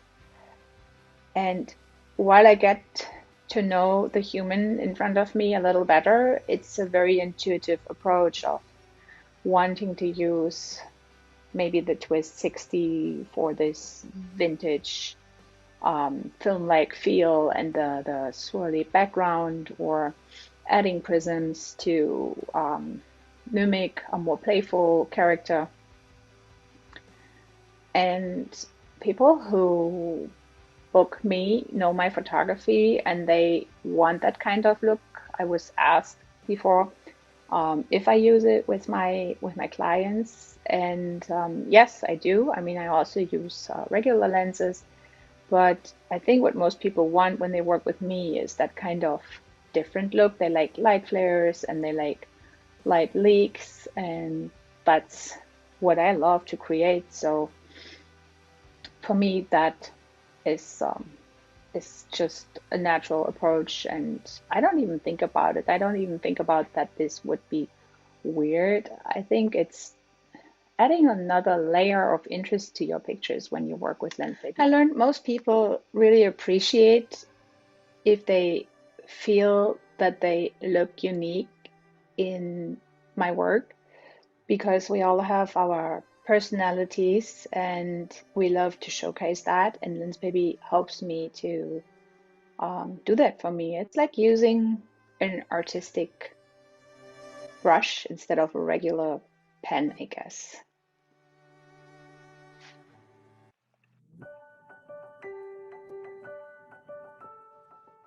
Some days I feel like going out and doing street photography. And when I use my Omni filters to do that, what I really love about it is I focus on the filters and on the pictures and not so much on the people around me. When I first tried street photography, I felt very self-conscious, and people would ask me when I showed up with my big lenses, and they were like, "Oh, are you a photographer?" And I wasn't very brave at that stage, so I would almost want to hide. But over the years, that became more natural for me. And yeah, I learned that using smaller lenses and prisms and being deep into your own work kind of takes away from the people around me. So I still watch them, and I still feel like I'm part of a bigger scene, but I don't feel so self-conscious anymore, and that allows me to take pictures that I would normally maybe be a little shy and not want to take.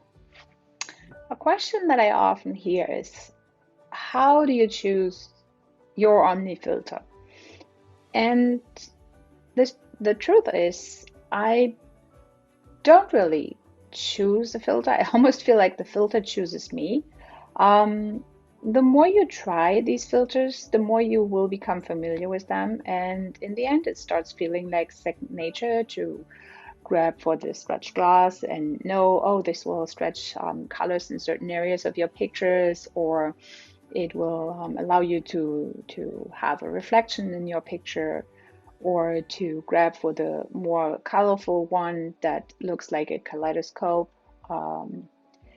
So I just play with these things again, and I love to use my viewfinder on the back of the camera to see what I create, and often that will give me a hint or inspire me to try something else, something new, if I'm not really happy with the result that I saw. I think to be open to create many pictures and to know not everyone will be a winner, but to want to play with them and to have fun while you do it is my way to create work that surprises or looks like a masterpiece. I just love how these filters give me like a childlike feeling. It's really making everything easier. You know, if you have a box of crayons instead of a pencil, you can draw a rainbow, and this is what I do when I use my Omni filters.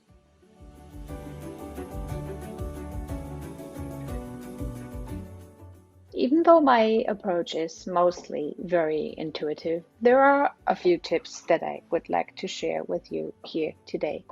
So what I learned is, most importantly, remember to shoot wide open. So for me, f2.8 is what I use most often.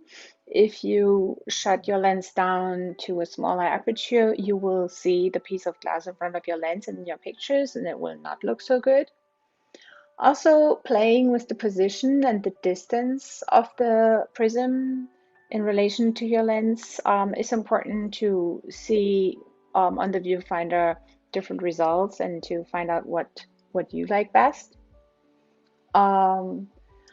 I also recommend to avoid shooting against the sun because the effect is quite harsh. Only shortly before sunset, you might get away with that. But for me, side light works much better. And another trick that I learned is to use the filters during the hour after sunset, during the so-called blue hour. So the kaleidoscope filter, for example, will show its colors once the sun is below the horizon. And that's what I really love to play with, because you get these magical worlds. It's that kind of fractured look and super colorful, almost like you painted with many different colors over your picture.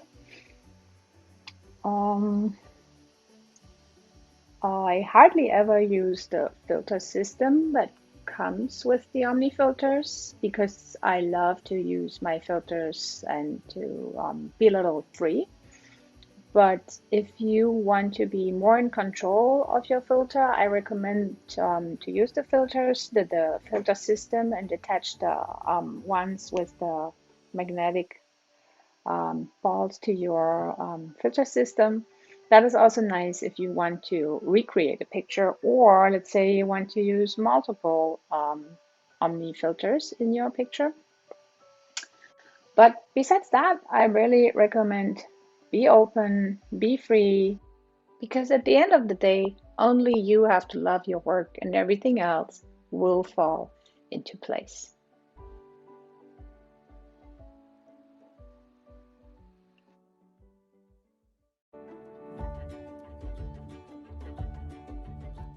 Alright guys, now that we have covered all that, I would like to talk to you what happens when I come back home from my little photography tours.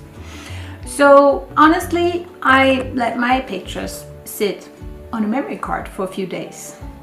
Why? Well, if I start looking at my pictures right after I come home, I have such a close connection to the moment that I'm not ready to see the pictures. Anytime, it's almost like drinking good wine, it needs to age a little. So a few days later, I will upload my pictures to my computer, and then I'll start my little process. So what I do first is I build a collection where I pick pictures that stop me in my scroll. Those are pictures that are often weird. You wonder why weird, right? Well, what looks interesting and emotive to the audience can actually be a weird moment in real life that you have captured and you still remember that it was just a weird moment, but the picture can still be very raw and emotional. It can stop you. And those pictures that stop me in my scroll, those are the pictures that go in my final selection. So I built this collection and then I start editing my pictures. My editing process is pretty straightforward because I feel a lot of the effects that are already there, because I use the Lensbaby lenses or the Omni ones, there's not much I have to do. So I like to work with presets, visco film presets, and then yeah, typically I adjust maybe the exposure, the sharpness, the contrast a little bit. Maybe the crop if something is in the picture that should not be there, or I straighten the horizon, and that's pretty much it. Once I start downloading my pictures, it's actually often surprising how unpolished these pictures look. And that's a tip for you.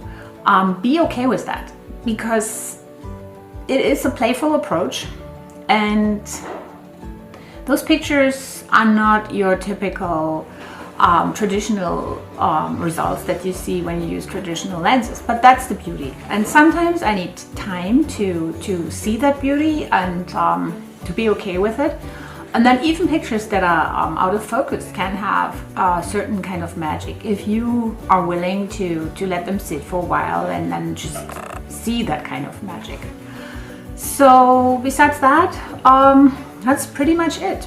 I'm happy when I see this collection, when I, a few days after going to the beach, look at my pictures and when they bring back these memories to me. And then I start sharing my pictures on Instagram or social media. And like I said at the beginning, don't forget to print your work. It is so important. Because taking the picture and then editing it and sharing it on social media is not all. You know, there's more to your work, and you will only be able to see that when you start printing your work. I don't know, if you have more questions, I mentioned that before, you can contact me via social media, California Lover. If you have questions, I'm always there for you, and I hope you found this little talk helpful. And yeah, go on and listen to the rest. There's a lot of interesting speakers coming up. And yeah, I hope you have a good time and happy holidays.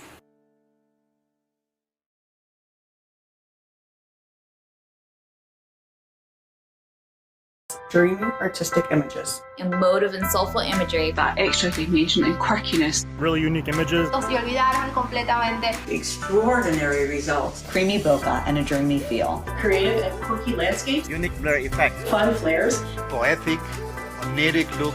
Something extraordinary. Wow. I don't know about you guys, Shoot Extraordinary Conference, but not only was that inspiring and powerful and beautiful, I'm like, can I go to California right now? Uta, thank you so much for that amazing presentation. Shoot Extraordinary Conference, please ask your questions in the comments, like, share, follow, all of the things. My friend, how are you today? Pretty good. Hi, Michael. Good to see you. Yeah, you too. That was amazing. And Shoot Extraordinary Conference, if you don't know this was her first presentation ever. Bravo. Bravo. Absolutely amazing. And you probably have seen in so many of the comments throughout today, everyone is feeling inspired. Everyone is feeling fired up. And you just brought such an amazing presence to this. I'm going to actually watch that again just because I was like, I want to see that picture and that picture and that picture. And as someone who is so close to Lensbaby, I get to see everyone's pictures all the time. And the array of work that you have is so phenomenal. The question that I want to start with is, every day you set yourself up to go out and shoot and to step into that thing that fills you so much. Why do you do that? What is it about photography that drives you? I guess you answered that. It just fills my cup. It makes me happy. So I feel like I have a pretty stressful life, given the fact that we have 2 dogs and my husband has a challenging job and 3 kids at home and COVID and so on and so on. The list is endless. But to go out and take my pictures allows me to be the artist that I want to be instead of being the one who takes care of the family, the household, and runs all the errands. So it just makes me so happy, and that's a good reason to go out. Yeah, I mean, what other reason than it makes me happy, right? I have to say this when I think about that. One of the things you talked about is just feeling it intuitively, right? Yeah. So often, and you mentioned this at the start of your presentation of like feeling that self-imposed pressure. How do you continue to like move through that pressure and still like follow that gut instinct when you have the camera in front of your face? I think it's like a learning experience by now. I know I feel that pressure and I know I have to overcome it. So Dana mentioned Elizabeth Gilbert before, and I also love her. And she mentions that in the creative process, fear is always with you. And her way of dealing with fear is to tell fear, hey, you are part of the ride. You can be in the car, but you will never, ever get the steering wheel. And this is my mantra. Yeah, that's a beautiful mantra to have, and one that I hope we all can instill in ourselves. But as you know, it's quite the process. So, Shoot Extraordinary Conference, we have a ton of questions from you guys. Uta, I'm going to pop in here, share some questions with you, starting with Nancy. Do you print your own work or send the photos out to be printed? Also, what Fujinon lenses are you using on your Fuji camera? All right, let's start with the technical aspect. So I use my Fuji X-T2, and I just looked it up. I use an 18 millimeter lens. I think it's a 2.8 aperture. This is as wide as it can go, and it's tiny. The diameter of the lens is 52 millimeter. That's perfect for me, but I never take that lens off. So that was question number one. I do not print my work at home. I send my work out, and I have different print stores for different jobs. Let's say fine art prints, I get at one location, and I also work with a local print store for smaller prints.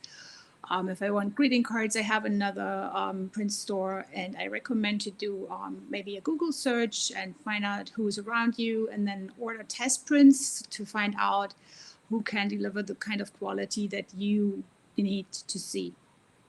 Great suggestions. And there's so many different places you can get prints. I mean, even your local pharmacy, and like at least you have something. I'm so curious about, because I love prints. I think they're incredibly important. What does the power of having the printed image do for you?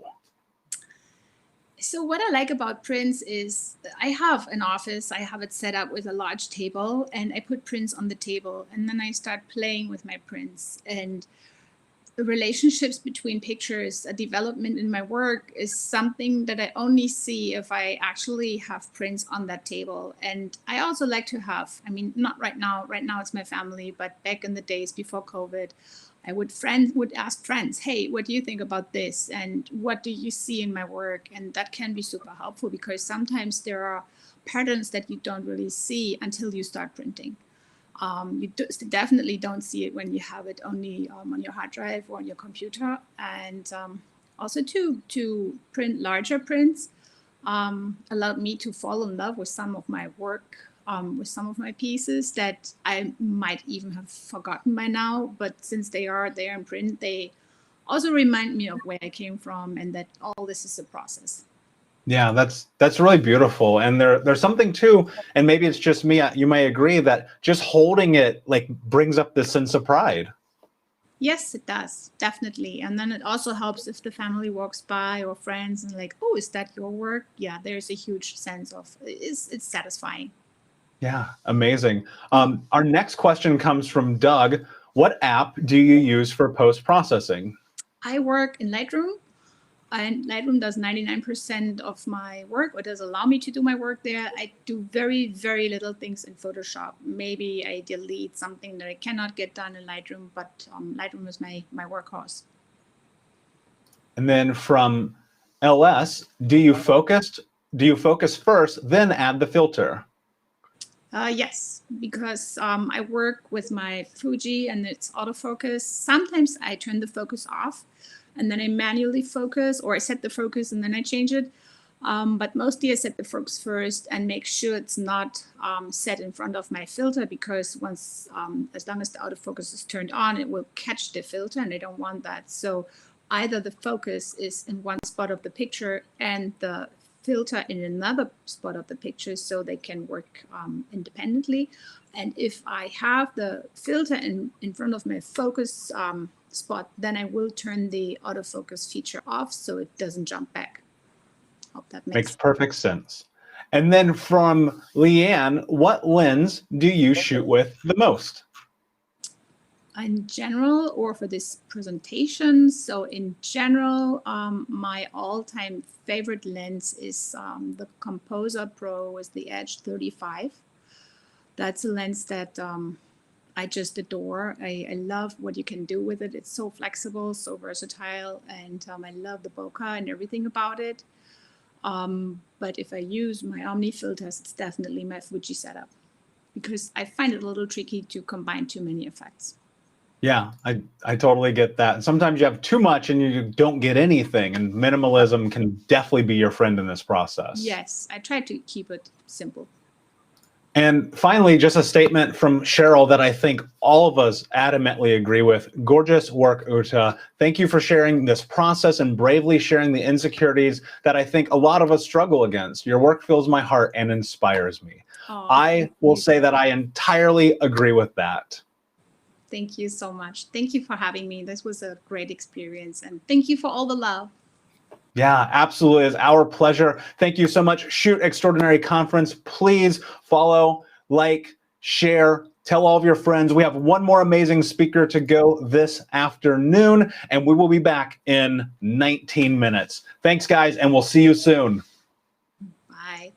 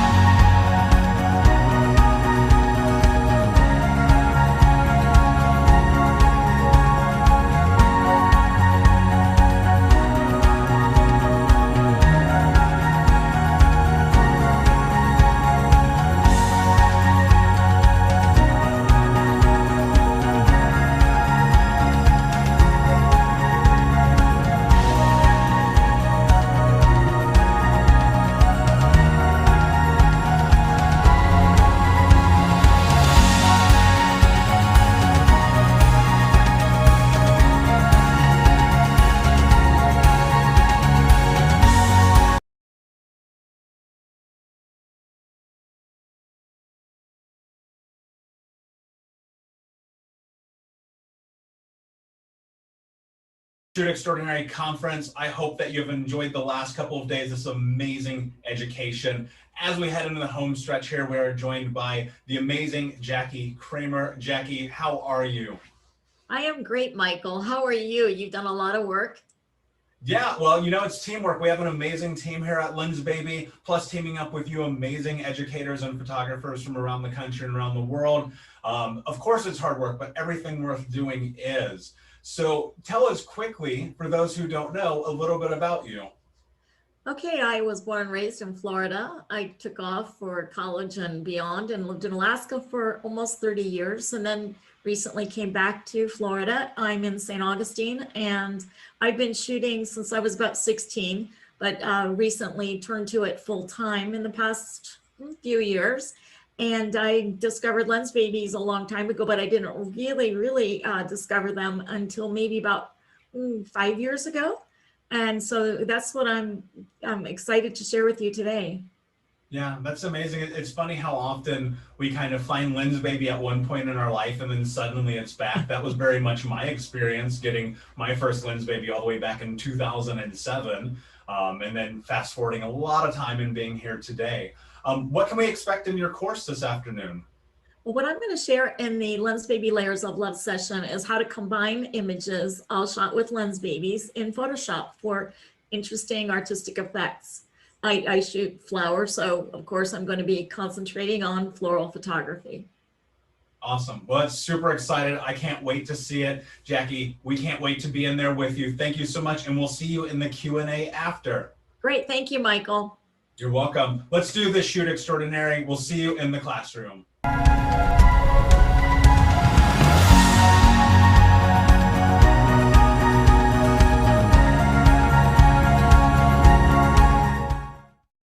I'm Jackie Kramer, and this is Lensbaby Layers of Love.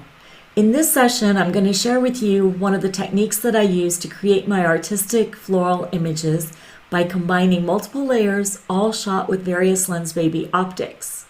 I'm going to bring you into my makeshift photo studio here in our dining room to show you how I shoot some of the textures, and then we're going to dive into Lightroom and Photoshop and look under the hood at some of my editing.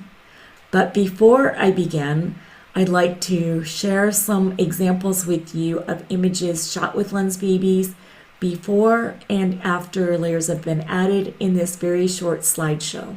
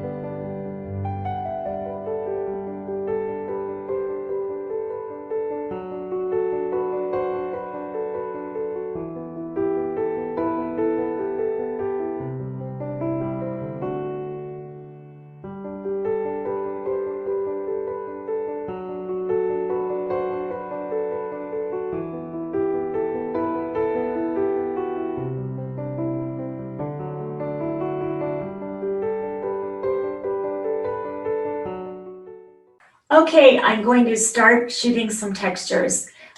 To begin with, I'm going to start with this glass candle votive, which is got a lot of interesting raised glass bumps on it, lots of curves, lots of little areas that will reflect and refract light.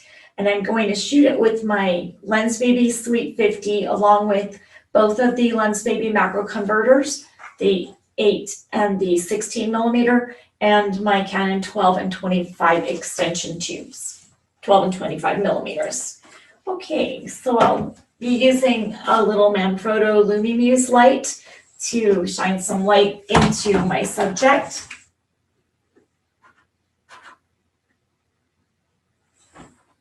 I'll set the votive down on its side.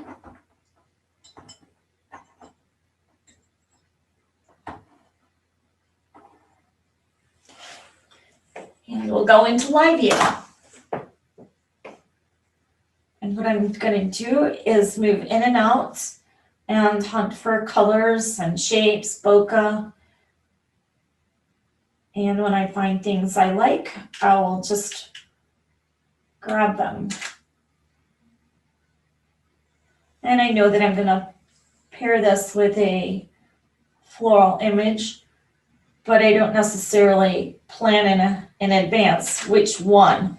I know in this case I'm going to be showing you how I edited the anemone. So I know I'd like to get some interesting textures to pair with that. And I come in here and I can see that these bokeh bubbles are starting to take shape, really interesting ways. I'm not worried about the shutter speed because it's just a texture. So I can probably reduce my ISO here and lower the shutter speed a little bit if I want to.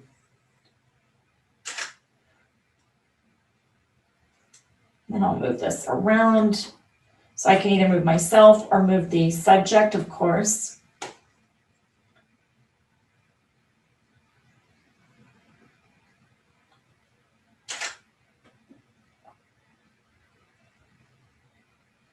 And try to avoid these areas where I've got too much light and it's looking like it's blown out.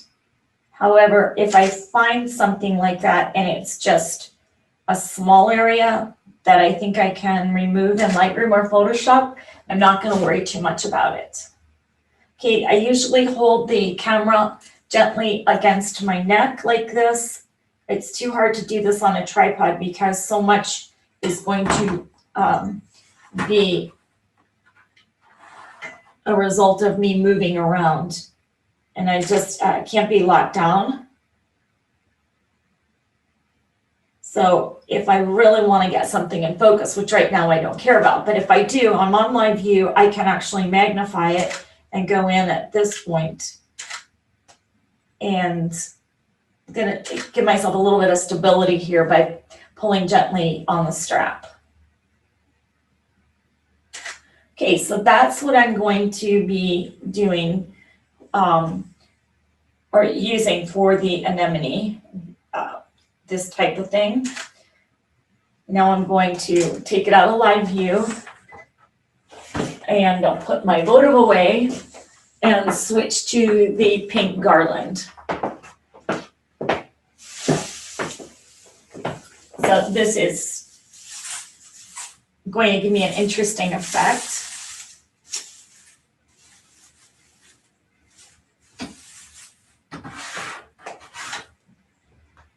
And I'll start with the same configuration I have here, which is the Sweet 50 with the macro converters and extension tubes. And it's probably a little bit too much. So I can see here, it's going to be, I have to open my shutter speed up quite a bit. And I've got the low light, which is going to help render the color temperature more accurately.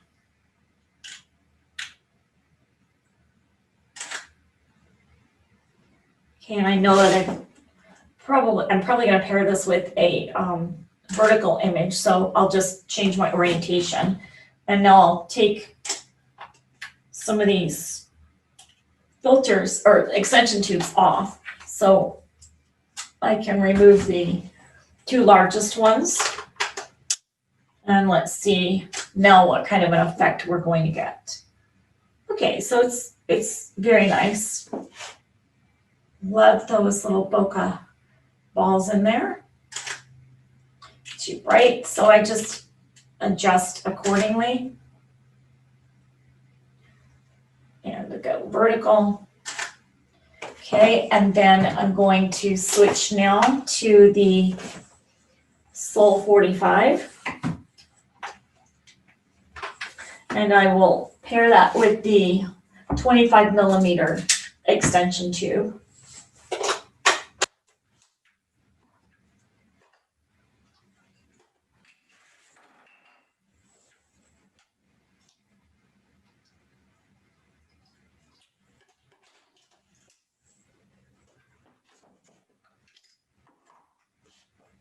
Okay, once I have that on, go back into live view with that.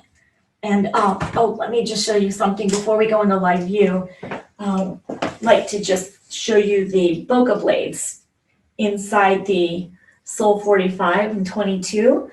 They have these 2 arms which can be engaged or not. And it gives you the Sol 45 is a beautiful lens. And it's lightweight and very affordable too. So I use this, every time I use it, I say to myself, boy, I need to shoot more with that lens. So anyway, the reason I put the extension tube on with this is so I could reach in and move these bokeh blades around. Otherwise, I would put a macro filter on the front of this, which is made by Lensbaby. Okay, so go back and we'll shoot a couple here first without the bokeh blades in. And this is beautiful. And we'll do some vertical. And then you can rotate the ring here, the focusing, not the focusing ring, but the locking ring. So there's a mechanism on it to lock it. If you rotate it to the left, you rotate it to the right, you can then tilt it, which isn't really going to make too much of a difference at all here. But when I get the bokeh blades engaged, you might see a difference. So let's go ahead and put those 2 arms in all the way. And we'll go to a vertical orientation. And while I'm there, I'll take my focusing ring and just move it around. Oh, I like this effect. So you just kind of hunt around for a really nice effect. I'm adjusting my ISO and my shutter.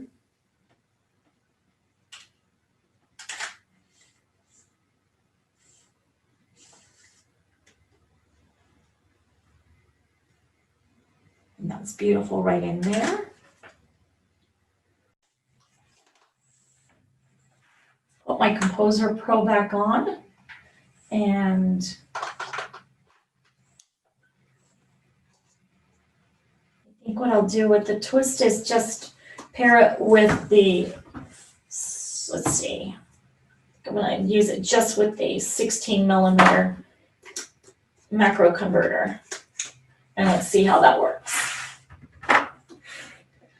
A lot of this is going to rely on experimentation. There's no magical formula for anything. In fact, if you take your Sweet 35 or your Velvet 56 and head outside, look up into the canopy at the trees, there's so many beautiful things out there you can shoot to. So look at that gorgeous swirl.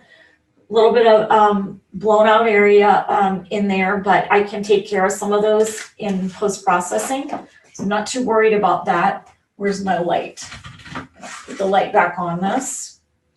And look at how gorgeous that is.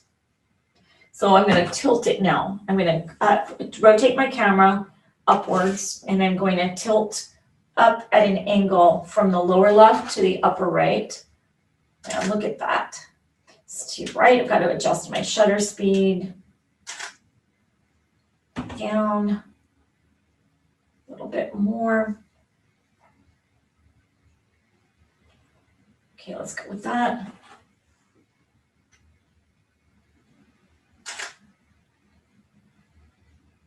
Okay, and then let's go. Oh gosh, how can you can't stop. Then let's go straight up with the tilt. Straight up, and we'll come over here. I have to back it up a little bit. So it's not exactly straight, is it? There we go.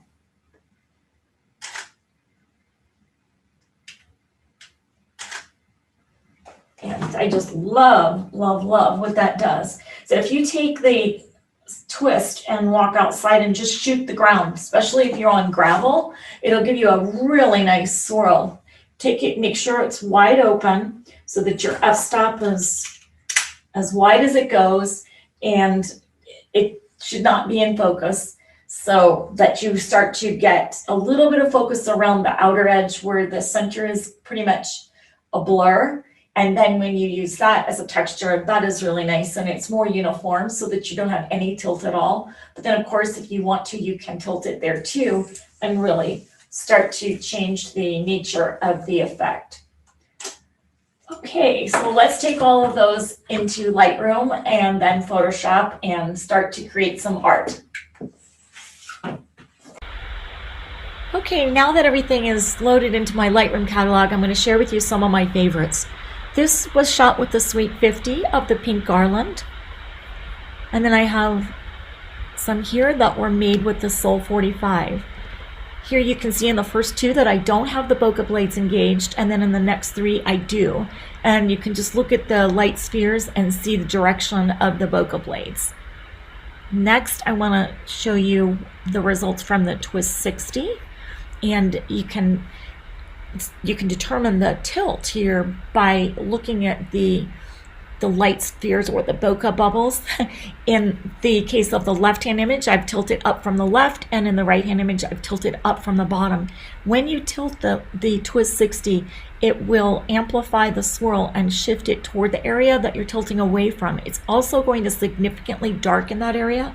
So I compensated for that here in Lightroom by adding a graduated filter and increasing my exposure. Next are a few examples of the candle votive, the glass subject that I used. And here I'm looking for light, color, lines and curves, and interesting bokeh. Let me show you some other examples, all from that same subject. These have all had minor edits in Lightroom. And what I'm going to do with these is I'm going to pair one of them with this to achieve that. And then I will show you how I can take some of the pink textures and incorporate those as well.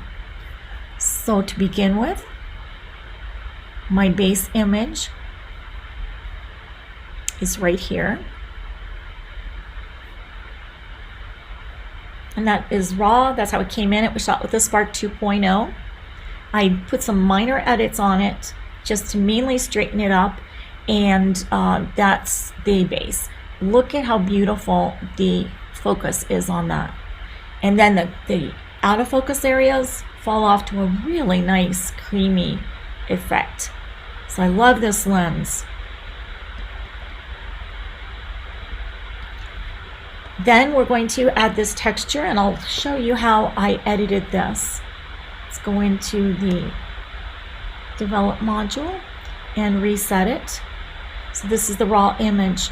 I just put a little bit of vibrance and saturation on it, not very much, and that's one thing I love about the Lensbabies is you really don't have to do much at all to them, if anything. The main thing I did here though was move my temperature slider down toward the blue end of the spectrum and just cooled it down quite a bit to pair with the flower.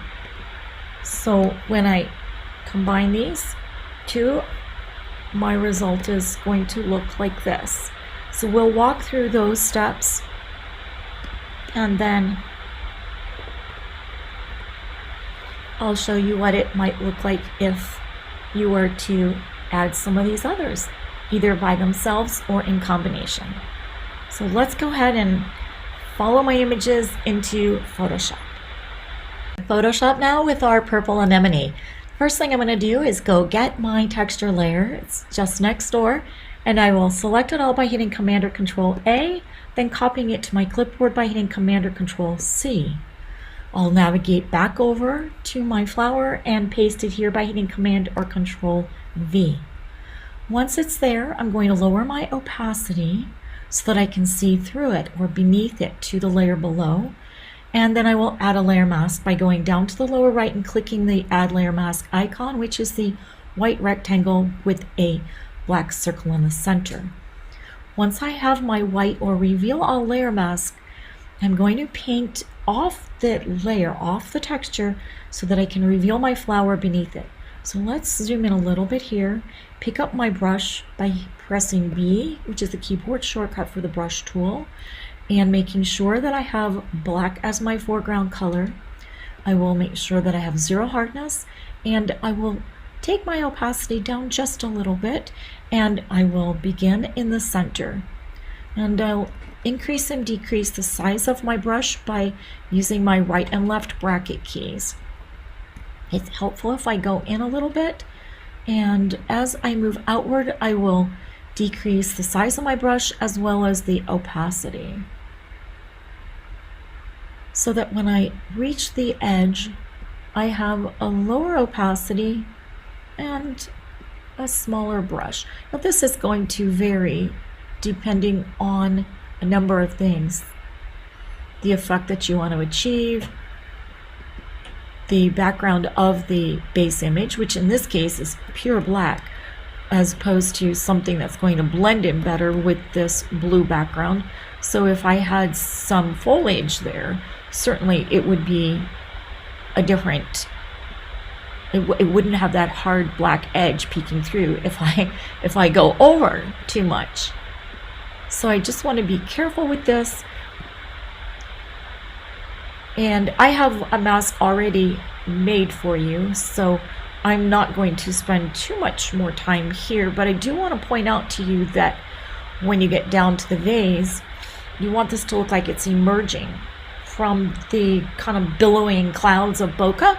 So what I'll do is I'll start in about the low 30s with a very large brush and just start painting in here.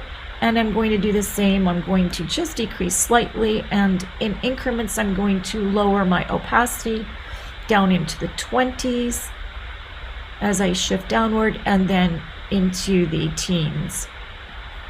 And I think I'll increase the brush size when I get down here. Okay, so let me go get the layer mask that I already created for you. And pop that over on top.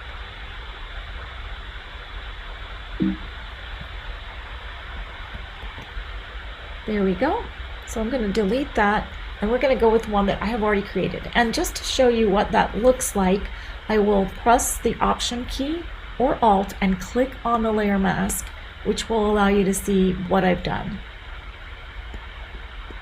Okay, so here is before and after. The blend mode is normal, the opacity is 70%. I'm going to back out a little bit and analyze it, and I think I could lower the opacity a little bit more. So I'm going to call that good at 59%. There's nothing magical about these numbers really. And what I believe I need to do next is balance the image out a little bit more. I'm going to duplicate the texture so that I can get some of those maroon bokeh balls over on the left-hand side. So to do that, I'm going to click on the texture layer and duplicate it by pressing Command or Control J. And then I'm going to unlink it from my layer mask, which is really important because I'm going to move that layer around, and I don't want to move the layer mask around with it. I want that layer mask to be connected to the flower beneath it. So all you do is just click on that little link beneath it, between the layer and the layer mask. Then on the layer, I will hit Command T or Control T on a PC, and it's going to give me a bounding box with these little white handles. I can increase or decrease that by pulling on any of those little white squares, and it will increase or decrease symmetrically. If I want it to go asymmetrically, I just depress the Shift key and hold that down while I pull in any direction.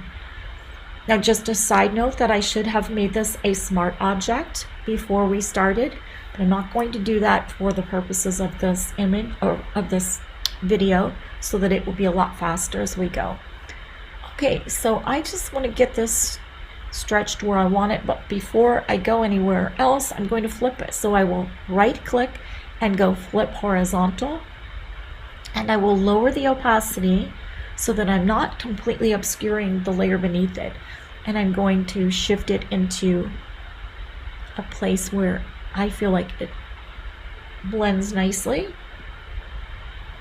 And then I can commit to this either by clicking on the check at the top or hitting return or enter on my keyboard. And now we have that in place. And I'm going to probably keep this around the low 30s in the opacity. The next thing I'd like to do is make the colors richer. The flower is very deep and very saturated, but the background, the texture layers that I just put on, they could use a little bit of enhancement. So I'm going to go back to my original texture layer, and I'm going to duplicate that by pressing Command or Control J, and I'm going to drag that to the top. And I like it already. It's just basically doubled up on that normal blend mode, but you can see that it's now obscured the layer beneath it. So I've kind of just covered up what I've done below that. So I'm going to lower the opacity a little bit. I'm in the high 40s right now, and I'm going to change the blend mode. Let's have a look. I want it to be richer, so I'm going to probably select one of these 5 options in the second batch, starting with the word darken. Those 5 blend modes are going to make my image darker. The multiply blend mode is typically the one that I'm going to use when I want to make my colors deeper and more intense. So you just hover over each of them and you can see the effects. The next 5 are all going to lighten the image. So in this particular case, I don't want to do that. So I'm going to stop here on multiply, and I'll just lower the opacity down and have a look at what it was like before and after. And I think that looks a lot better. Okay, and I'll typically go in and, oh, I can see I had some typos in there. I'll put this at multiply blend mode, so I'm going to just write that there. This one is texture at normal, flip horizontal. And then this one, correct my typo, is texture normal. Okay, and finally, what I believe I'm going to do is just soften up some of these petals. The spark is beautiful, and sometimes it's actually really crisp. So even though this was shot just 2 stops off of open wide, I still have a lot of clarity in here on the petals, which is gorgeous, but I want it to soften a little bit more into the bokeh and the background that I added to it. So I'm going to create a stamp layer which is going to merge all of my visible layers. I do that by hitting the following 4 keys: Command Option Shift E, or on a PC that will be Control Alt Shift E. Don't worry, I have a handout that I'm going to provide for you through Lensbaby, which has all of this written down. Once I have that there, I'm going to duplicate that layer and just turn it off. I just want to make sure that I have that preserved, and I'm going to leave all of these as they are, and I'm going to just play on this one stamp layer. So let's just label it stamp and Gaussian blur, because that's what I'm going to do. So to soften it up, I'm going to go up to the top under the filter menu, and I will scroll down to blur, scoot over and down to Gaussian blur. And once I'm there, I'm going to go, I don't want it to be blurred too much. So here's one end of the spectrum, and here is the other end of the spectrum. I want to be right around here. And this is overkill, but I'm okay with that because I can vary the opacity of this layer itself. So what I'm going to do is, since this is acting globally on the entire image and I only want it around the petals, I'm going to add a hide all layer mask by hitting Option or Alt. At the same time, I click on Add Layer Mask. That will give me a hide all layer mask, a black layer mask, which is concealing the Gaussian blur layer that I just created. I'm then going to pick my brush tool up again by hitting the letter B, And I'm going to exchange my colors by hitting X on the keyboard or this little switcher here. So that white is my foreground color.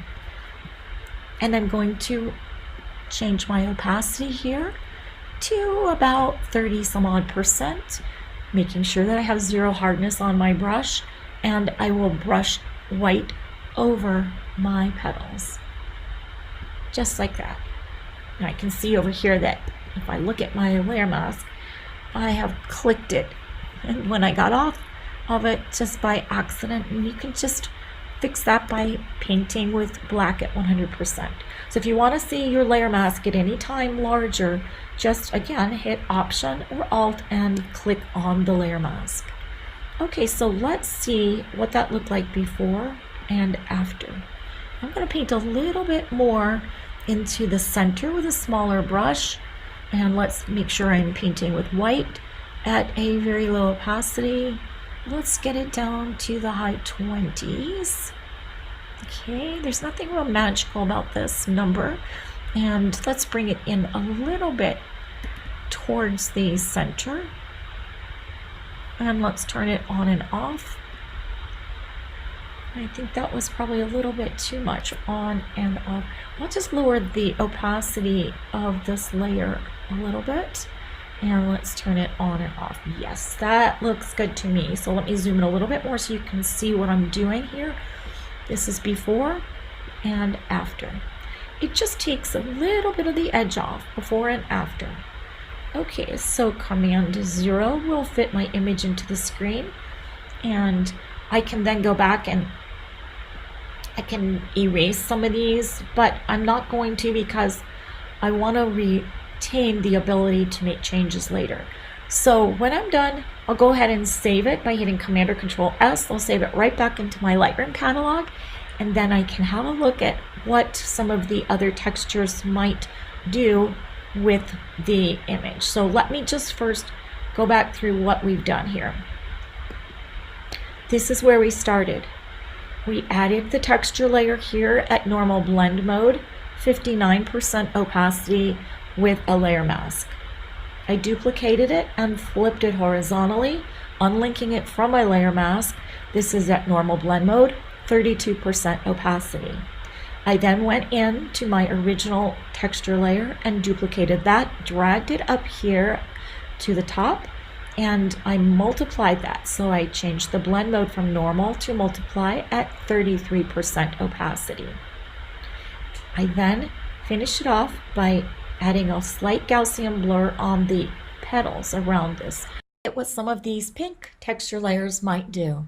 So I've turned the blue group off, and we'll start with the Sweet 50. I'll turn that on, and I have it in screen blend mode. Screen is one of the 5 options that are going to lighten the image. So because I'm putting a light color over the black everywhere that the pink exists, it's going to lighten the base image. So let's increase the opacity and bring it up in the high 60s. And it just kind of makes my vase and flower look like it's coming out of a cloud. I would probably go back in, and since I've turned off the underlying layers, I'd go back if I was going to choose just this alone, and I would Gaussian blur that flower once again. I did the Sweet 50 image as a virtual copy and then brought that over here as well after putting a radial filter on it in Lightroom.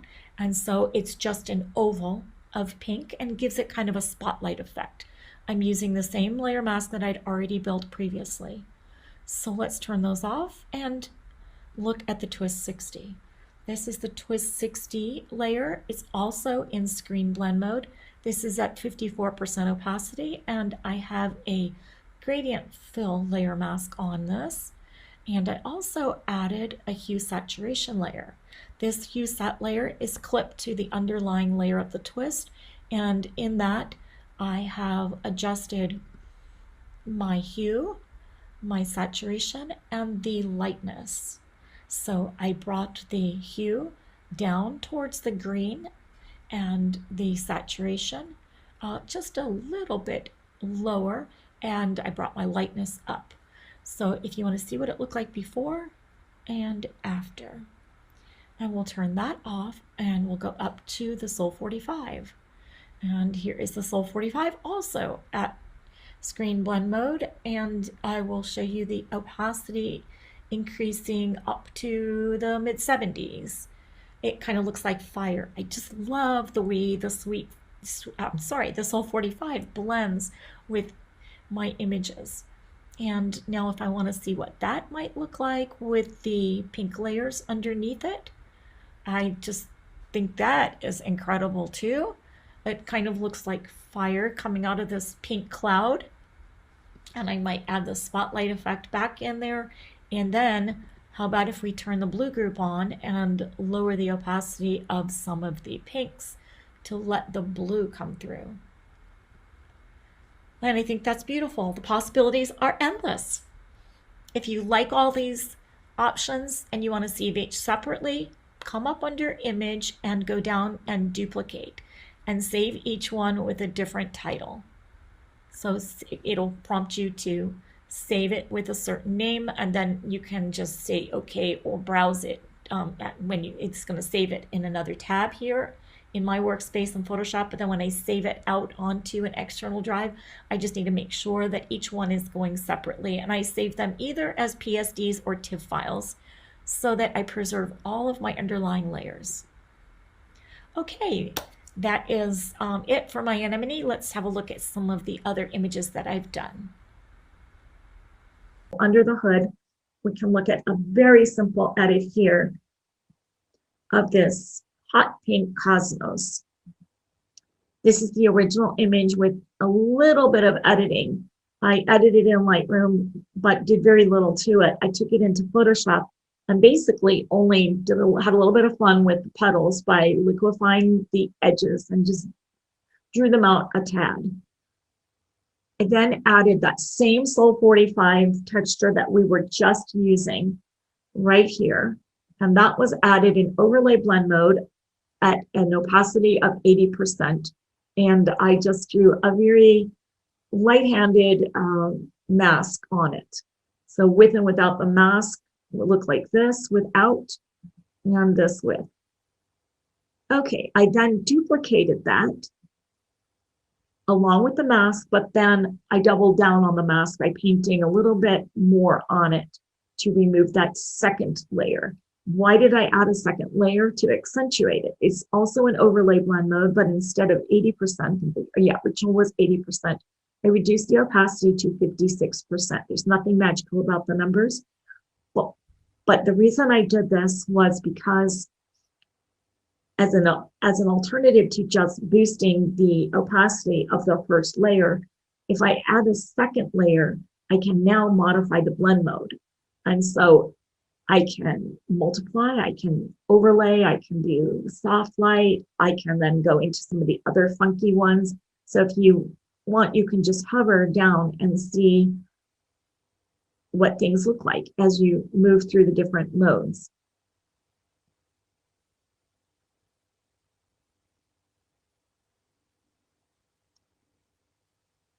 I actually liked it pretty intense, so I left it at overlay, but I felt like it was getting too dark and intense in the upper right and imbalanced and bright in the lower left. So what I did was just flipped my texture. So I duplicated it, and here's what I'll do. Let me show you what I did. I will hit Command or Control J.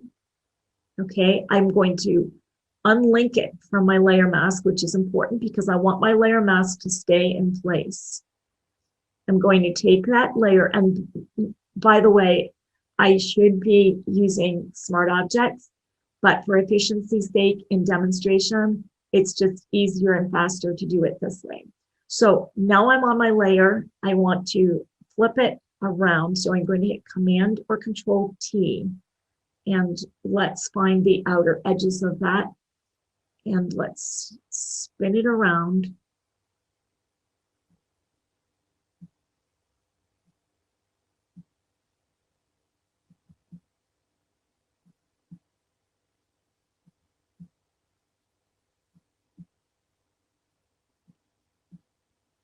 About like this. So I want the dark black area in the lower left corner, okay? So let's zoom in now so you can see it. If you want to see the outer edges of your texture, you have to zoom out or magnify out. And you can do that by Command or Control minus, or you can just get to the outer edges once you're in free transform or anywhere, but by fitting to screen by hitting Command or Control 0. So let's say okay to that.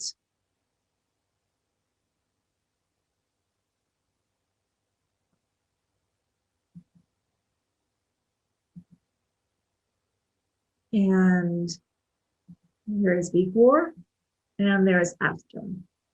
So again, before and after. If I want to adjust my opacity, I can do that here. And if I want to adjust, I see the corners have gotten black, so I can do that again. Command 0 to see the whole thing. Let's tilt it just slightly and bring it down a little bit.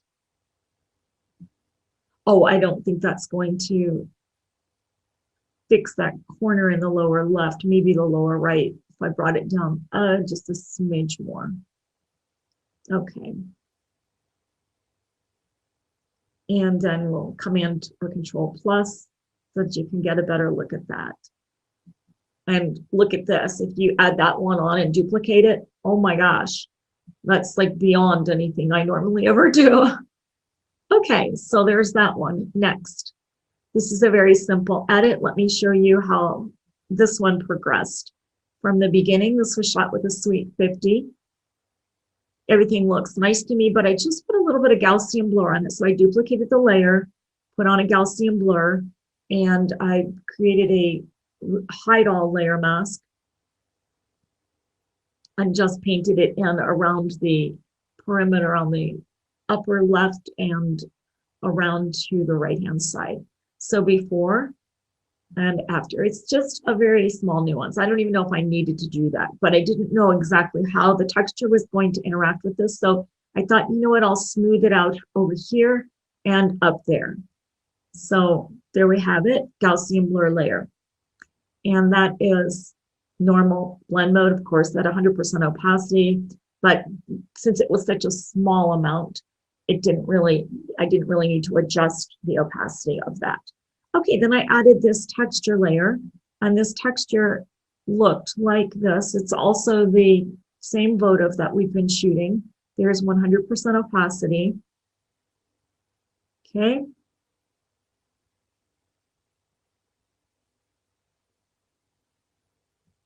And I just reduced the opacity just a little bit. And the blend mode, I changed to overlay. And that was that. All I did at the end was I just liquefied this leaf right there because it looks a little bit too straight. Here's before the texture. You can see that there's a leaf there, but the reflection on the top part turned that color a little bit toward the bluish side. And when it mixed with the texture, it kind of looked lavender. It looked like a straight line. So I just liquefied that slightly in that stamp layer. So what I did here, just to show you, is create a stamp layer, Command Option Shift E or Control Alt Shift E. And then I went into my filter, liquefy. And I got a very large brush and just adjusted this.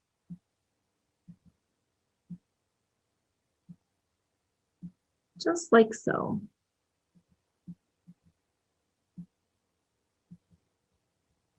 And you say, okay, when you have it to taste. So this is the way I did it originally, so I'll stick with that. So that is the final image here.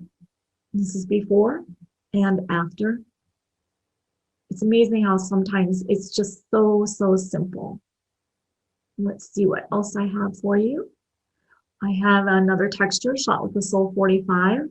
Beautiful peachy pink colors kind of going into the waves of green. And I use that one over this image. So I'll do a quick walkthrough of this one for you. This is before, shot with a twist 60. the first thing I did was duplicated the layer and cloned out that extra orchid down at the bottom that was detracting from the flow. So took that out by cloning it. And then I added a Gaussian blur layer above that, put on a layer mask so that it was removed for the most part from the areas that I wanted to be clear. I then added that layer that I just showed you with the Sol 45 in screen blend mode at 100% opacity. Added my layer mask on that. I duplicated that in overlay blend mode because it made the colors deeper. Look at particularly the left-hand side of the image. I felt like it was a little bit too dark, but I'm going to adjust that later. But I like where this is going. So of course I'm bringing my layer masks on. I'm making some minor changes on my layer masks. If I want to remove some of the layer itself, the texture layer over it from what's below, I'm just copying the mask that I created and then amending it accordingly. I then added this layer on. This one looks like this. And it's also shot with a Sweet 50 and that glass photo. So this is normal blend mode, 100% opacity, no layer mask. And here's the layer mask. Here is the lowered opacity to 46%. And there is the addition of that layer. Now, almost done. I duplicated that and I changed the blend mode to overlay, amended my mask slightly, took a look at it, decided that I felt my flowers were starting to get a little bit dark. So I added an adjustment layer at the top, a curves adjustment layer, and I masked that. I masked that in. I put a gradient layer on it, and then I masked it into. So I removed that brightening off of the upper right diagonal and also off of my main flower, with a little bit removed off of the secondary flower. So there you have that, before and after.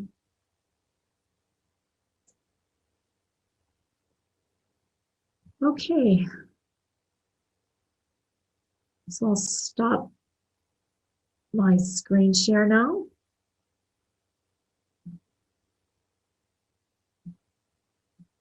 And see if you have any questions. Dreamy artistic images. Emotive and soulful imagery. That extra dimension and quirkiness. Really unique images. Se olvidaron completamente. Extraordinary results. Creamy bokeh and a dreamy feel. Creative and quirky landscapes. Unique blur effect. Fun flares. Poetic, oniric look. Something extraordinary.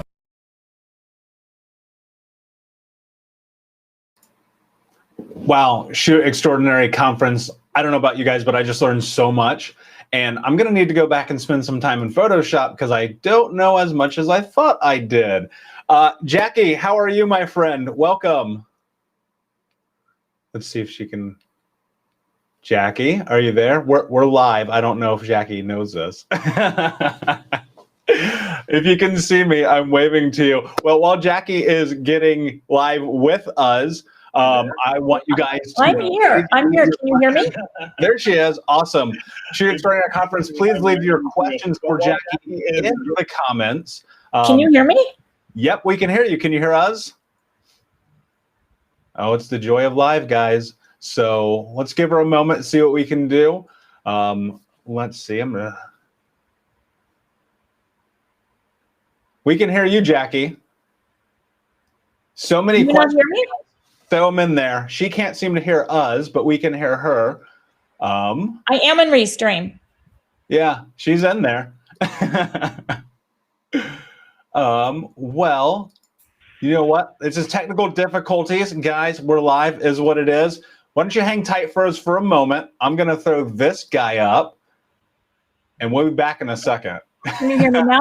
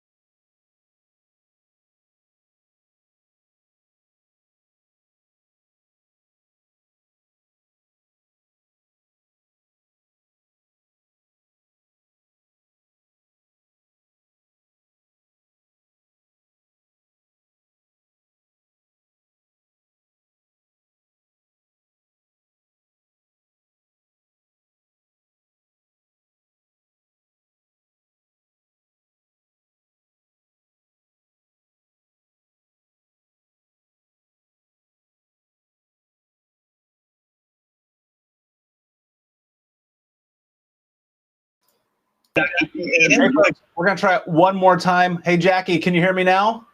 I hear you. Can you hear me? There we go. Magic.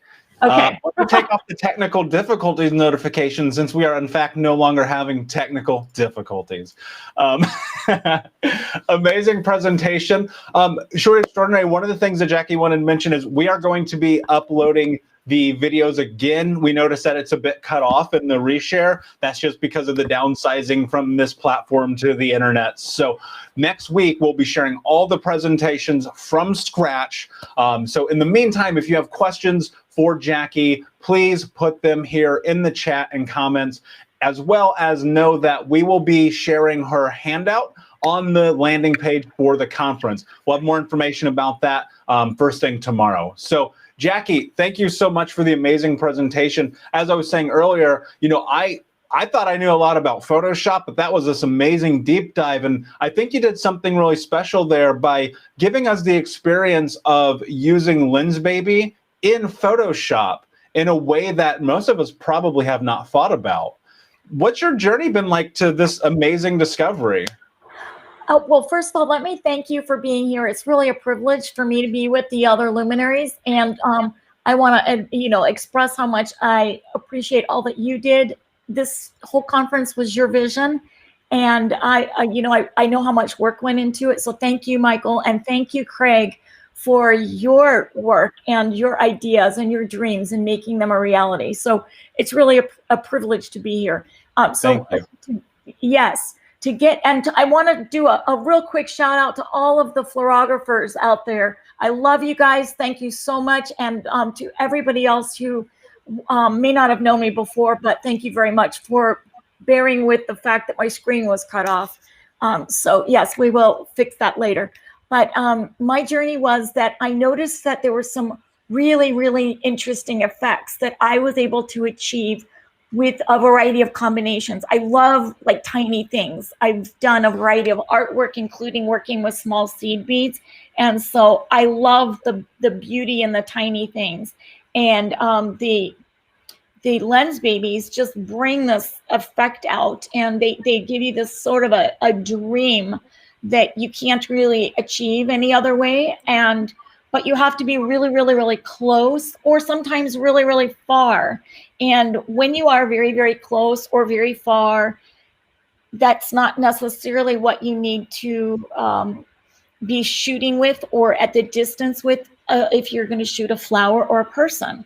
So sometimes you can get it all in one fell swoop. So for example, you get this wonderful swirl with the burn side or the twist along with your flower or your person or whatever you're shooting. But sometimes you can't. Sometimes you're right up close and you get the flower and a nice creamy background. But what if you want to pair that with something that's really cool, but you can't get it unless you stack up all these extension tubes, for example?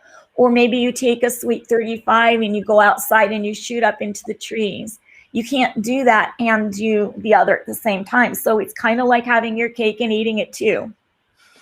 Yeah, I love that. And there's such a beautiful juxtaposition in the fact that, you know, this is something you can do in camera with Lensbaby, and you can do it in post. And, you know, there's no rule that says you can't do both. There is no rule that says that you can't have your cake and eat it too. And I appreciate that. We'll dive into some questions here from Sherry. For us mere mortals, is there a secret to pairing textures with images? I have no secrets. I just showed you everything I do. It requires practice every day and experimentation and learning. I'm constantly acquiring new skills, even if it's a minor thing, even a nuance in Photoshop or a nuance in shooting. Like, I've already learned so much from all of the presenters before me. And if I walk away with just 3 things from this, I will be a better shooter, and I will have more poetry in my head to put through my lens in the future. So just keep learning, keep shooting, and keep experimenting. Yeah, that's great. And so much of this is just in that, is learning and experimenting, because, you know, for anyone who's spent any significant amount of time in Photoshop, they know what you just showed us takes years of practice. I assume you did not come out of the gate being able to do that in Photoshop. Oh no, I was, first of all, it took me at least 3 years before I was extremely proficient in Lightroom. I really feel like you have to ride the tricycle before you get on the bike. And then once you're on the bike, you don't go racing up and down the steep hills until, you know, you feel pretty confident. And so I was intimidated by Photoshop in the beginning. And I had some issues that I couldn't deal with in Lightroom, like getting rid of distracting elements. You can only go so far in Lightroom. So if, at some point, if you're going to really make peace with things and salvage some images, that if not for just this one little thing, then you're going to end up taking a dive into Photoshop. But that's just the, you know, the toes stepping into the shallow end of the pool. If you continue going in and you start to acquire those skills and learn how to apply them creatively, that's where the fun and the magic come in. Yeah, absolutely. Could not agree more. I'll answer this one. How do we get the handouts, Jackie? We are going to post that on the conference landing page. So you can look out there at lensbaby.com/pages/conference. That is where they will be. Question back to you here, Jackie, from Jack. Can you discuss the pros and cons of extension tubes versus macro filters? I saw that you use both. Okay, when there's certain lenses, like for example, the Sol 45, if you want to be able to access those bokeh blades, you can't put a macro filter on front of it, or you're gonna have to continually unscrew it. And then you're gonna, you know, have fingerprints and smuts all over the macro filter. So I would put an extension tube on if I want to get closer with the Sol 45. Now with the optic swap system, any of the suites or the twist, even the new Spark, and for those of you who shoot with the Edge, that's probably the only optic I don't use much. Then you have another option. You can use the macro converters by Lensbaby. So if I'm out in the field, I'm almost always only going to use, with the optic swap system, I'm either going to use the Lensbaby 8 or 16 millimeter macro converters. Those slip in and screw in between your optic and the Composer Pro housing, or a macro filter. And the macro filter comes in a kit of a +1, +2, and a +4. The macro converters come in a set of 2, an 8, and a 16 millimeter. Get them all, because eventually you're gonna have, if you don't already, you're gonna have more than one optic. And what I like is that I don't have to keep screwing them on and off. I'll just leave 1 or 2 macro filters to screw on at the end. I'll leave them on one optic. Maybe the other one will have a macro converter. And maybe if I take them all off, they go in my bag. But if I limit myself and I only have one set of one or the other, then it becomes like a little bit of a mess. I was really impressed with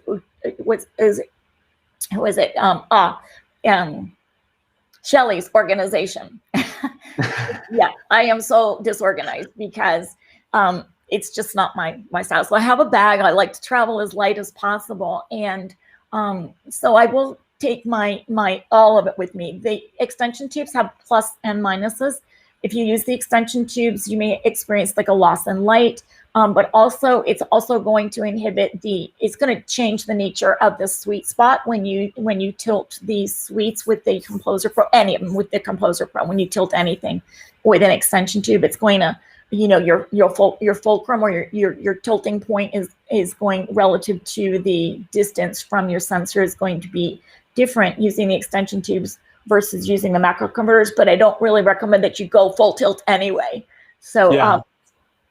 Hopefully that's a super great point. Yeah, because they obviously extend. Jackie, we're running out of time, but I want to ask one more question before I bring Craig on. And that is, so many people have asked, what is your favorite Lensbaby? That's not a fair question. Do I really have to answer it? I mean, yes.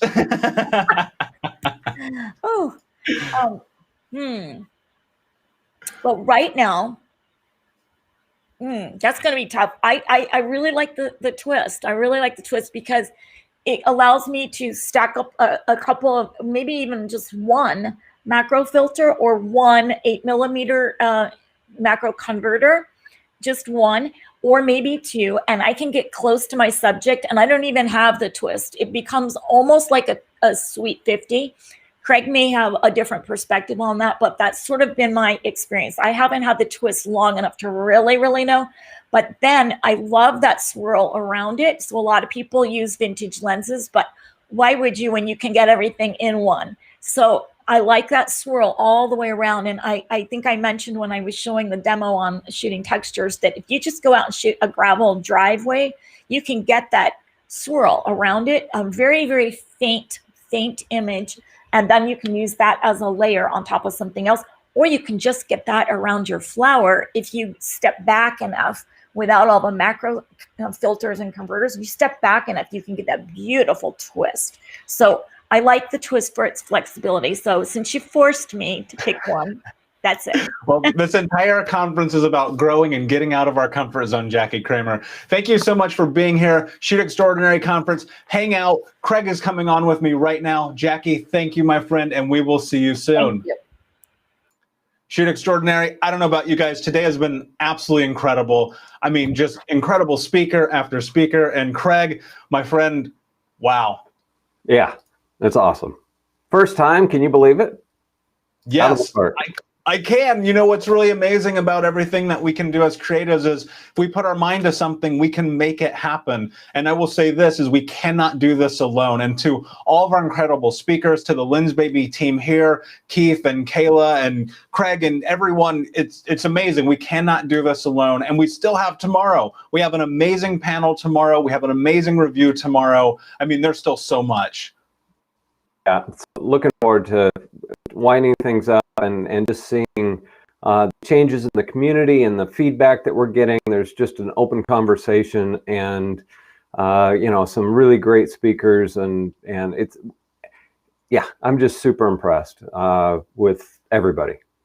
You know what really blows me away about this is so many of our speakers, this was their first time. They have never done this before, and they rose to the occasion in phenomenal and, dare I say, extraordinary ways. Yes, extraordinary. It has been a great couple of days and one to go. Yeah, we're super excited. So Shoot Extraordinary Conference, thank you guys for hanging out with us day 2, and we will see you tomorrow.